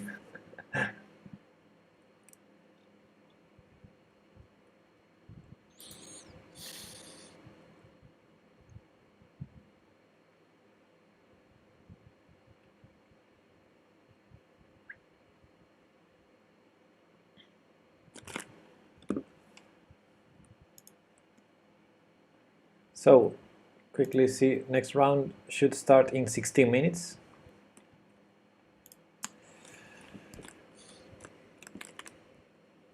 And we still don't have the results.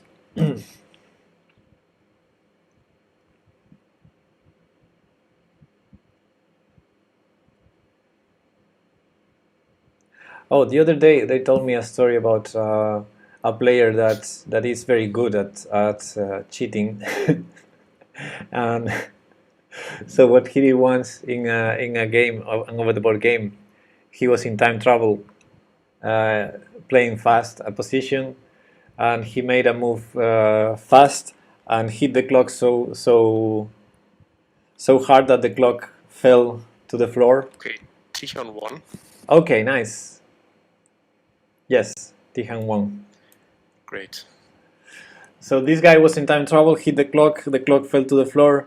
So he grabbed the clock from the floor and he put it in the other side of the board.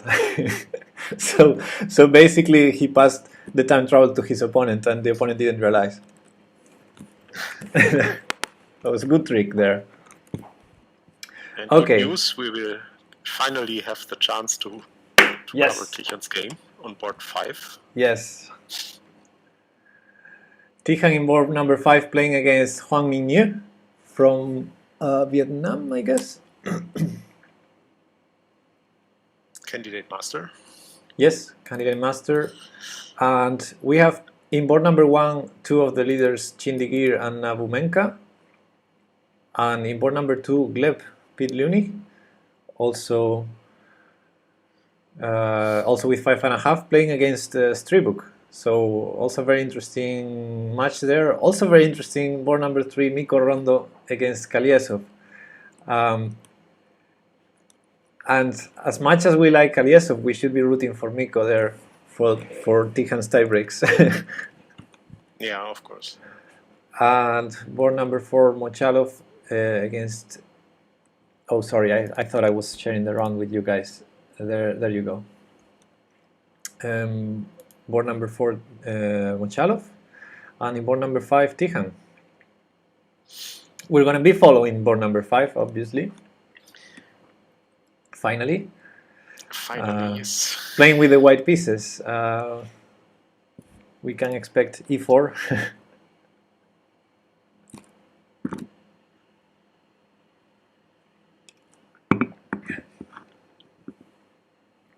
Tichan drew Huang last year.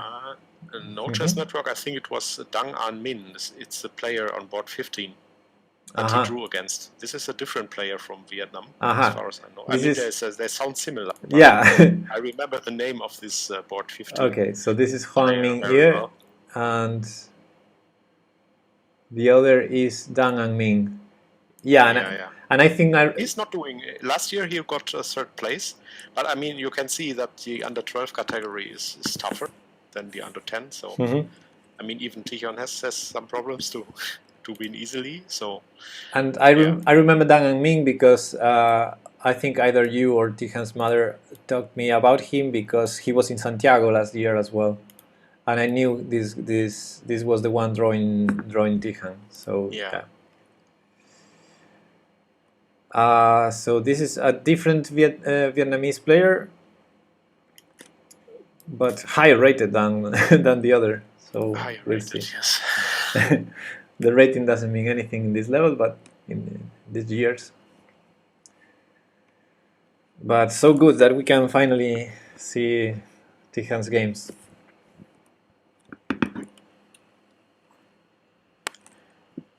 That's good news because that means he's going up, even though he's still 1 point behind.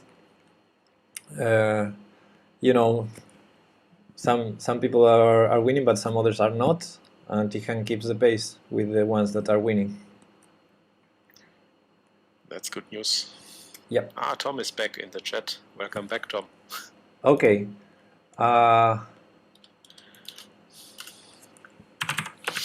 And for this round, we might use the analysis board. You can still win this, yes. It's only 1 point.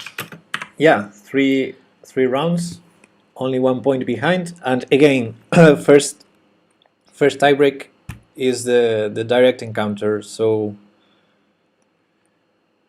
if he manages to win any of the strong players in the next 2 rounds, apart from tying for first, he would be having a good chance to win by tiebreak. But he needs to win.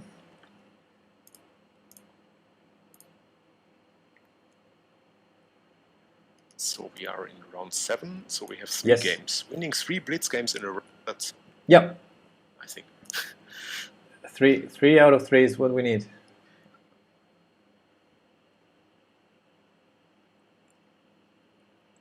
And yes, exactly, network. That's who he'll be up against if he continues to win.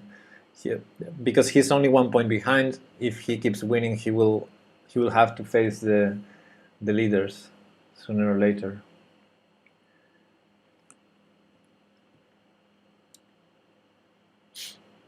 And coming from behind, he has this this chance to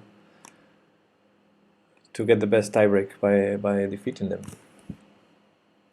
Okay. Yeah, so we have seen yesterday, right? Yeah. Yeah, yesterday the winner, Stribuk, also came from behind. Okay, so I'm gonna get ready. 9 minutes to start the next round.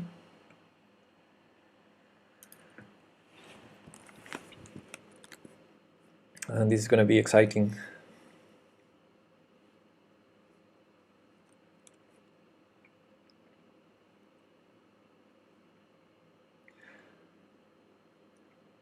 Nobody is saying, my opponent once knocked over some pieces, refused to correct them in his own time and kept hitting the mechanical clock, so I took the clock and held it in the air, out of reach of his waving arms. He corrected the position and the game went on and I won on time. After the game, the arbiter said, well done. Yeah.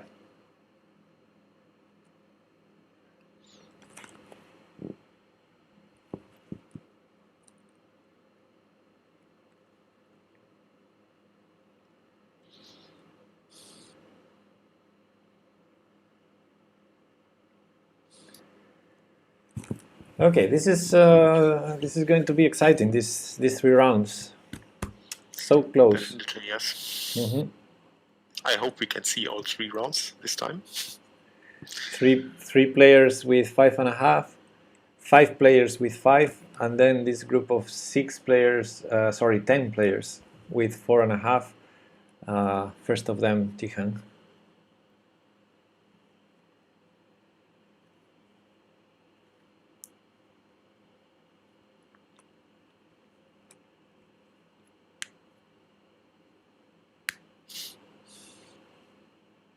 It was against Arthur.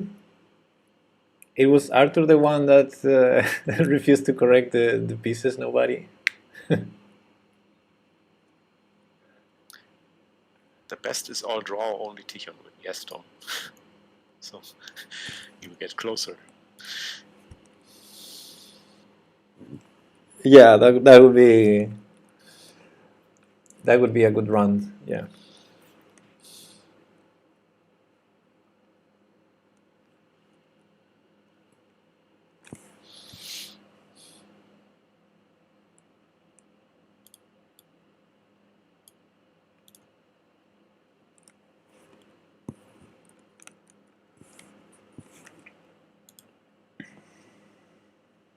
Round starts in 7 minutes. I can't wait.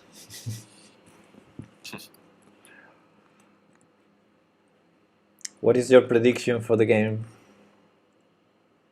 My prediction? Yeah. Of course, a win. For who? Predict a win for Tichon with FIDE. Be possible. Okay. He has beaten stronger players before, right? Definitely. And we still believe this is his best time control. He's very good in this time control.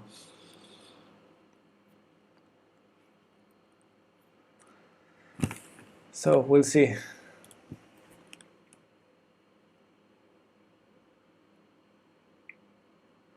And Tom Chess is saying that Artur Yusupov has a chess school in Germany. I like. I've never met Artur Yusupov, but I've read some books. And in Chess24 they have a video series, well, some video series of Artur Yusupov with Jan Gustafsson, and I like him a lot, how he analyzes the games. It's very interesting.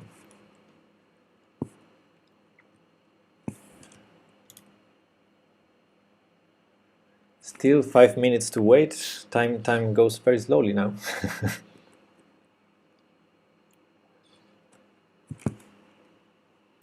Yeah, that's always the case when you're waiting for something.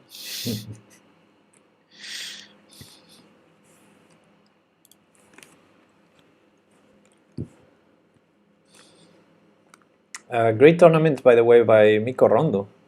Apart from defeating Tihan, he's keeping the pace there with the leaders, only half point behind the leaders, and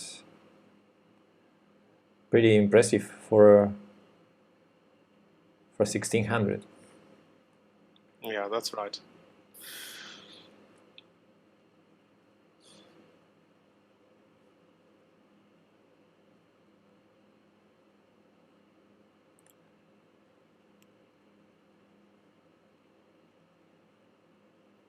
Chess became a physical sport. Yes, especially when your opponent holds the clock in the air.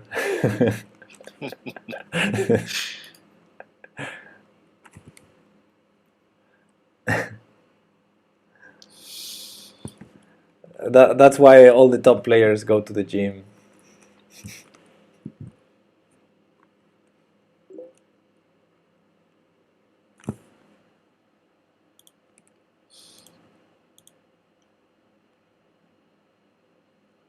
Four minutes to go. This last minute felt like too long. Feels like an hour, right?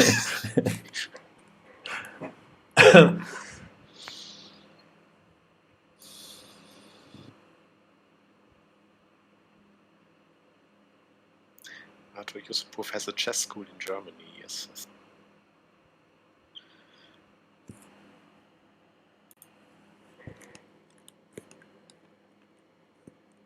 I do have a chess school here. Not so impressive. Chess Network is asking for your upload speed. My upload speed? I have no idea. Is the stream laggy or?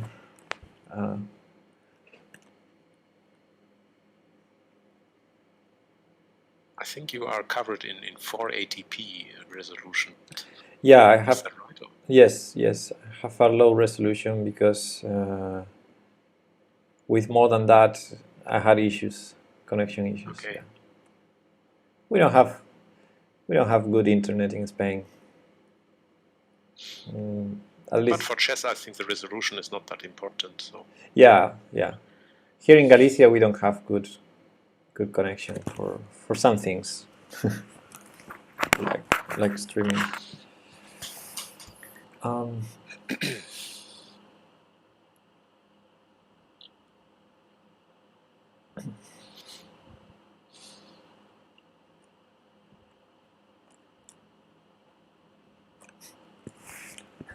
Rosito says, I thought chess was the only contactless sport apart from basketball. Depends what contactless mean, but I guess tennis could also, or golf. But yeah, I've seen contact in chess.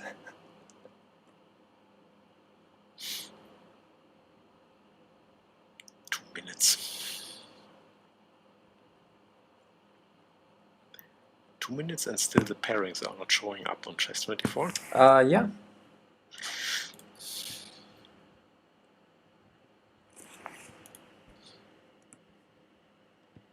Tennis if not hit by a ball. Yeah, I've been in table tennis. I've been hit by a pad, by the paddle, not just the ball. Football is not a contact sport. Yeah, what is a contact sport?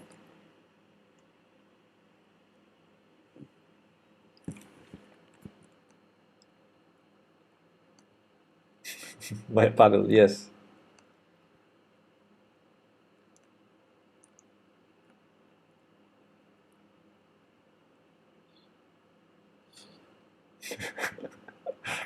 In the Belgian First Chess League, a guy headbutted his opponent once.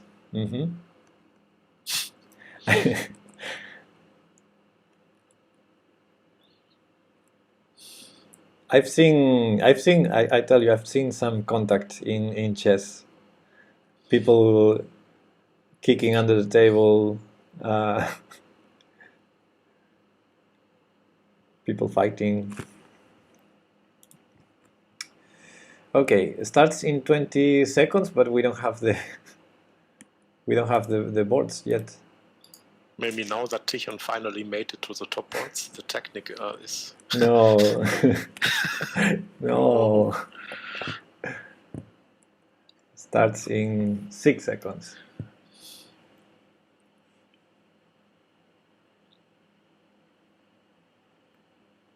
Yeah, no games available. Be patient. Patience. But I think there's still this delay, so who knows? Who knows?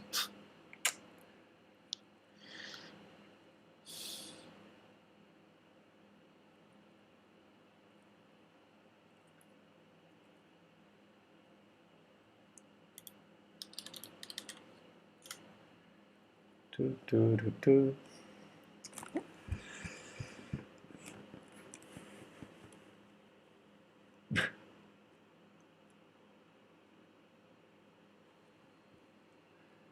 In the meantime, we're having fun. Yeah. Years back, I had an opponent turn up drunk, blunder a rook, get threatening, then pass out and fall out of his seat. With that. I've played once against a drunk guy in the chess league, and it was horrible because he didn't want to play, so he was there blitzing out moves in a classical chess game, and he was playing great. And I was like, no, I'm supposed to defeat this guy, he's drunk. And I suffered a lot that game. So did he, for different reasons. But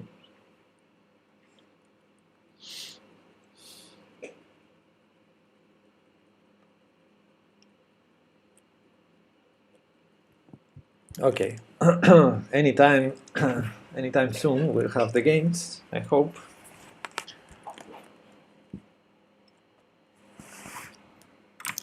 What is going on Chess24? I don't know, I'm refreshing the website just in case. Hello, Brilliant Adam.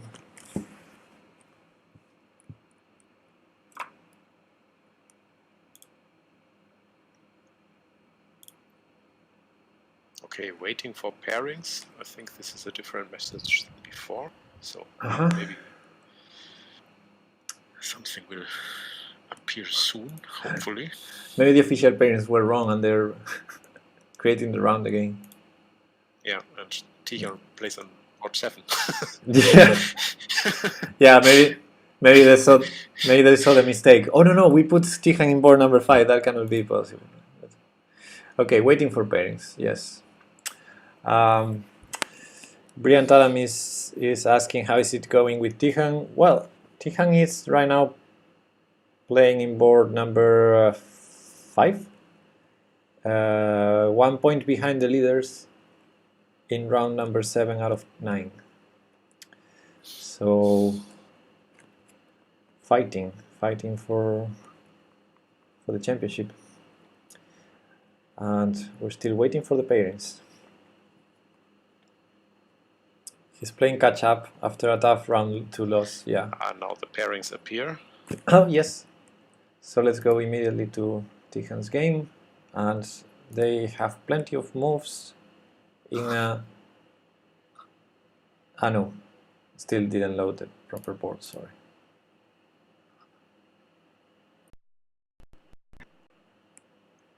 We don't have moves yet, okay. We have the board but no moves.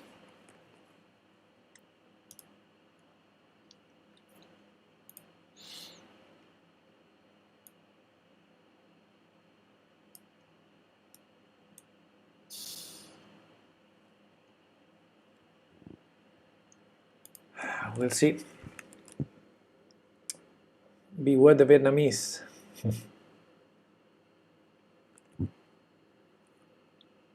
No, Brilliant Adam. Tijan didn't lose 2 games, just one, and one game was a draw in round number 5. Yep. And this round number 2 game, which he lost, also was a bit unnecessary loss because he had a pleasant position, but he somehow managed to blunder it away. Yeah, it was a blunder. Well, every loss is unnecessary. But yeah, every loss is based on some mistakes. But yes, he had a pleasant position, and then got a bit complicated and then blundered. Shit happens. The opponent played well, and he's doing a great tournament so far, Miko Rondo, which is Yeah, he's still playing well. playing in board number 3 now. now. We have some moves, 16 at 1. What? And Tichon already has a pleasant position according to the engine. I don't see. Yeah, now I see the moves. Okay. Now it's, yeah. Yeah, it took some while. Wow, a lot of moves played.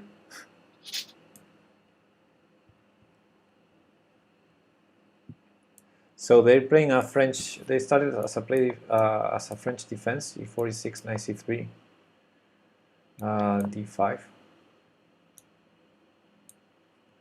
g3, c5. So he's playing a King's Indian attack type of position again.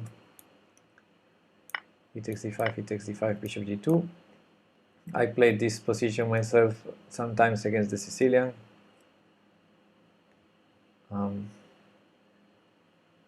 Bishop e63, very normal, knight c6, knight d2, knight f6, castle, bishop e7, bishop e5, castles.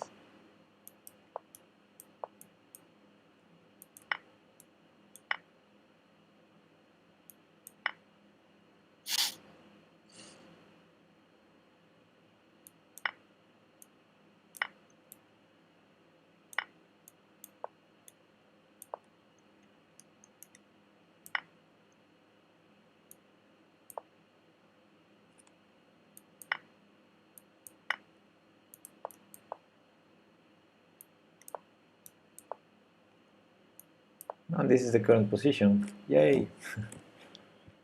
So this is great, right? It's a pawn up and a great knight on d5. This position looks very promising for Tijan. Bishop d6. I mean, the knight on d5 compared to the knight on b8 is gorgeous. Knight e6. Now maybe trying to fight against this knight on d5. But yeah, at least pawn up should be very pleasant.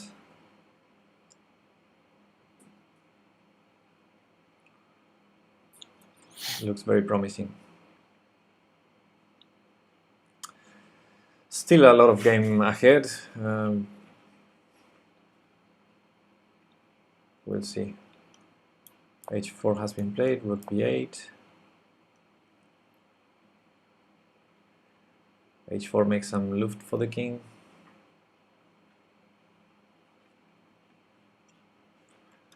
Maybe king h2, rook b2. He just trades queens, although then f2 is weak. But then rook d8.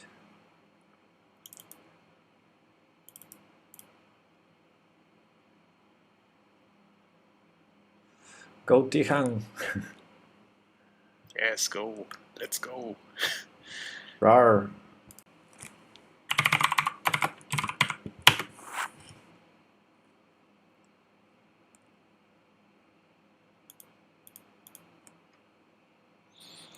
Yeah, maybe I would consider king h2, hinting at bishop h3. I don't know if rook b2 is a problem. Rook b2, queen e8, takes, and then rook d8, and something like that. French defense, we know it's a win for white, so 97. He goes for 97 check. If black trades everything on e7, that's a nice rook on e7. Looks very strong. So 97, very, very good finding. Because if you don't trade, that knight could be annoying on f5.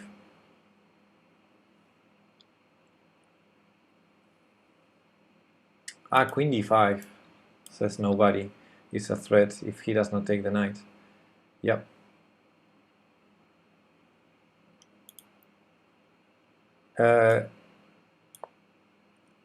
Black didn't take, and he went for knight f5, my idea. Bishop f8, and that's so passive.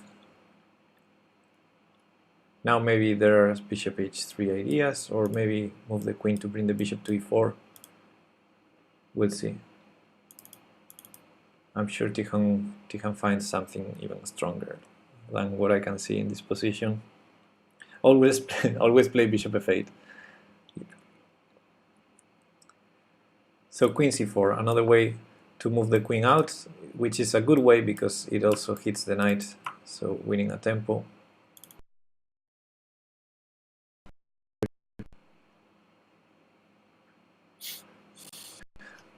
We'll see. Sometimes you think you're winning a tempo and you're actually helping your opponent's pieces to get to better squares. We'll see. Knight c7. Oh, no, sorry, I missed a move. Yeah, I was wrong. That wasn't the live board. It was knight e3 first. And knight c7. So queen c4 doesn't hit the knight. And this is how the game is going. Rook d8, rook d1 defending d3. King g8 defending f7.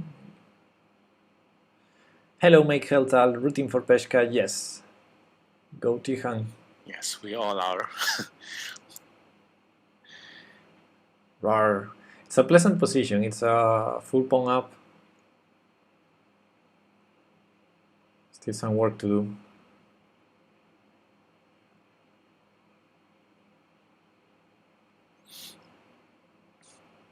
This is Blitz and under 12. If they wouldn't blunder the game, would be dead already.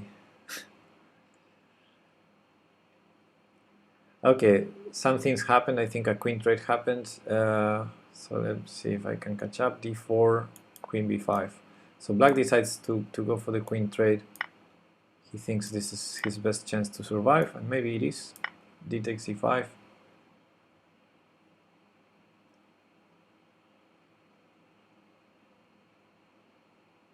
Not the best pawn ups ever.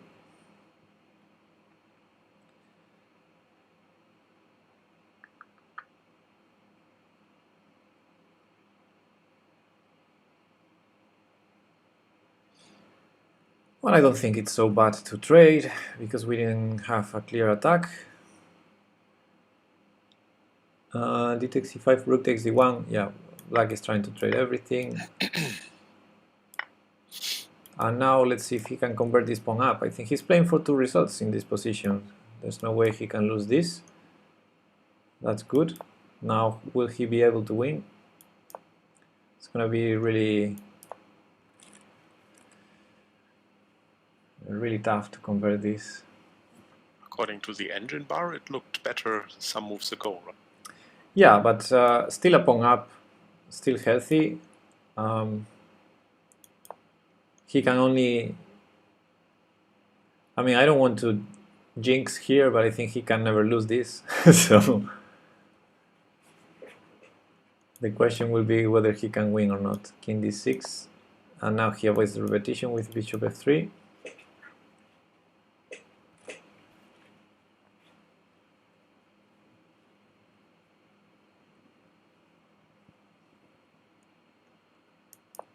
Knight c7, h5, knight e6, hg, fg, bishop e4.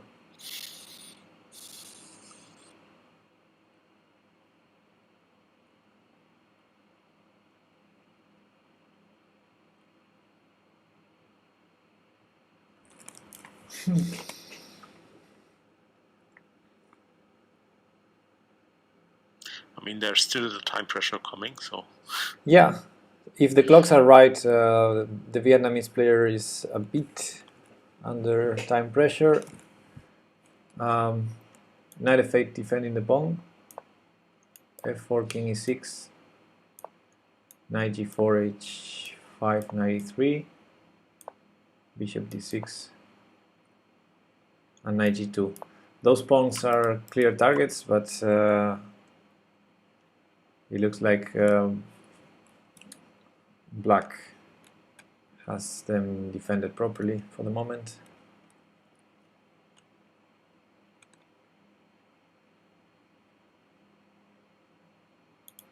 King f6, king e3, g5, trying to trade them, fg, king takes, King f2 defending. 96, knight h4.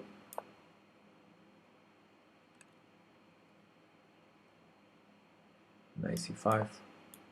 Bishop c2. I don't know what I should think, brilliant Adam, but I think the time can be good for Tichen. Very hard to win this. Bishop f5. This is going to be a repetition. King must go to g5. And let's see whether he goes bishop c8 or... Let's see. I would probably go to c8. We'll see what Tichen does.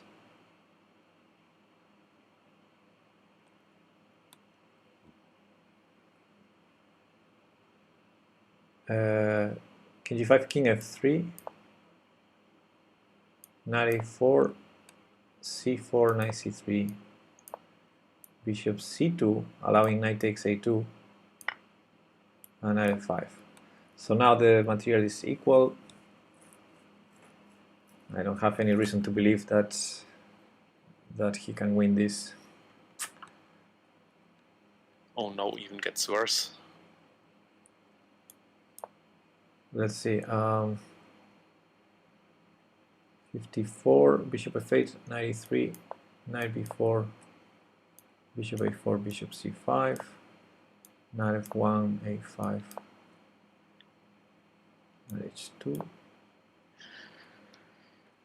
Uh-oh. I think I cannot keep up. Oh, I see now the live board. That's losing. Yeah. Yeah, it's losing. Okay, I lost track of the moves. They were too fast for me. Knight h2, knight e3, king e4, knight b2. Yeah, that doesn't look good.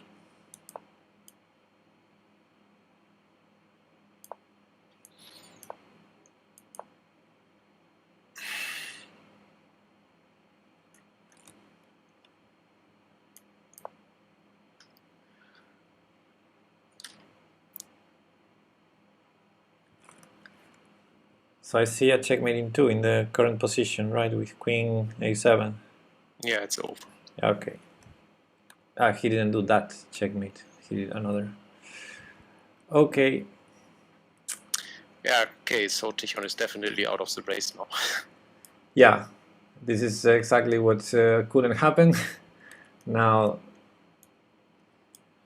I think he's out of any fight for the championship. That was And probably out of the top boards. Yeah, also that, but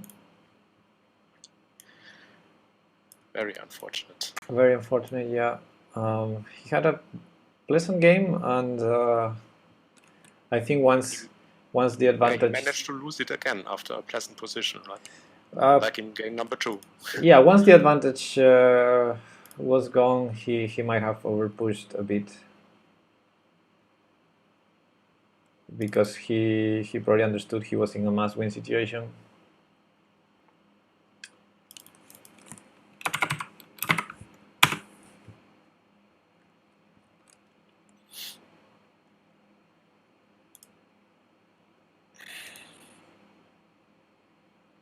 Okay, so now I have the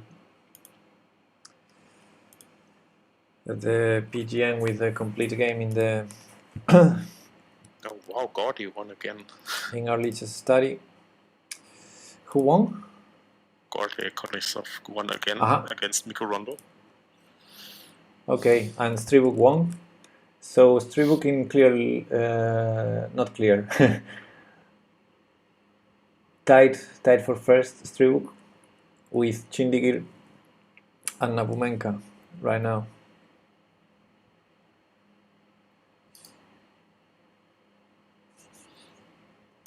Okay. This game was very unfortunate. Up to this position he was still a pawn up, but very difficult to convert. And I think things started going wrong somewhere. This should probably be a draw. But after knight takes a2, I think things started going wrong here. Yeah, knight c3 wins the pawn, the a pawn. And now it's black who has an outsider, but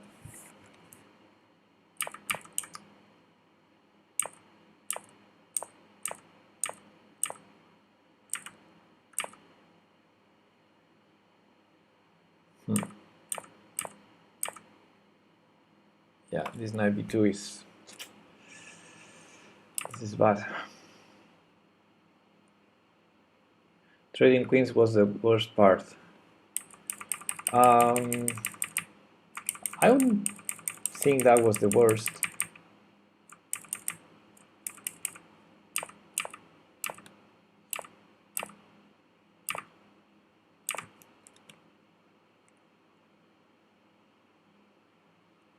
I mean, there might be other moves here. You know, trading queens under our terms, maybe instead of queen takes b5, something different like d5. I don't know, but yeah, losing 40 rating points, but I think that's the least what he's thinking about now. Yeah. Yeah, I mean, even if he loses to 1600 players like 2 times today, then yeah, it's probably deserved result, right? It's definitely. I mean, he both with Mikko Rondo and in this game, he committed mistakes, and that's what it is.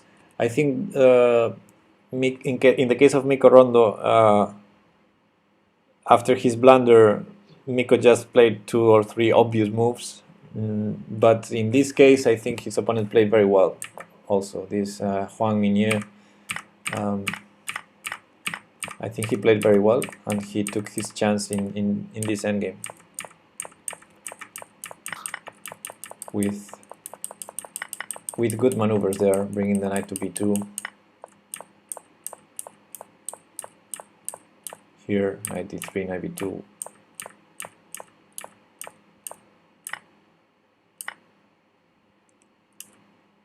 Yeah, and yeah, 95 is losing, but maybe he didn't have anything in this position already.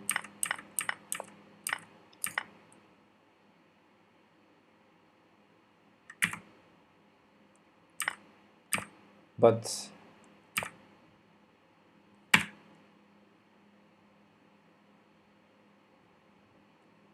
you know what is funny? Here he's drawing still in this position. This is a draw. He could have still saved the game after this position with king d4, and we're about to enter the square, and that's a draw. So this yeah, this king c5 move was very unfortunate. King c5 is not the way to go, because it takes one. Yeah, I think he only had a few seconds on the clock in this moment. Yeah, but it's a pity he didn't. Yeah. You know, even with few seconds, an experienced player in endgames would go for the shortest path towards the pawn square, and this is a pity because this position was a draw after king d4. Yeah. Okay. And black is not in time to play a2 because we're in time to take and go back to defend against. We only need to control h1. So yeah, this is tragic because after king c5 he's exactly losing by 1 tempo, and his opponent did it right, because also for the opponent the moves are simple. Yeah. This is tragic. King d4 here.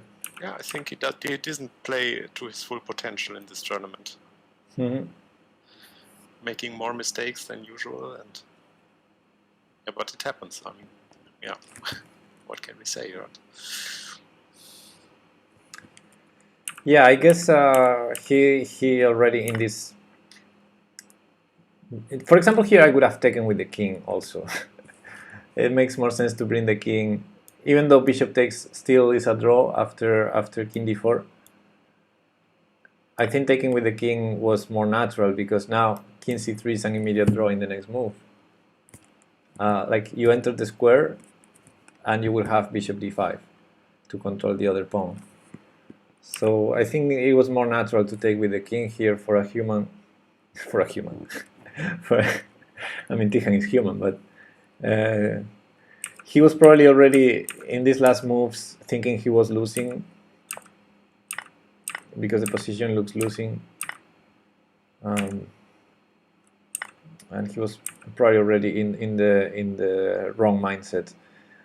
Although knight takes c4 is a mistake by his opponent, I think black could win without taking that. For example, if you defend the knight.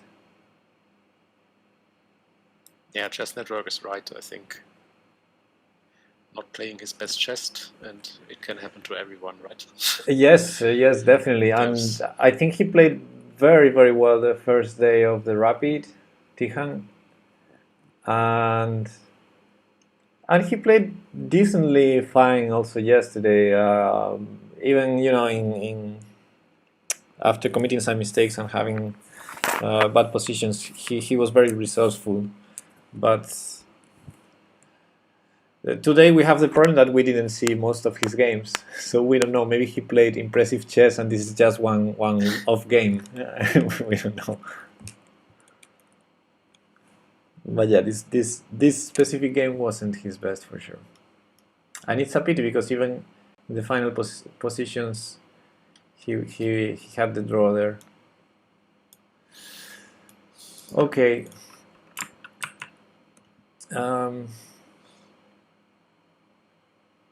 We have the results of the round.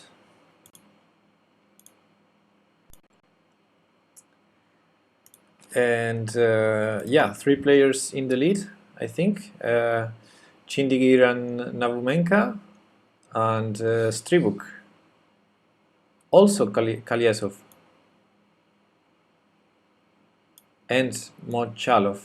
So many players with 6 points. Let's see the pairings for the round 8 out of 9.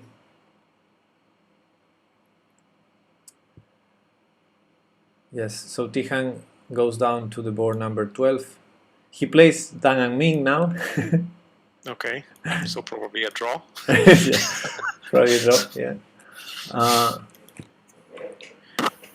And now he's 1.5 points behind. Of course, there are mathematical chances, but it's not realistic, right? Yeah, not realistic at all. Maybe even if you do the math, there's not even a mathematical chance because there are many players in front of him with 6, 5.5, and 5 points. So yeah, they cannot all lose. So yeah, it's just really hard. So five players right now in 6 points. Amongst them, Gordy Kalyasov. And we have in board number 1 the world rapid champion Stribuk playing against Chindigir, who's doing a great tournament. And one of the favorites, Hubuksanov, he's only half a point behind, playing against one of the leaders in board number 3.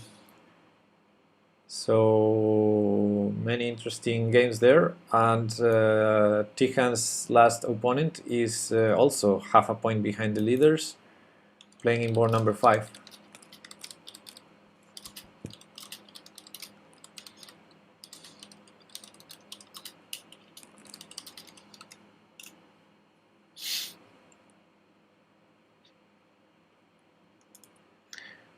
And yeah, Dang An Min, next opponent.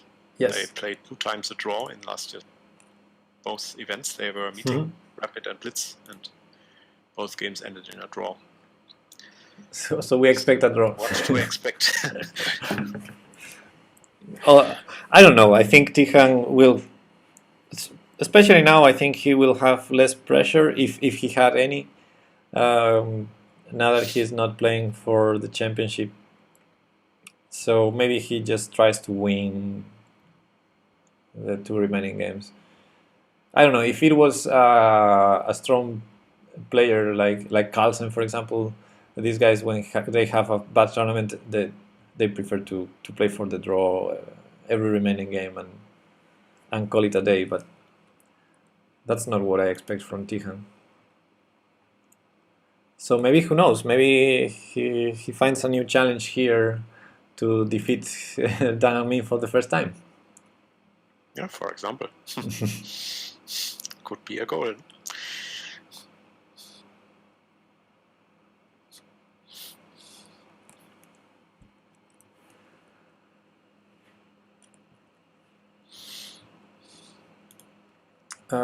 Okay, the round starts in 14 minutes, and we don't have the boards yet in chess 24.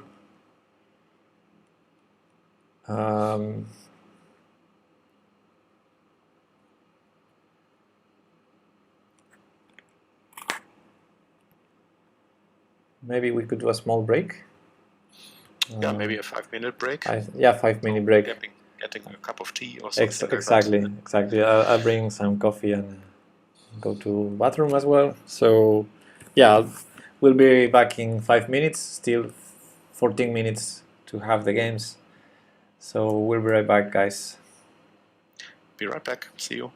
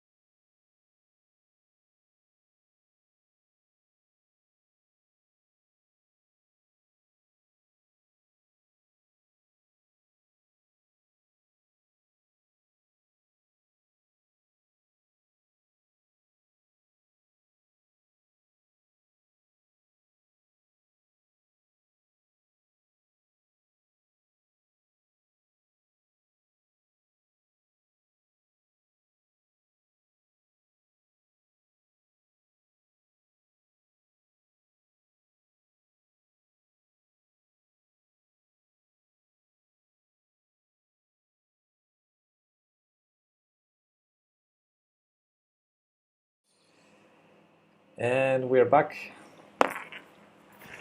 Welcome back, people. Hello. 2 rounds to go. Tournament is not going in Tihan's interests, but it's still an exciting tournament. So at least we can see some interesting games, I think. Maybe if we have some luck and Tichon manages to win this time against Dang An Min, we will have the chance to see his final game. I don't know. Yes, that's also true. Tihan's not so possible. Not so far. He's in board number 12, but yeah, if he manages to win, which would be already something to celebrate because he never defeated Dang An Min. Would be first win against his opponent. Also, we could maybe see his last game. Of course, he's no longer fighting for the championship because he's too far behind. But yeah, at least we hope we can see his final game. In the lead, there are many players. 5 players right now tied for first.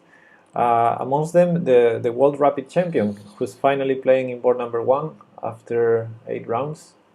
So he's definitely trying to go for the double championship. Yeah, the chance is there. Right? Yeah, and he's also one of the strongest players. He's rating-wise, he's one of the strongest, but title-wise, he's the strongest because he's the only FM in the tournament, and he's facing Chindigir, the Russian player who's doing a very good tournament as well. The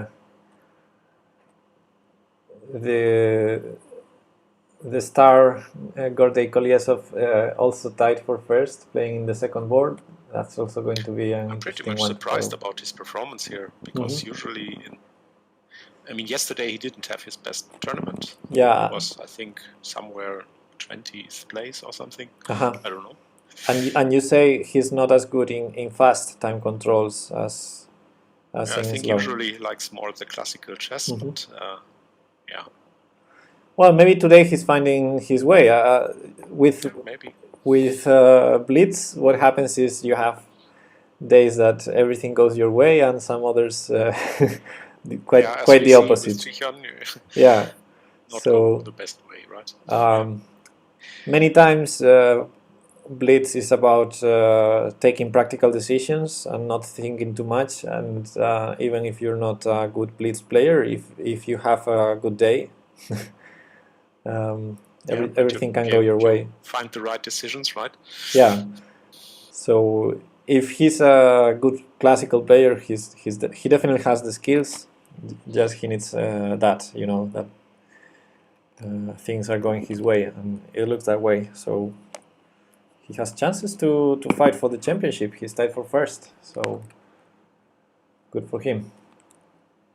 And from the Ukrainian players, there's one who is half a point behind the leaders.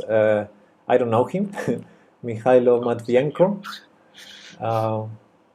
But yeah, one of Tichan's teammates is there also maybe fighting for the championship. Why not? He's half a point behind, and he's facing now Huang Minye, the last Tichan's opponent.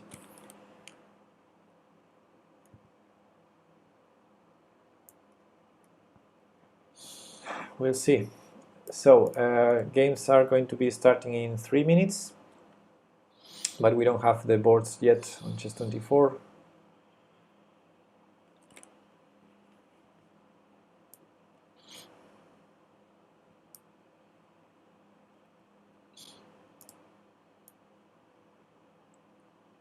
I mean, what we have seen again today is that these ratings are just not very reliable, right? Not at all, yeah. Predict the playing strength of a player. Yes, they're everything but reliable. Because especially with kids, I think there are many cases where they are really strong, but they don't play tournaments, not official tournaments. So it's really hard his ratings don't keep the pace with his strength gain.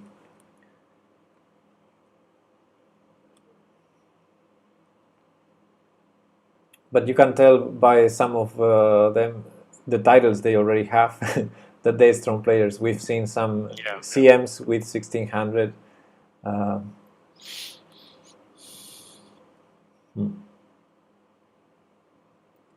I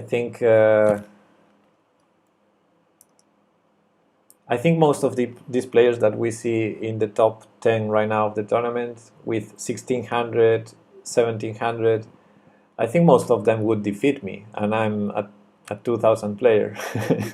I mean, I think I would struggle against most of them. For example, the last player that just defeated Tijan, Juan Minier, I think he played very well, very, very technical that endgame, and Tijon missed that draw chance, right? In a Blitz game. Yeah. So I would guess he and other like him are very, very underrated. You know, when I play an adult that is 1600, I expect him to blunder in the opening. And this is definitely not happening in these games that we're seeing.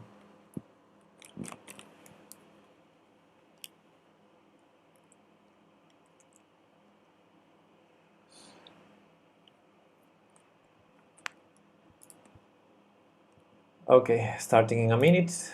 We don't have the boards yet. And in principle, I'm going to be focusing on board number 1. But boards 1, 2, 3 are all the leaders right now. Yeah. So all of these players have good chances to get the title, right? Yes, and even the next ones on the group of 5.5, those who win will have good chances as well in the last round if someone wins. We'll see. Brilliant Adam says, I'm still sad till now. Why are you sad? Because of Tijan? Yeah, I mean, I'm also sad for him, of course. I wish that he has a better result today, but I think, things can happen. This is chess, and all other kids also can play good chess. We have seen this, and it's not easy. And especially it's an older category. It's much tougher than last year. Yeah, and Tijan was just marching through this event, and also. I might be wrong because I think Tijan is very strong, mentally strong. But I think if yesterday he had won the Rapid, he would have more chances to win today from a mental point of view. Like yesterday was a big upset for him to end up second for half a point of tiebreak. While I think it's still a good result, right? I mean, being second, just half a point in tiebreak. But of course, in this age, he wants to win. Yeah. So.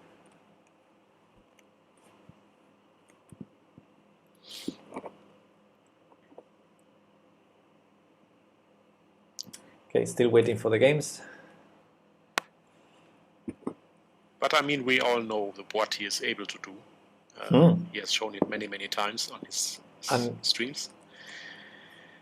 And the play, his play was a bit shaky, both in Rapid and what we saw of Blitz. But he's there. He's fighting with guys who are 3 years older than him, and he's fighting with the best of them in the world. So it's amazing. Yesterday's result is awesome. Being tied with the first, only half a point behind in the tiebreak. It's probably the worst. Like when you are second, it's like the worst. Yeah, of course. Sometimes it's better to be worse than that. I mean, maybe when some time has passed, he will look at this in a different Yeah, view. But yeah, for a moment, probably he was disappointed about the second place. While I think it's still a good achievement. it's awesome and brilliant, given his age especially. Hey, just Patrick was in the chat. Welcome. Yeah, I'm a bit serious today. For the moment. Okay, now we have the boards, I think. So let's load them.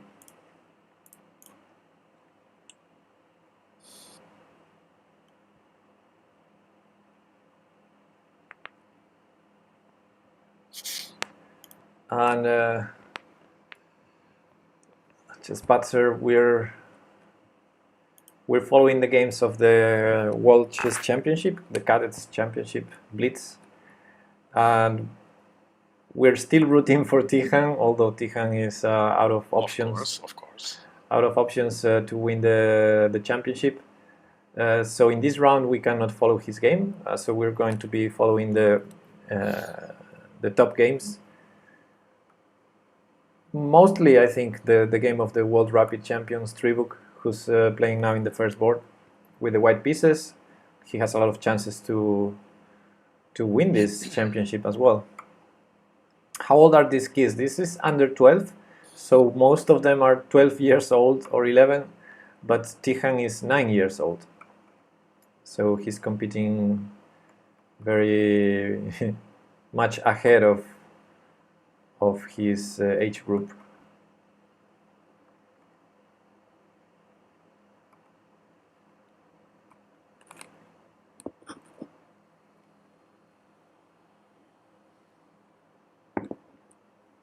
And there's a big jump, I think, between under 12 and the next one, under 14, because they do the different championships under 8, 10, 12 on one side, and then they do under 14, 16, 18 in a different time of the year, different city. So it will be interesting to see when Tijan jumps from one to the other, because maybe very soon he will be able to play under 14. I think he's definitely competing here with the under 12. He definitely belongs in this championship. Yes, of course, he's still in the top field. I mean, there are 130 players here in this under 12 category, and he's still in the top 30. So maybe even with options to go higher when he manages to win the final games. So we'll see, yes. But today is definitely not his best chess from a chess point of view, I think. He has played better tournaments. But of course, it's normal. Chespatzer is asking, are the names anywhere on the screen? Well, now we're seeing the names of the players in the top board, but you can follow all the games live here in Chess24 right now.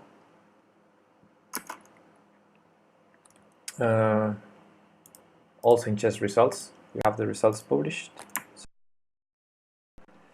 And Hifse is asking, wait, can Tijan play in like under 18 and under 20? And I think the answer is yes, but it would make no sense.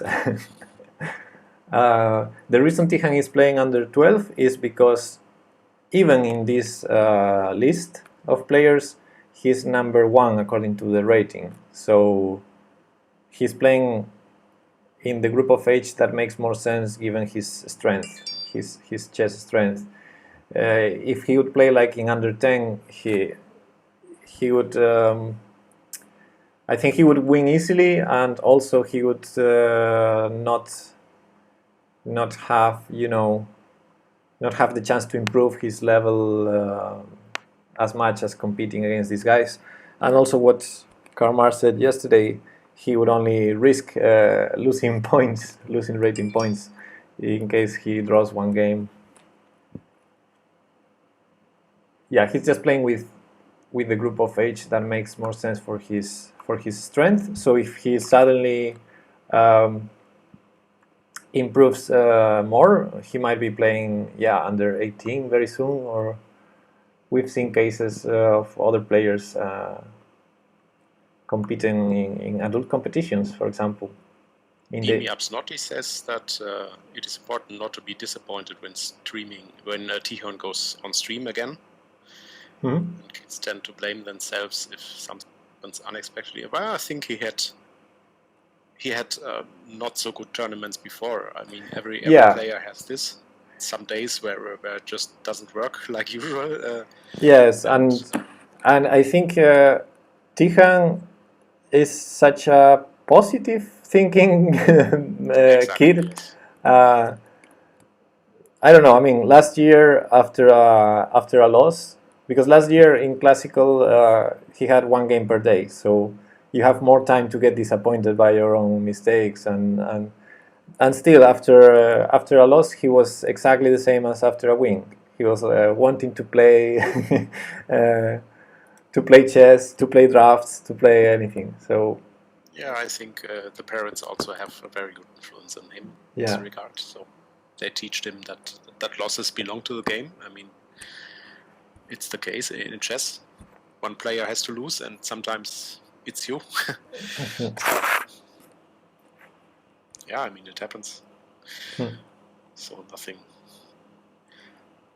I mean, of course, everyone expects winnings and everything, but it's not always the case. You cannot win everything, right?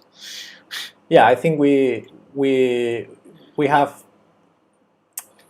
put probably more pressure and expectations than he's really putting on himself. He's just playing, having fun, and sometimes he can win, sometimes not.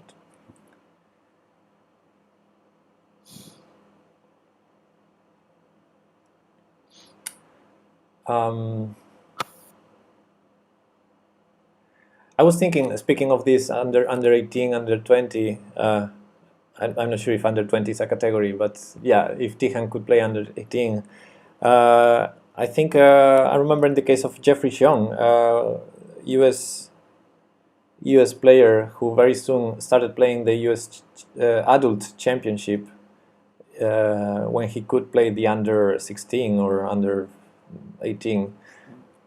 You know, when you're a talent and you're much ahead of the people in your age, why not jump into next categories? I think it's what makes sense. Brilliant. Adam is asking, is he out of the tournament already? I can't game. It's just because they only have 6 electronic boards there. So Tichon is playing on board. What was it? 12? 12 right now, yes. So he's currently not covered on Chess24, but he for sure is playing this game. Yes, there are 65 boards, but only the first 6 are broadcasted online from the DGT boards. This is a Swiss pairings format, so no player gets eliminated. They play, all of them, they play the 9 rounds. Yeah, Tom says that CM Navumenka using his game. Navumenka what? But it already has changed again, I think. This is going so quickly. Yeah, all games are going quickly. And of course, I wasn't paying attention. Navumenka. Oh no, they are gone back to the first move. We only have 1 move, so okay, let's stick to this one until we have more moves. Stribuk in the board number 1 looks like he has a very pleasant position. He's an exchange up, and he might be leading the tournament in solitaire after this round if he wins, and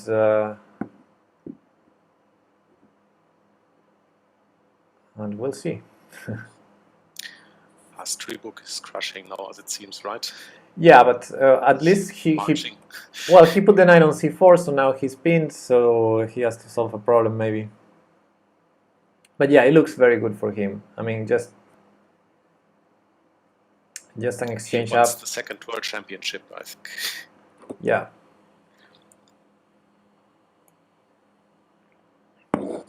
He was a bit lucky yesterday with the tie breaks after drawing in the second round.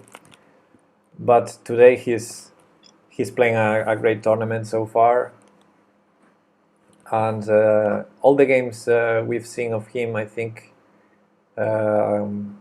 he played convincingly, as he's doing in this one.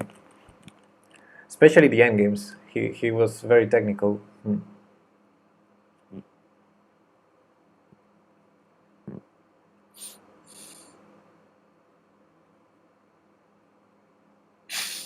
Ask for take back, but repeat move. That's a good One trolling. of your famous trolls. Yeah. I like that.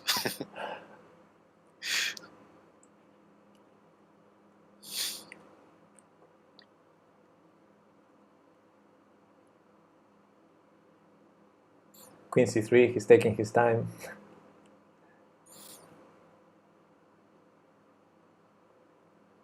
Playing very solid, maybe a3, f3, king f2. Queen c3, interesting. So he's giving the e2 pawn in order to trade queens, I think. Now a lot of things happened, but white's still in a dominating position. Now after 98, he can just play rook d8 and queen b8, I think.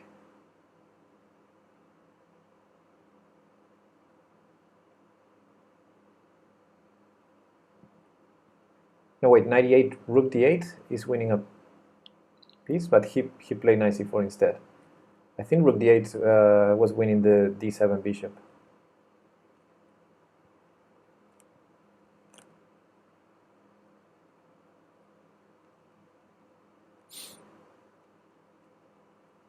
But knight c4 is annoying enough.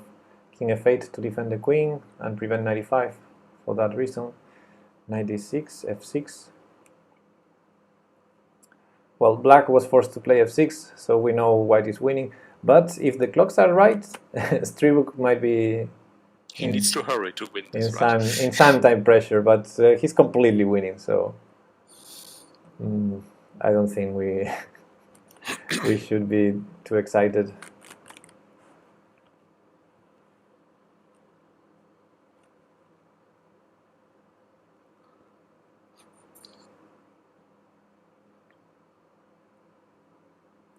Yeah, now this is a technical endgame, and he showed quite some technique in the previous games, so I think he will win this one.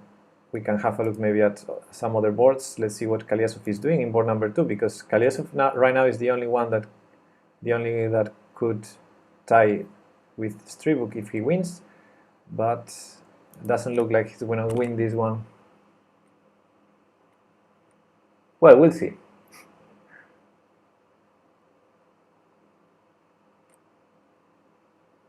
You never know in this tournament.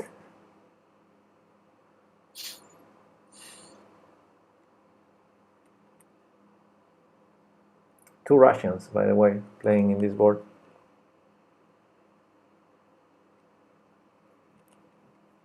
Very close in rating. Yes, very close in rating and position as well. So as well, yes. Black has the best, I mean, the bishop versus the knight and this a3 weakness by white, but on the other hand, white's pieces are more centralized and active, including the king, so interesting.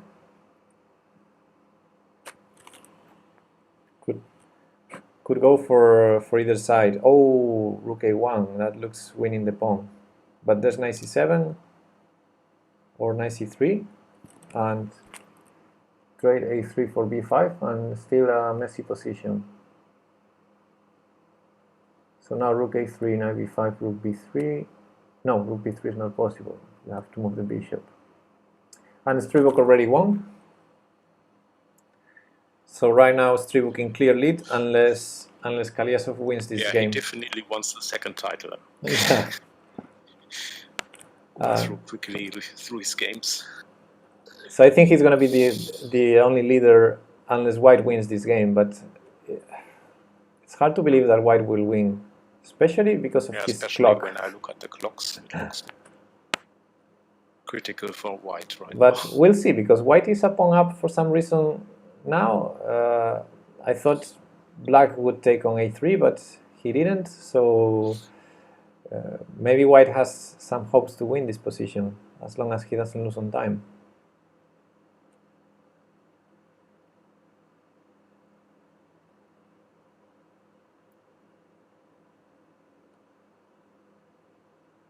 Take a3, lost a piece. Oh, knight takes b5, hitting the bishop and the rook. That's right. Yeah, I missed that. Thankfully, we have people in the chat paying attention. And now this race looks like white is faster, but the bishop usually defends better than the knight. We'll see. Wow. We jumped very fast. Many moves there. So there's rook a4 maybe here.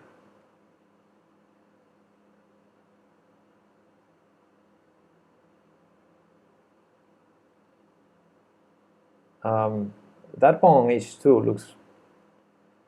looks very problematic for white right now. So in the end, he's gonna sacrifice the knight now on h2, and that should be.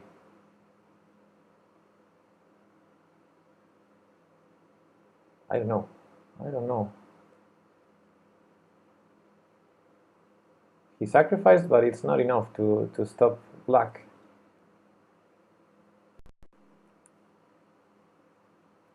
Because the bishop is very well protecting b8, so there was no rook b5 or rook b4, never. I think black will win. These games fluctuate a lot from one side to other. Yeah, Navumeka, who was losing in the beginning, had games. Yeah. Switching a lot from black to white, from white to black. Well, I think only black can win, but strange things are happening.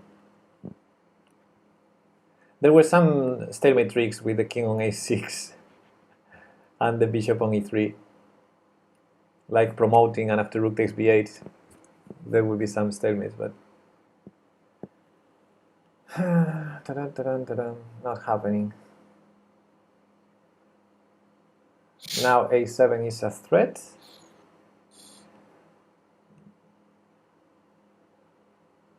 So it's a close fight here, right? Yeah, because after this is now, what is this? I think black is winning because of the activity. Yeah, white might get checkmated here. It looks that way. Queen c6 probably.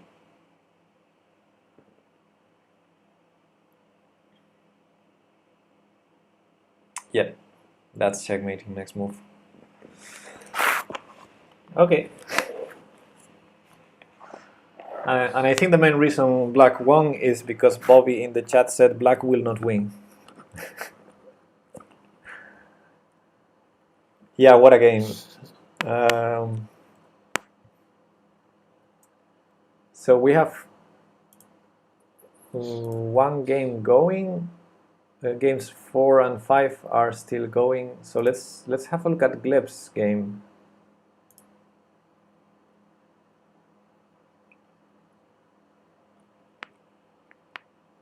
Okay, I think this game is over.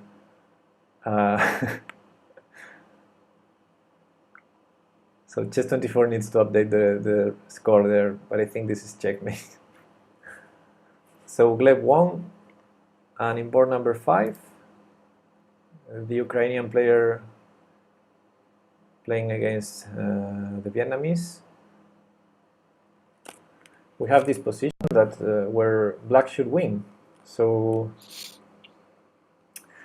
maybe Tihan's teammate takes some revenge here against the Vietnamese.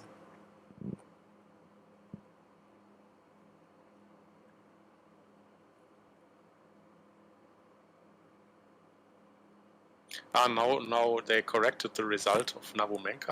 They were showing 1-0 first, and now it's a loss. So Hukshanov also Tom won. showed me in the chat that it was Yeah. not correct, that Navomenka was winning. Okay. But this chess24 is just I'm not sure. like random. I'm not sure whether it's chess24 or the original source, because yesterday. Or the transmission, yeah. Yeah, yesterday Chessbomb had the same problem. Sometimes you saw a result and the second after it changed, so it's probably in the source.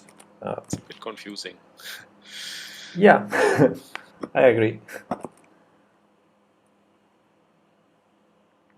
Anyway, Tihan's teammate took revenge, defeated Huang Minier, and now this player from Ukraine is, I think, half a point behind the leaders. It's the best Ukrainian player in this tournament. And now we need to wait for the rest of results, including Tihan's in chess results. But if we compare the results on chess.com, sorry, on chess24, so we have Stribuk clearly in the lead with 7 points, and then we will have Monchalov tied with him.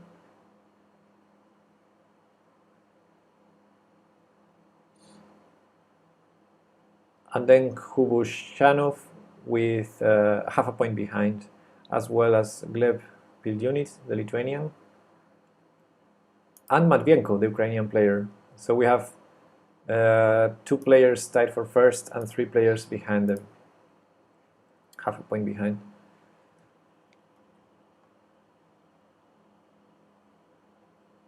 Yeah, brilliant. Adam is right. Tihan will learn a lot from this experience. I think every tournament is important for him to. Yes. To improve and learn from it. Yes, every tournament, even the ones he wins, is a learning experience.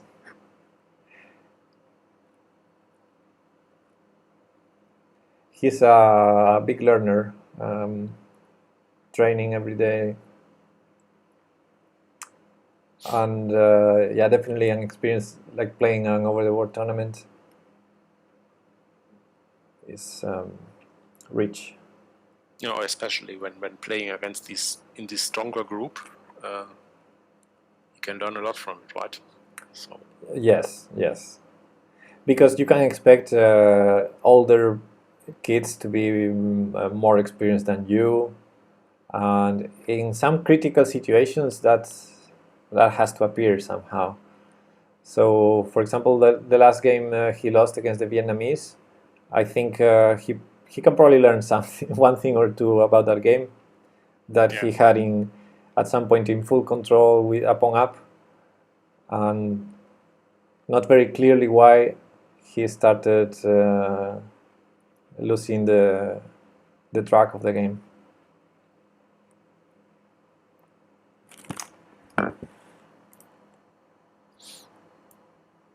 Okay, so now refresh button until we have the scores,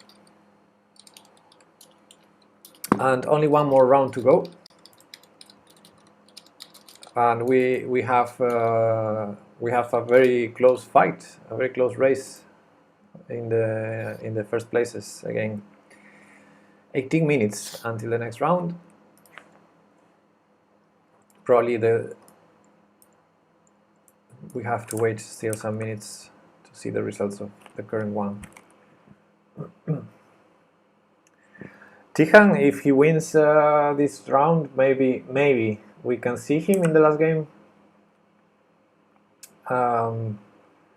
But if he manages to win this one and the next one, he would be obviously not winning the tournament, but very close to the first positions anyway.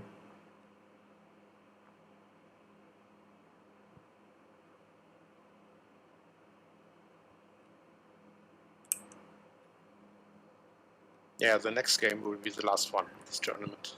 Yes, one more to go, starting in 16 minutes approximately.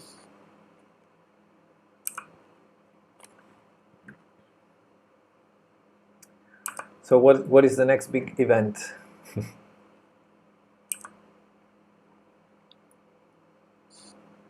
Yeah.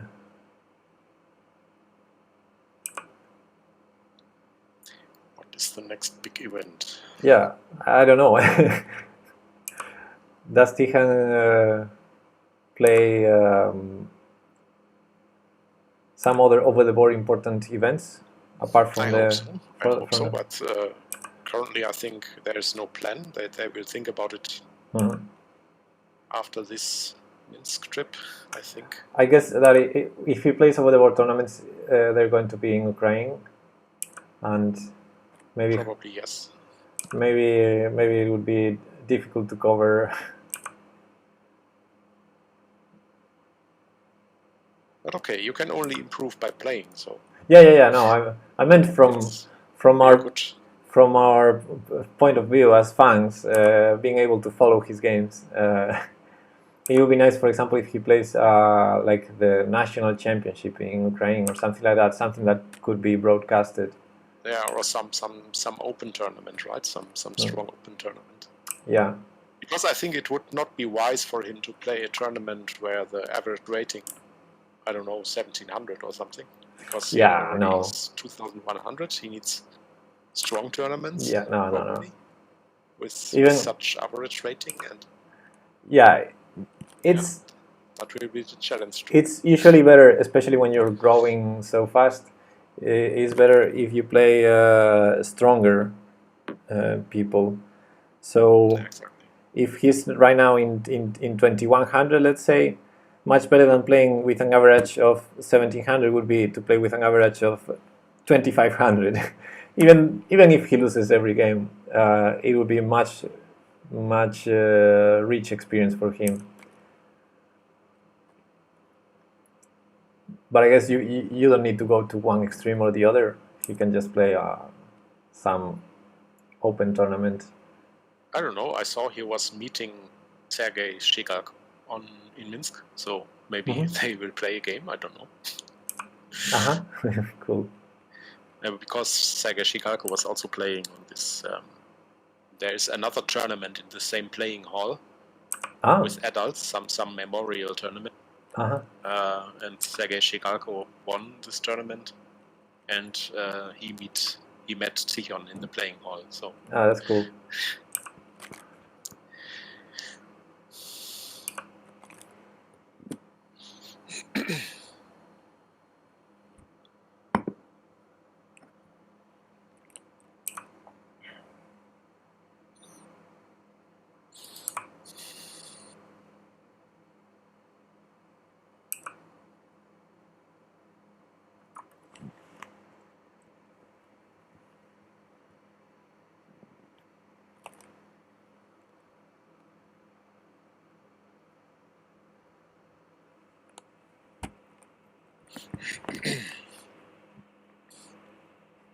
And Karmar, what's your next big event?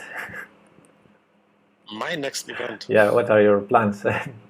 You plan playing some tournaments? Maybe I will play some games in the Chess 960 Shield Arena. That's cool. That's cool. But I don't know yet. I'm not sure about Chess 960. It always confuses me a lot. because there's no opening theory and. But that's good. It's good when. Yeah, on the other hand, it's good, but it's also a little bit confusing sometimes. I can relate, to that. Yeah, let's play all at the arena. Maybe we need something to. Yeah. I will play.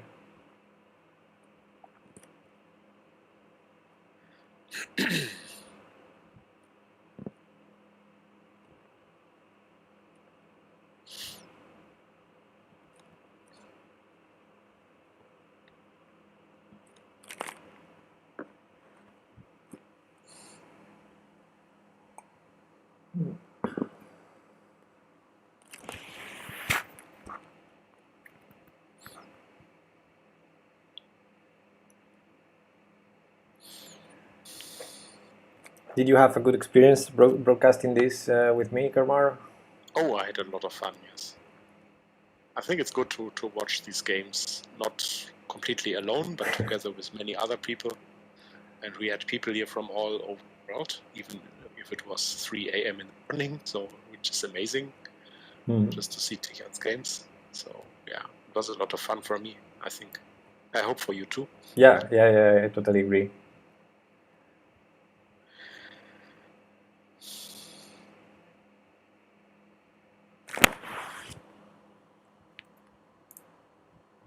And Tom is asking you something in the Lichess chat. You not want to play in a chess club? Yeah, I never thought about playing in a chess club because the time is always a little bit short when you have a full-time job. Then sometimes in the evenings I'm too tired to play chess, and this is. So I like these online platforms where you can just casually play. And obviously online is sad about it. Is very accessible. Well, I'm not sad, but I would recommend you join. I recommend everyone to join a club. I think it's nice in many levels.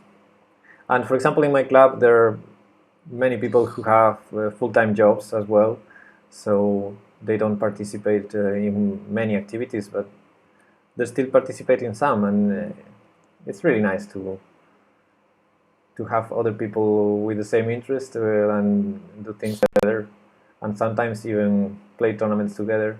Okay, Tichan won the game, by the way.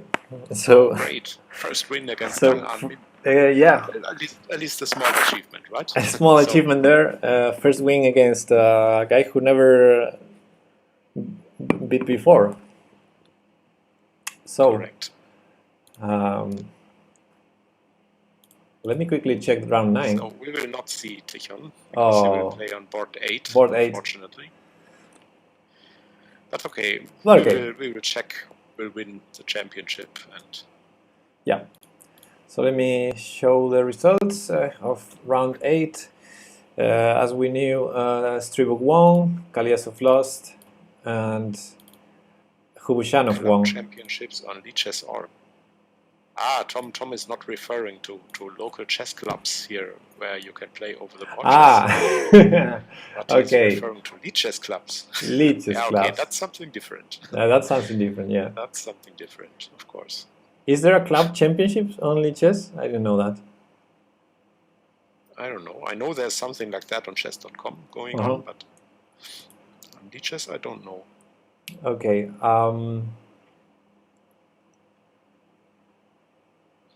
I mean, also a problem with to come back to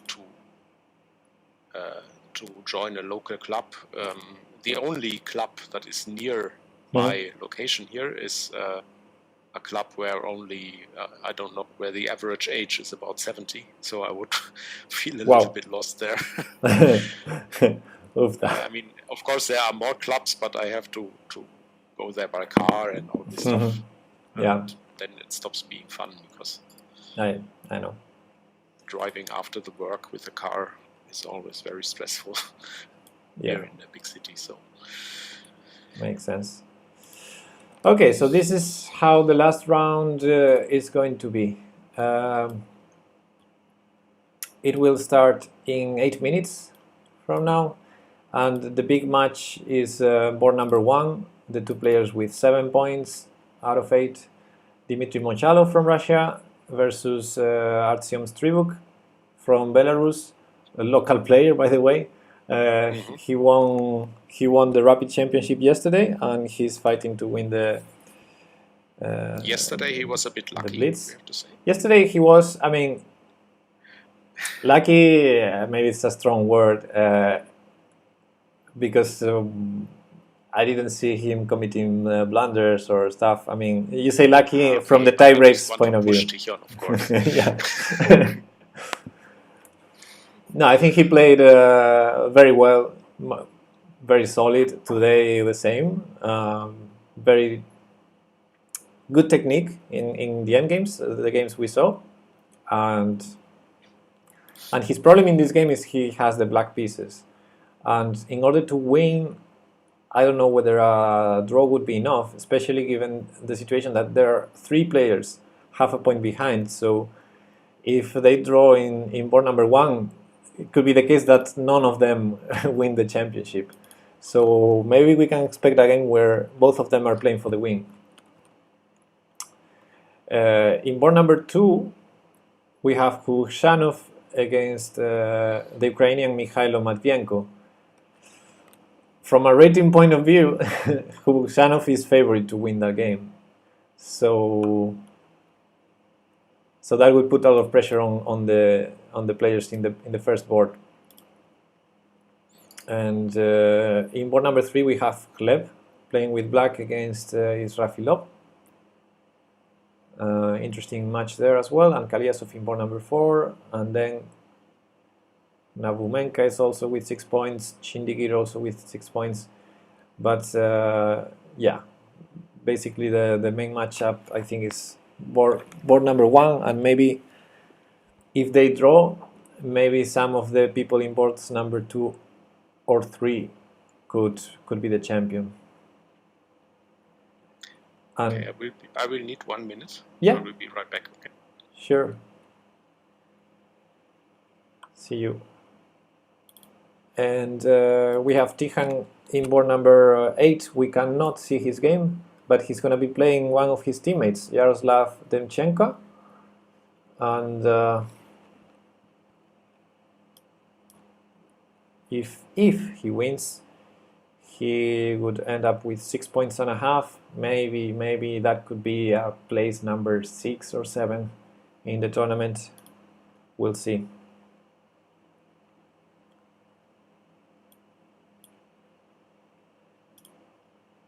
Tournaments starting in games starting in 5 minutes from now. Can you even become world champion without having any luck? Yeah.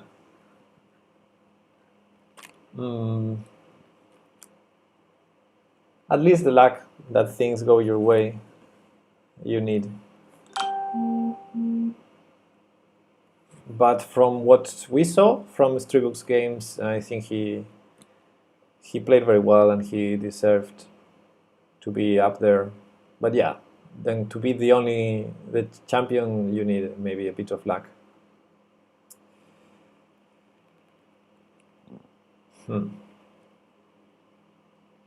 We'll see. Interesting finish race in the last round.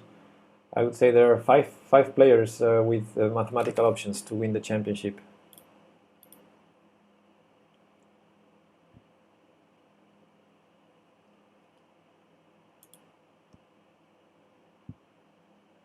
Chess is a game of chances. Okay, I'm back. Yeah. Okay. Welcome back. 4 minutes to start the games.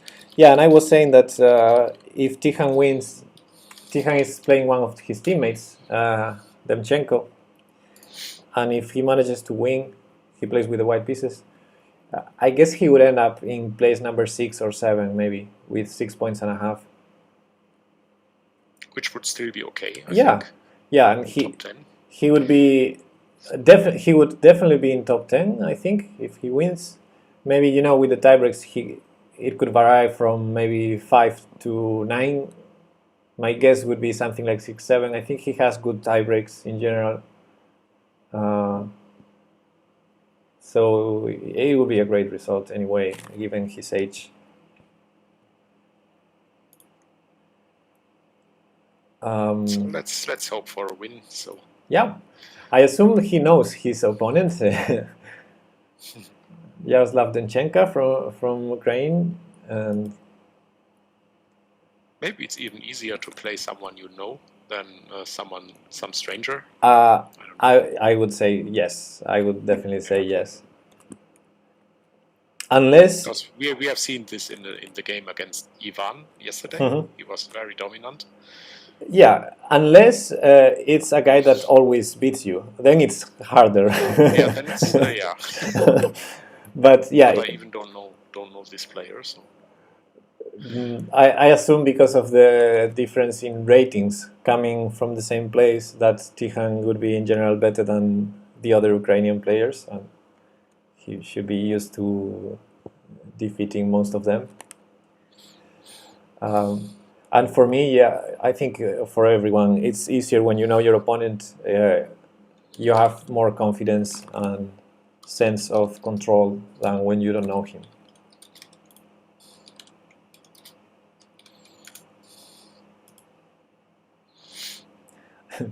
For example, there's there's one international master that lives here in Galicia that I was so sad in the last tournament I played because I thought I was going to be paired with him and I wasn't in the last round because I want to play him because I have 2 wins out of 2 against him. So I'm never confident to play a title player, but this one in particular I'm so confident I want to play him.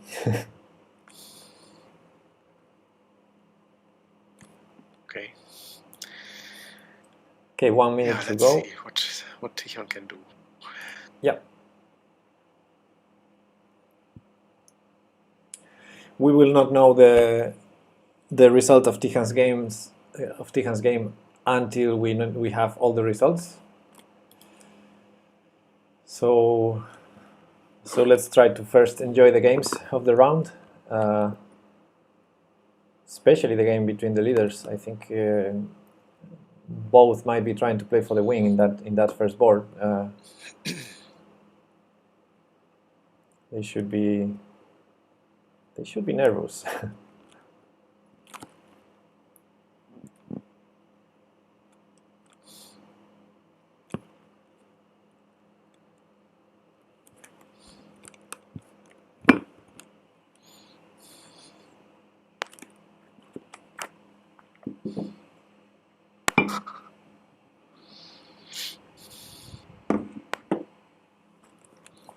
Oh, John Ludwig Hammer is on chess. Only chess, okay. It's a little bit unusual because he usually plays on. Uh-huh. And interesting to know that Tichon has a 1-0 score against him. That's nice. I never played John Ludwig. One time he was playing the Elite Bullet Arena where Tichon. Yeah, Tichon just checkmated him. That's cool.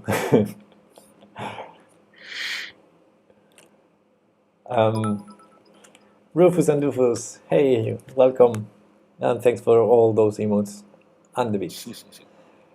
Okay, we're about to get the games, but we have the boards now. And Rufus is hosting, thank you. We're about to witness the very last game, or the very last round of the championship. We're mainly going to follow board number 1, where the 2 leaders are playing each other, Dmitry Mochalov, or Mohalov, I don't know, Mohalov, with the white pieces playing against Artyom Stribuk from Belarus, the world rapid champion, fighting to be the world Blitz champion as well. Anytime soon we'll have some moves.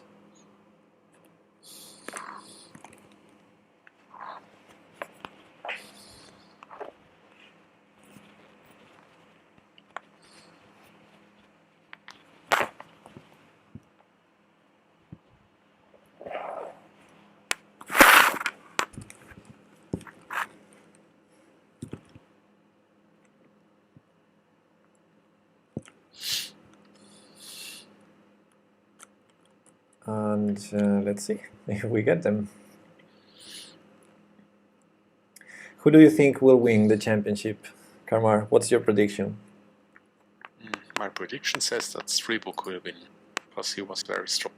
The whole tournament right now, even yesterday and the day before.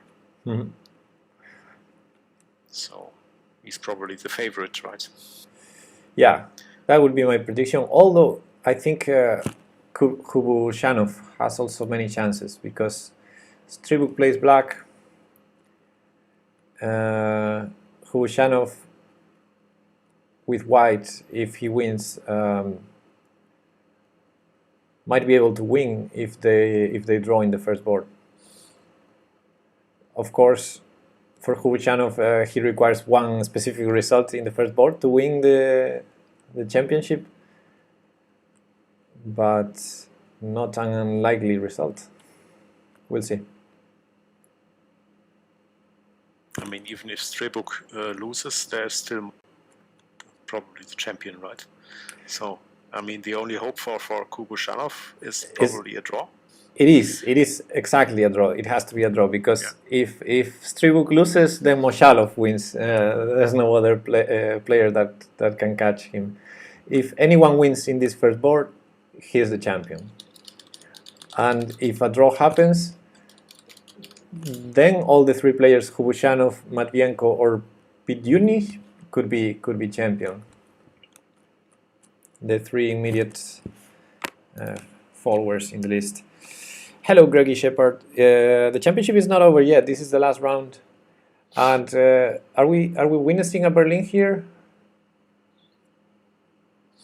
This is a Berlin defense, main line of the Berlin, and they're blitzing out the moves. It's so interesting that we see this kind of opening.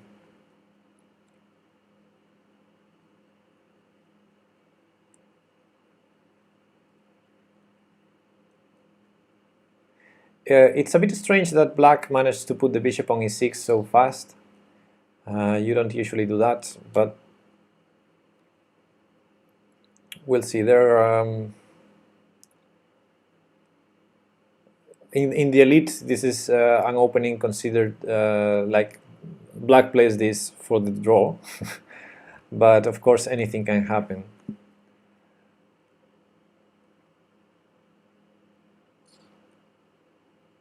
Oh, Greggy Shepard, you're talking about yesterday's championship, the rapid one, but today it's the Blitz championship. Yeah, and Tijan ended up in the second place yesterday. So h3 is very normal in the Berlin defense. Back in a day, this was considered a bad defense for Black because White has this 4 versus 3 in the king side in the endgames, but it's not so easy to play for the win with White here. And h5 is a very common line, h5 idea of rook h6, rook g6. And yeah, this Berlin lines, if White is not prepared, could be even good for to play for the win as Black. And nobody is saying with a draw Strebuk is champion because he clearly bribed the Buchholz people.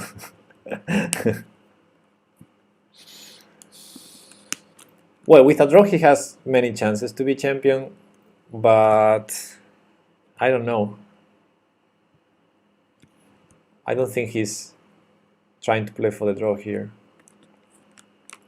When many times there's a hope for the Black player that they will achieve an endgame with pawns on c5, a5, White having played f4, and then all those pawns are weak. But very interesting game.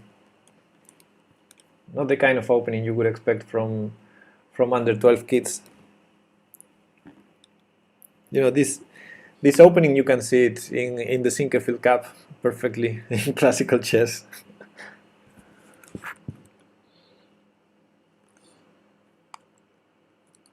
However, yesterday in the Sinquefield Cup we saw a Scandinavian, which is something I would expect from the kids, but no Scandis here.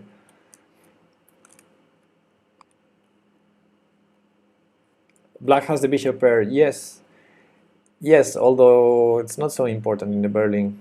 And many times that bishop on e6 has problems. But I guess in this line after bishop b2 there's no problem. There's never, I don't know, maybe White can play knight g5 at some point. c5. One of the problems with c5, if you play it too early, is the maneuver knight c3 to d5 for White. But here, if knight c3, I think he intends to play c6 to prevent knight d5. No, it wasn't Nakamura who played the Scandi. It was Shahriar Mameyarov.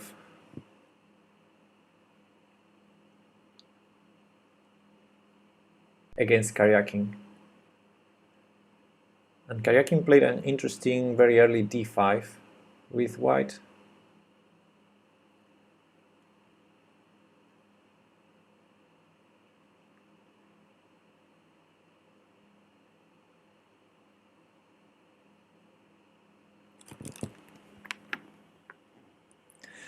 Bishop pair is the whole point of the Berlin. Yes. Yes, when I said it's not important, I meant it's not giving black an advantage or anything.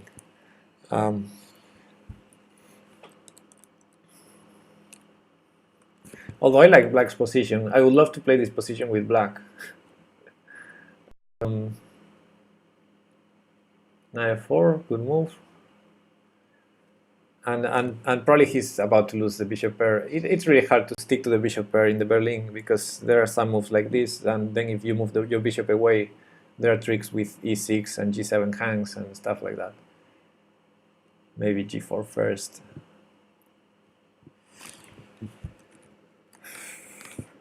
This is the kind of position I love to play in classical chess because you can calculate very deep lines. But here in Blitz, I would be scared to be playing this with either side.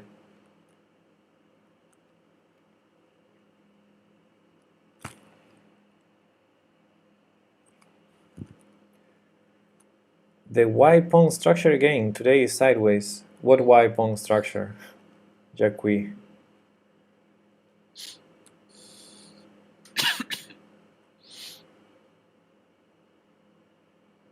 Okay, black allowed to take on e6, and now I start liking white.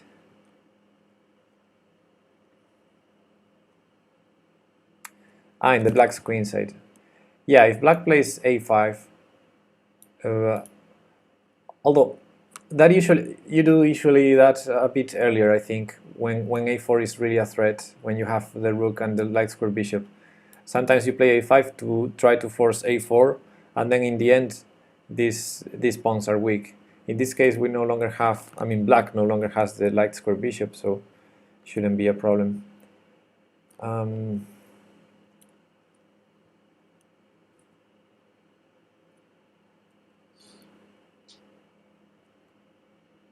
Rook f8. Okay, many moves happened. Some trades. And white, because of the pawn structure, white might have a slightly more pleasant endgame.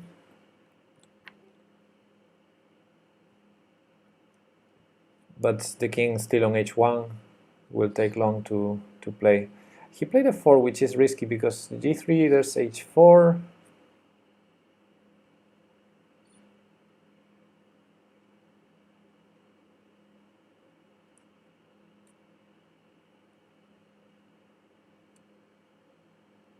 Knight g5 missed instead of bishop g5, says nobody. Let me go back to that position. That's interesting. Yeah, in this position, instead of bishop g5, there was knight g5, attacking e6, and there's no easy way to defend e6. Knight g5. Let's have a look at that line. This is analysis. The only move to defend the pawn would be rook h6, but then there are discover attacks against that rook. For example, rook takes d8. Yeah, I missed. Rook takes d8 immediately. So there's no way to defend e6. So knight g5 was winning that e6 pawn, which is an important one. Okay, let's go back to the live position. Thanks for pointing that out, nobody. That blunder that neither of them saw.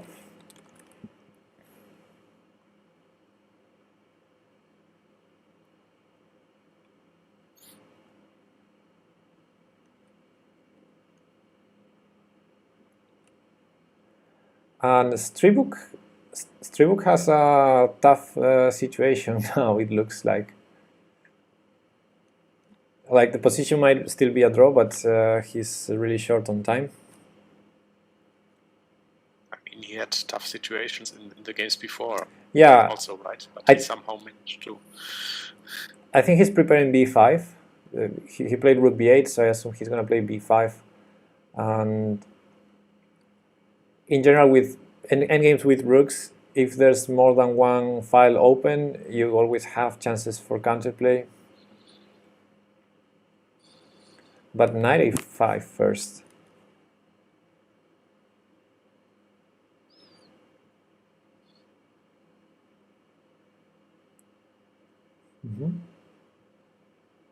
Is there a link to the standings? Yes. 1 second. This link are, oh, thanks, nobody already shared the link.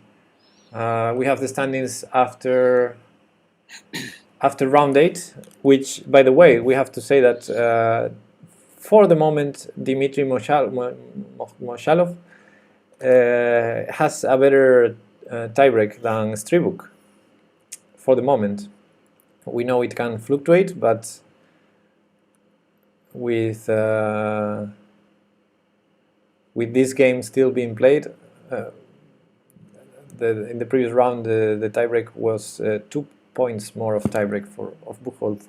They drew the game, which might, in that case, you said that Mokhalov has the better tiebreaks, might not be enough for Stribuk, right? Yes, maybe Stribuk should try to play for the wing. Oh, they already drew. They drew, yeah. Aha. So or they lost. So there's a chance that he will finish behind Tichon if Tichon manages to win. Okay, and now we have the option for Hubushanov to be the champion. If he wins, it's a matter of tiebreaks. This endgame looks winning for white. Yeah, and he looks winning, right?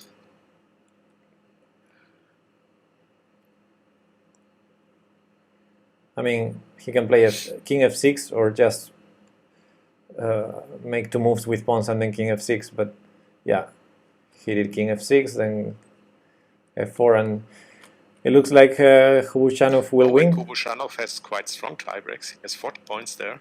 2 points more than Mokhalov. So yeah, maybe chances are quite good. He has a good chance to be the champion. He did a good tournament against strong players. So look at this beautiful pawn structure. I mean, c3. I love that move.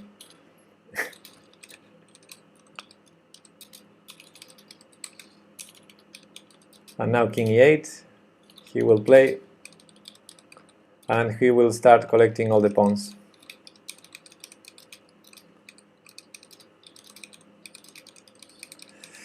Yes, Hippo defense. Tijan is playing. Okay, this game is over. So we have 3 players. Let's see if Gleb wins. If Gleb wins, we might have 4 players tied for first, the same as in Rapid. Oh, there's even this Pitlutzny who can reach 7.5. Yes, this is. He seems to be. He's winning. So there. He's winning, yeah. There are going to be again 4 players tied for first, and who will have the best tiebreak? For the moment, it looks like Hubushanov is in a good spot to have the best tiebreak. Exactly. But yeah, it can fluctuate depending on the results of this last round. Yeah, okay, but 2 points is already. It's a lot, yeah. It's a lot. Okay, all the games are finished in the first boards. We have to say that the Ukrainian Matvienko won against Huang, against the Vietnamese. So actually, revenge. Actually, that means that he's also tied for first. All the 3 players with 6.5, they won in this round, right? See if I'm right. And just a second, this mat. So Moshalov and Stribuk are clearly in 7.5, and Hubuchanov won. That's 7.5 for him. Pidyuni won 7.5, and Matvienko. No, Matvienko lost. No, Matvienko lost. Matvienko lost. Sorry. I was mistakenly. I saw something wrong. I was looking at round number 8. Sorry, my bad. Yeah, here in chess.com. Yeah, in chess24. Yeah. No. We have a four-way tie for first. Yep.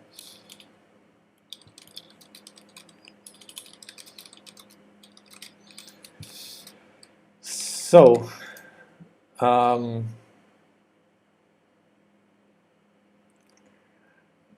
the only thing left is to find to wait for all the results.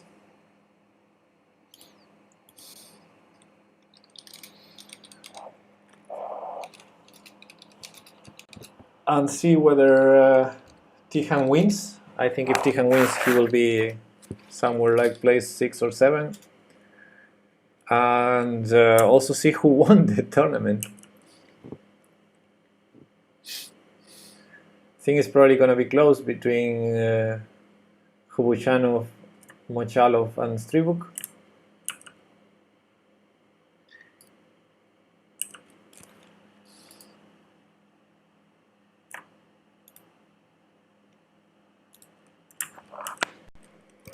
So now the refresh spam starts again. Yep.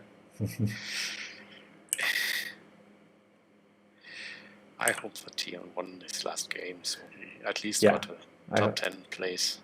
I hope so.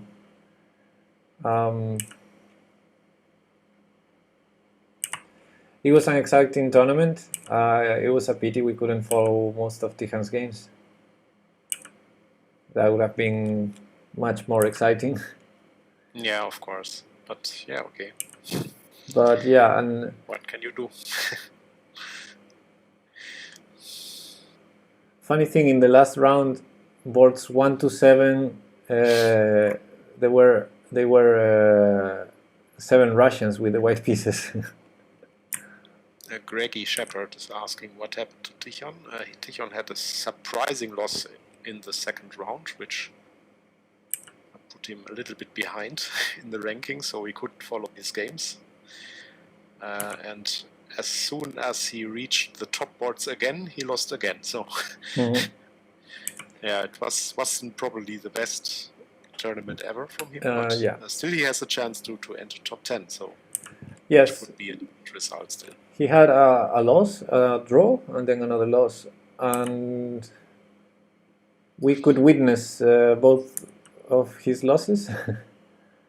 The first one, he had a pleasant game, and then become complicated and then blundered. And the other one was very similar. He had a pleasant game, pawn up, and then the advantage went gone, and then in a complicated endgame that seemed losing, he missed a chance to make a draw. And yesterday in the Rapid, it was the other way around. Yeah, the other way around. Losing games turned around to get at least half a point or even one win.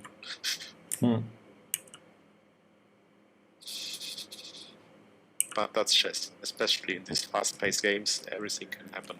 Exactly, that's chess. Yeah.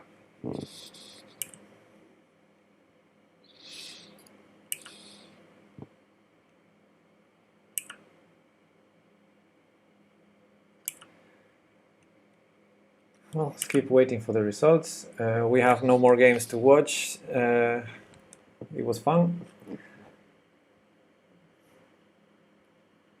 Now we'll wait until we have the results and we'll share them with you.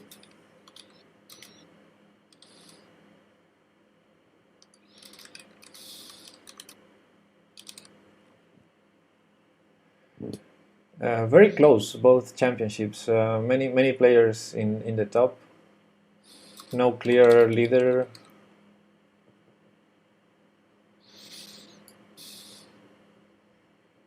It's time to test Lich's voice chat. Yeah, we should test it. Maybe in the Shield Arena later. At least he grabbed a silver medal. Yes, he did yesterday.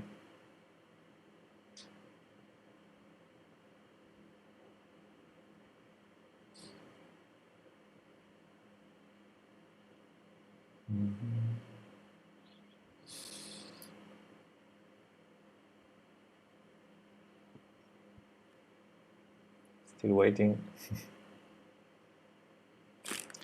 Waiting and refreshing.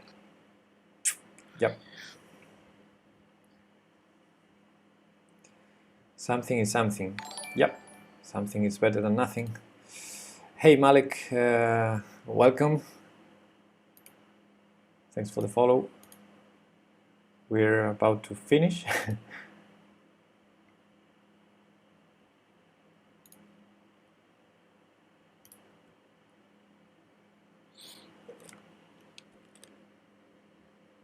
Don't think you can do it in the arena yet. Has to be a direct challenge. Ah.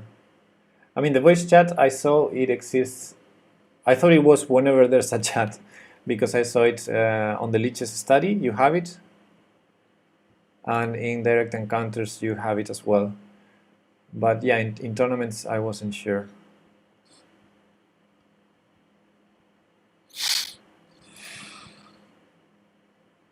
Can you do this in front of a completely black background so it looks like you have a very thin white body? What?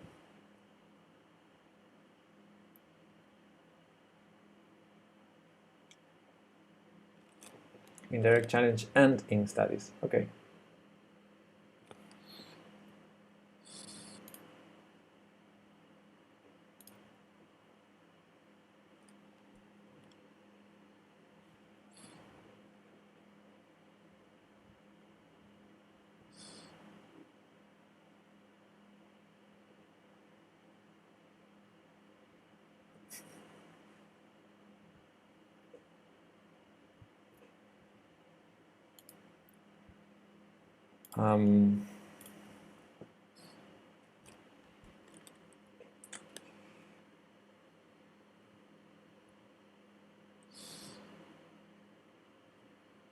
So Sean, do you have a second account for Twitch, or what's that? Just speaking Wales, is that you? Just Patzer Wales?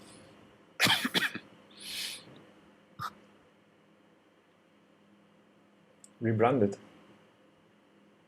Rebranded. Okay. And thanks for the intel, nobody, on the voice chat feature.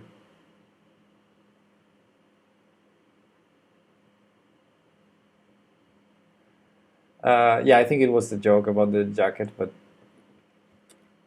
I'm already thin enough. I don't need a black background.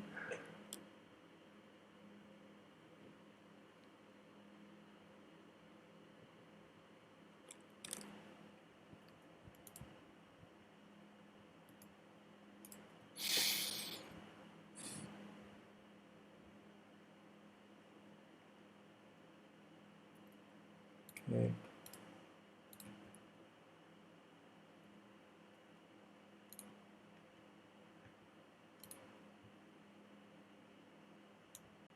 These exciting moments. Yeah. Waiting for the results, right? Waiting in silence. This is. We can try to be more awkward, but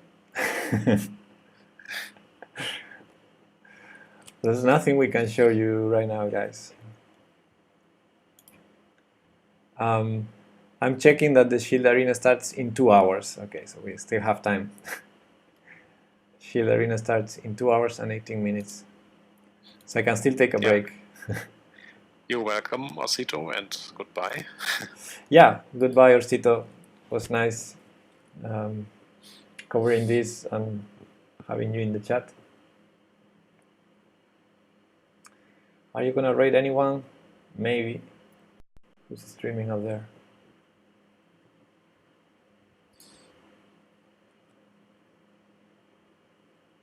and a black shirt, so we get a floating head. Yeah, that would be interesting. I have a black shirt.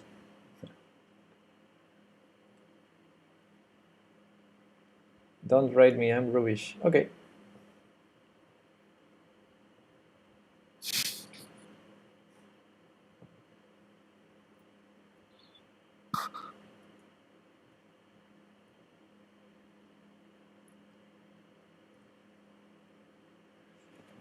Yeah.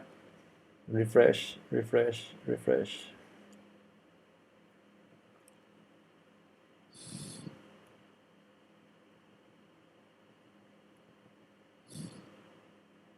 This is kind of an endless loop from a programming point of view.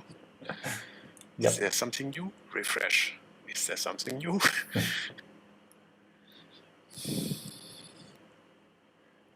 So if they never update the results, we can be here forever. Yeah, they will, I think. I hope. Maybe there's still 1 or 2 games running, I don't know. Yeah, playing for nothing. Because the championship is... I mean, the first board's already finished. And maybe if there's some game remaining, it can affect the book health of the first players, but they would not really be playing for anything. Wow, that was a subscription by Chess Viking Wales. Okay, thank you. I appreciate the support. I guess you have access to the perks now, as everyone else.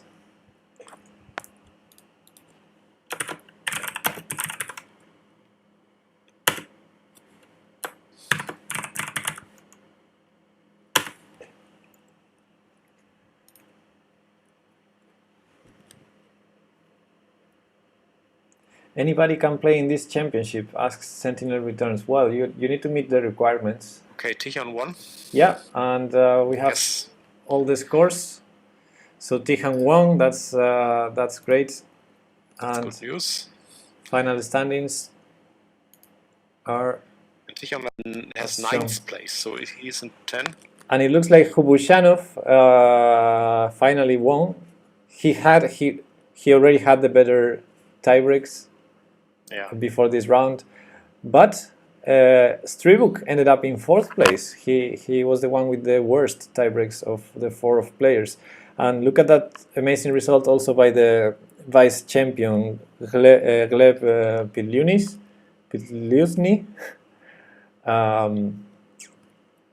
2nd place, great tournament for him.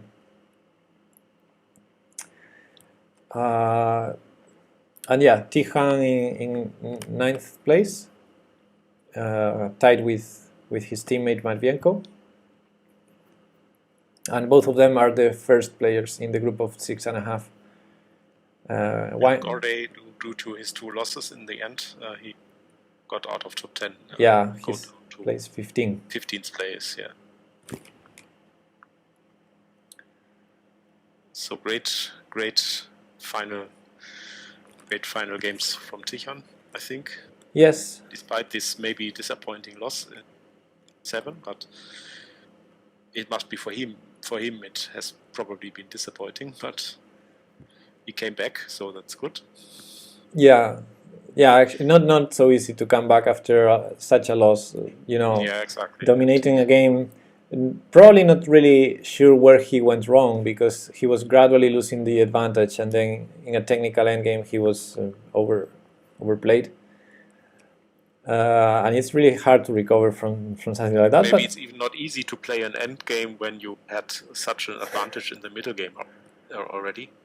Yeah, I mean, it wasn't like a big advantage that you say, okay, I'm checkmating him. It was just a pawn advantage. It was very pleasant, but yeah, it's. Tijan will have known that he had an advantage, right? Because yes, he knew. And yeah, and if he sees things slipping away, then it's probably not so easy to play a fully focused endgame. Yeah, sure. After knight takes a2, I think you already think you might even lose because black has an outsider pass pawn, and you start thinking negative things. But okay, so we have still a respectable, but I think Very in the under 12. So yeah, very respectable. exactly. Place number 9, tied with some players from 8 to 13, and 1 point behind the leaders. I think it's a great result after all.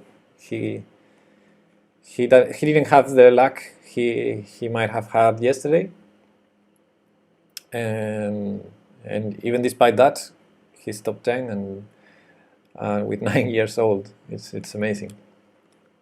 Exactly, and he is vice world champion. Vice world champion in rapid. And congratulations to the champions, Stribuk in rapid and Hubushanov in here in Blitz. Hubukhanov was one of the favorites for both championships as well, because he was number 2 in the starting list of both events, and he managed to win this one with a great tiebreak. And thanks, Gakos, and I don't know if you want to say goodbye, Kamar. It's been a pleasure to follow these games with you. Yeah, same here. It was a lot of fun and very interesting. Also, of course, we all had wished to see more games of Tion today, but it was still an interesting stream, I think, covering all the top boards. And yeah, it was definitely fun. We can look forward, maybe when Tion plays the next tournament, which is covered publicly, we can try to do something like that again, maybe. Sure, that would be fun. Especially if FIDE keeps not covering these important events. This is where the future of chess is, and the talent. Exactly, yeah. You should support it. All right, well, I think it's time to say goodbye. And I'll see you maybe in a couple of hours in the Chess 960 Shield Arena if you're there. Yeah, maybe I will also play it. I don't know yet. Cool. What my plans are for today, but see. There were no more plans than this for today, right? Probably not. Okay. Yeah, so bye to everyone. Thanks for spending the time with us. Exactly. It was much fun, and I think people enjoyed watching me in a jacket. In a jacket. But this is the last. Well. This is the last time, guys. Don't get used to it. Okay. Goodbye, everyone. Goodbye. Go Tijan. Go Tijan. Go Tijan. Yes.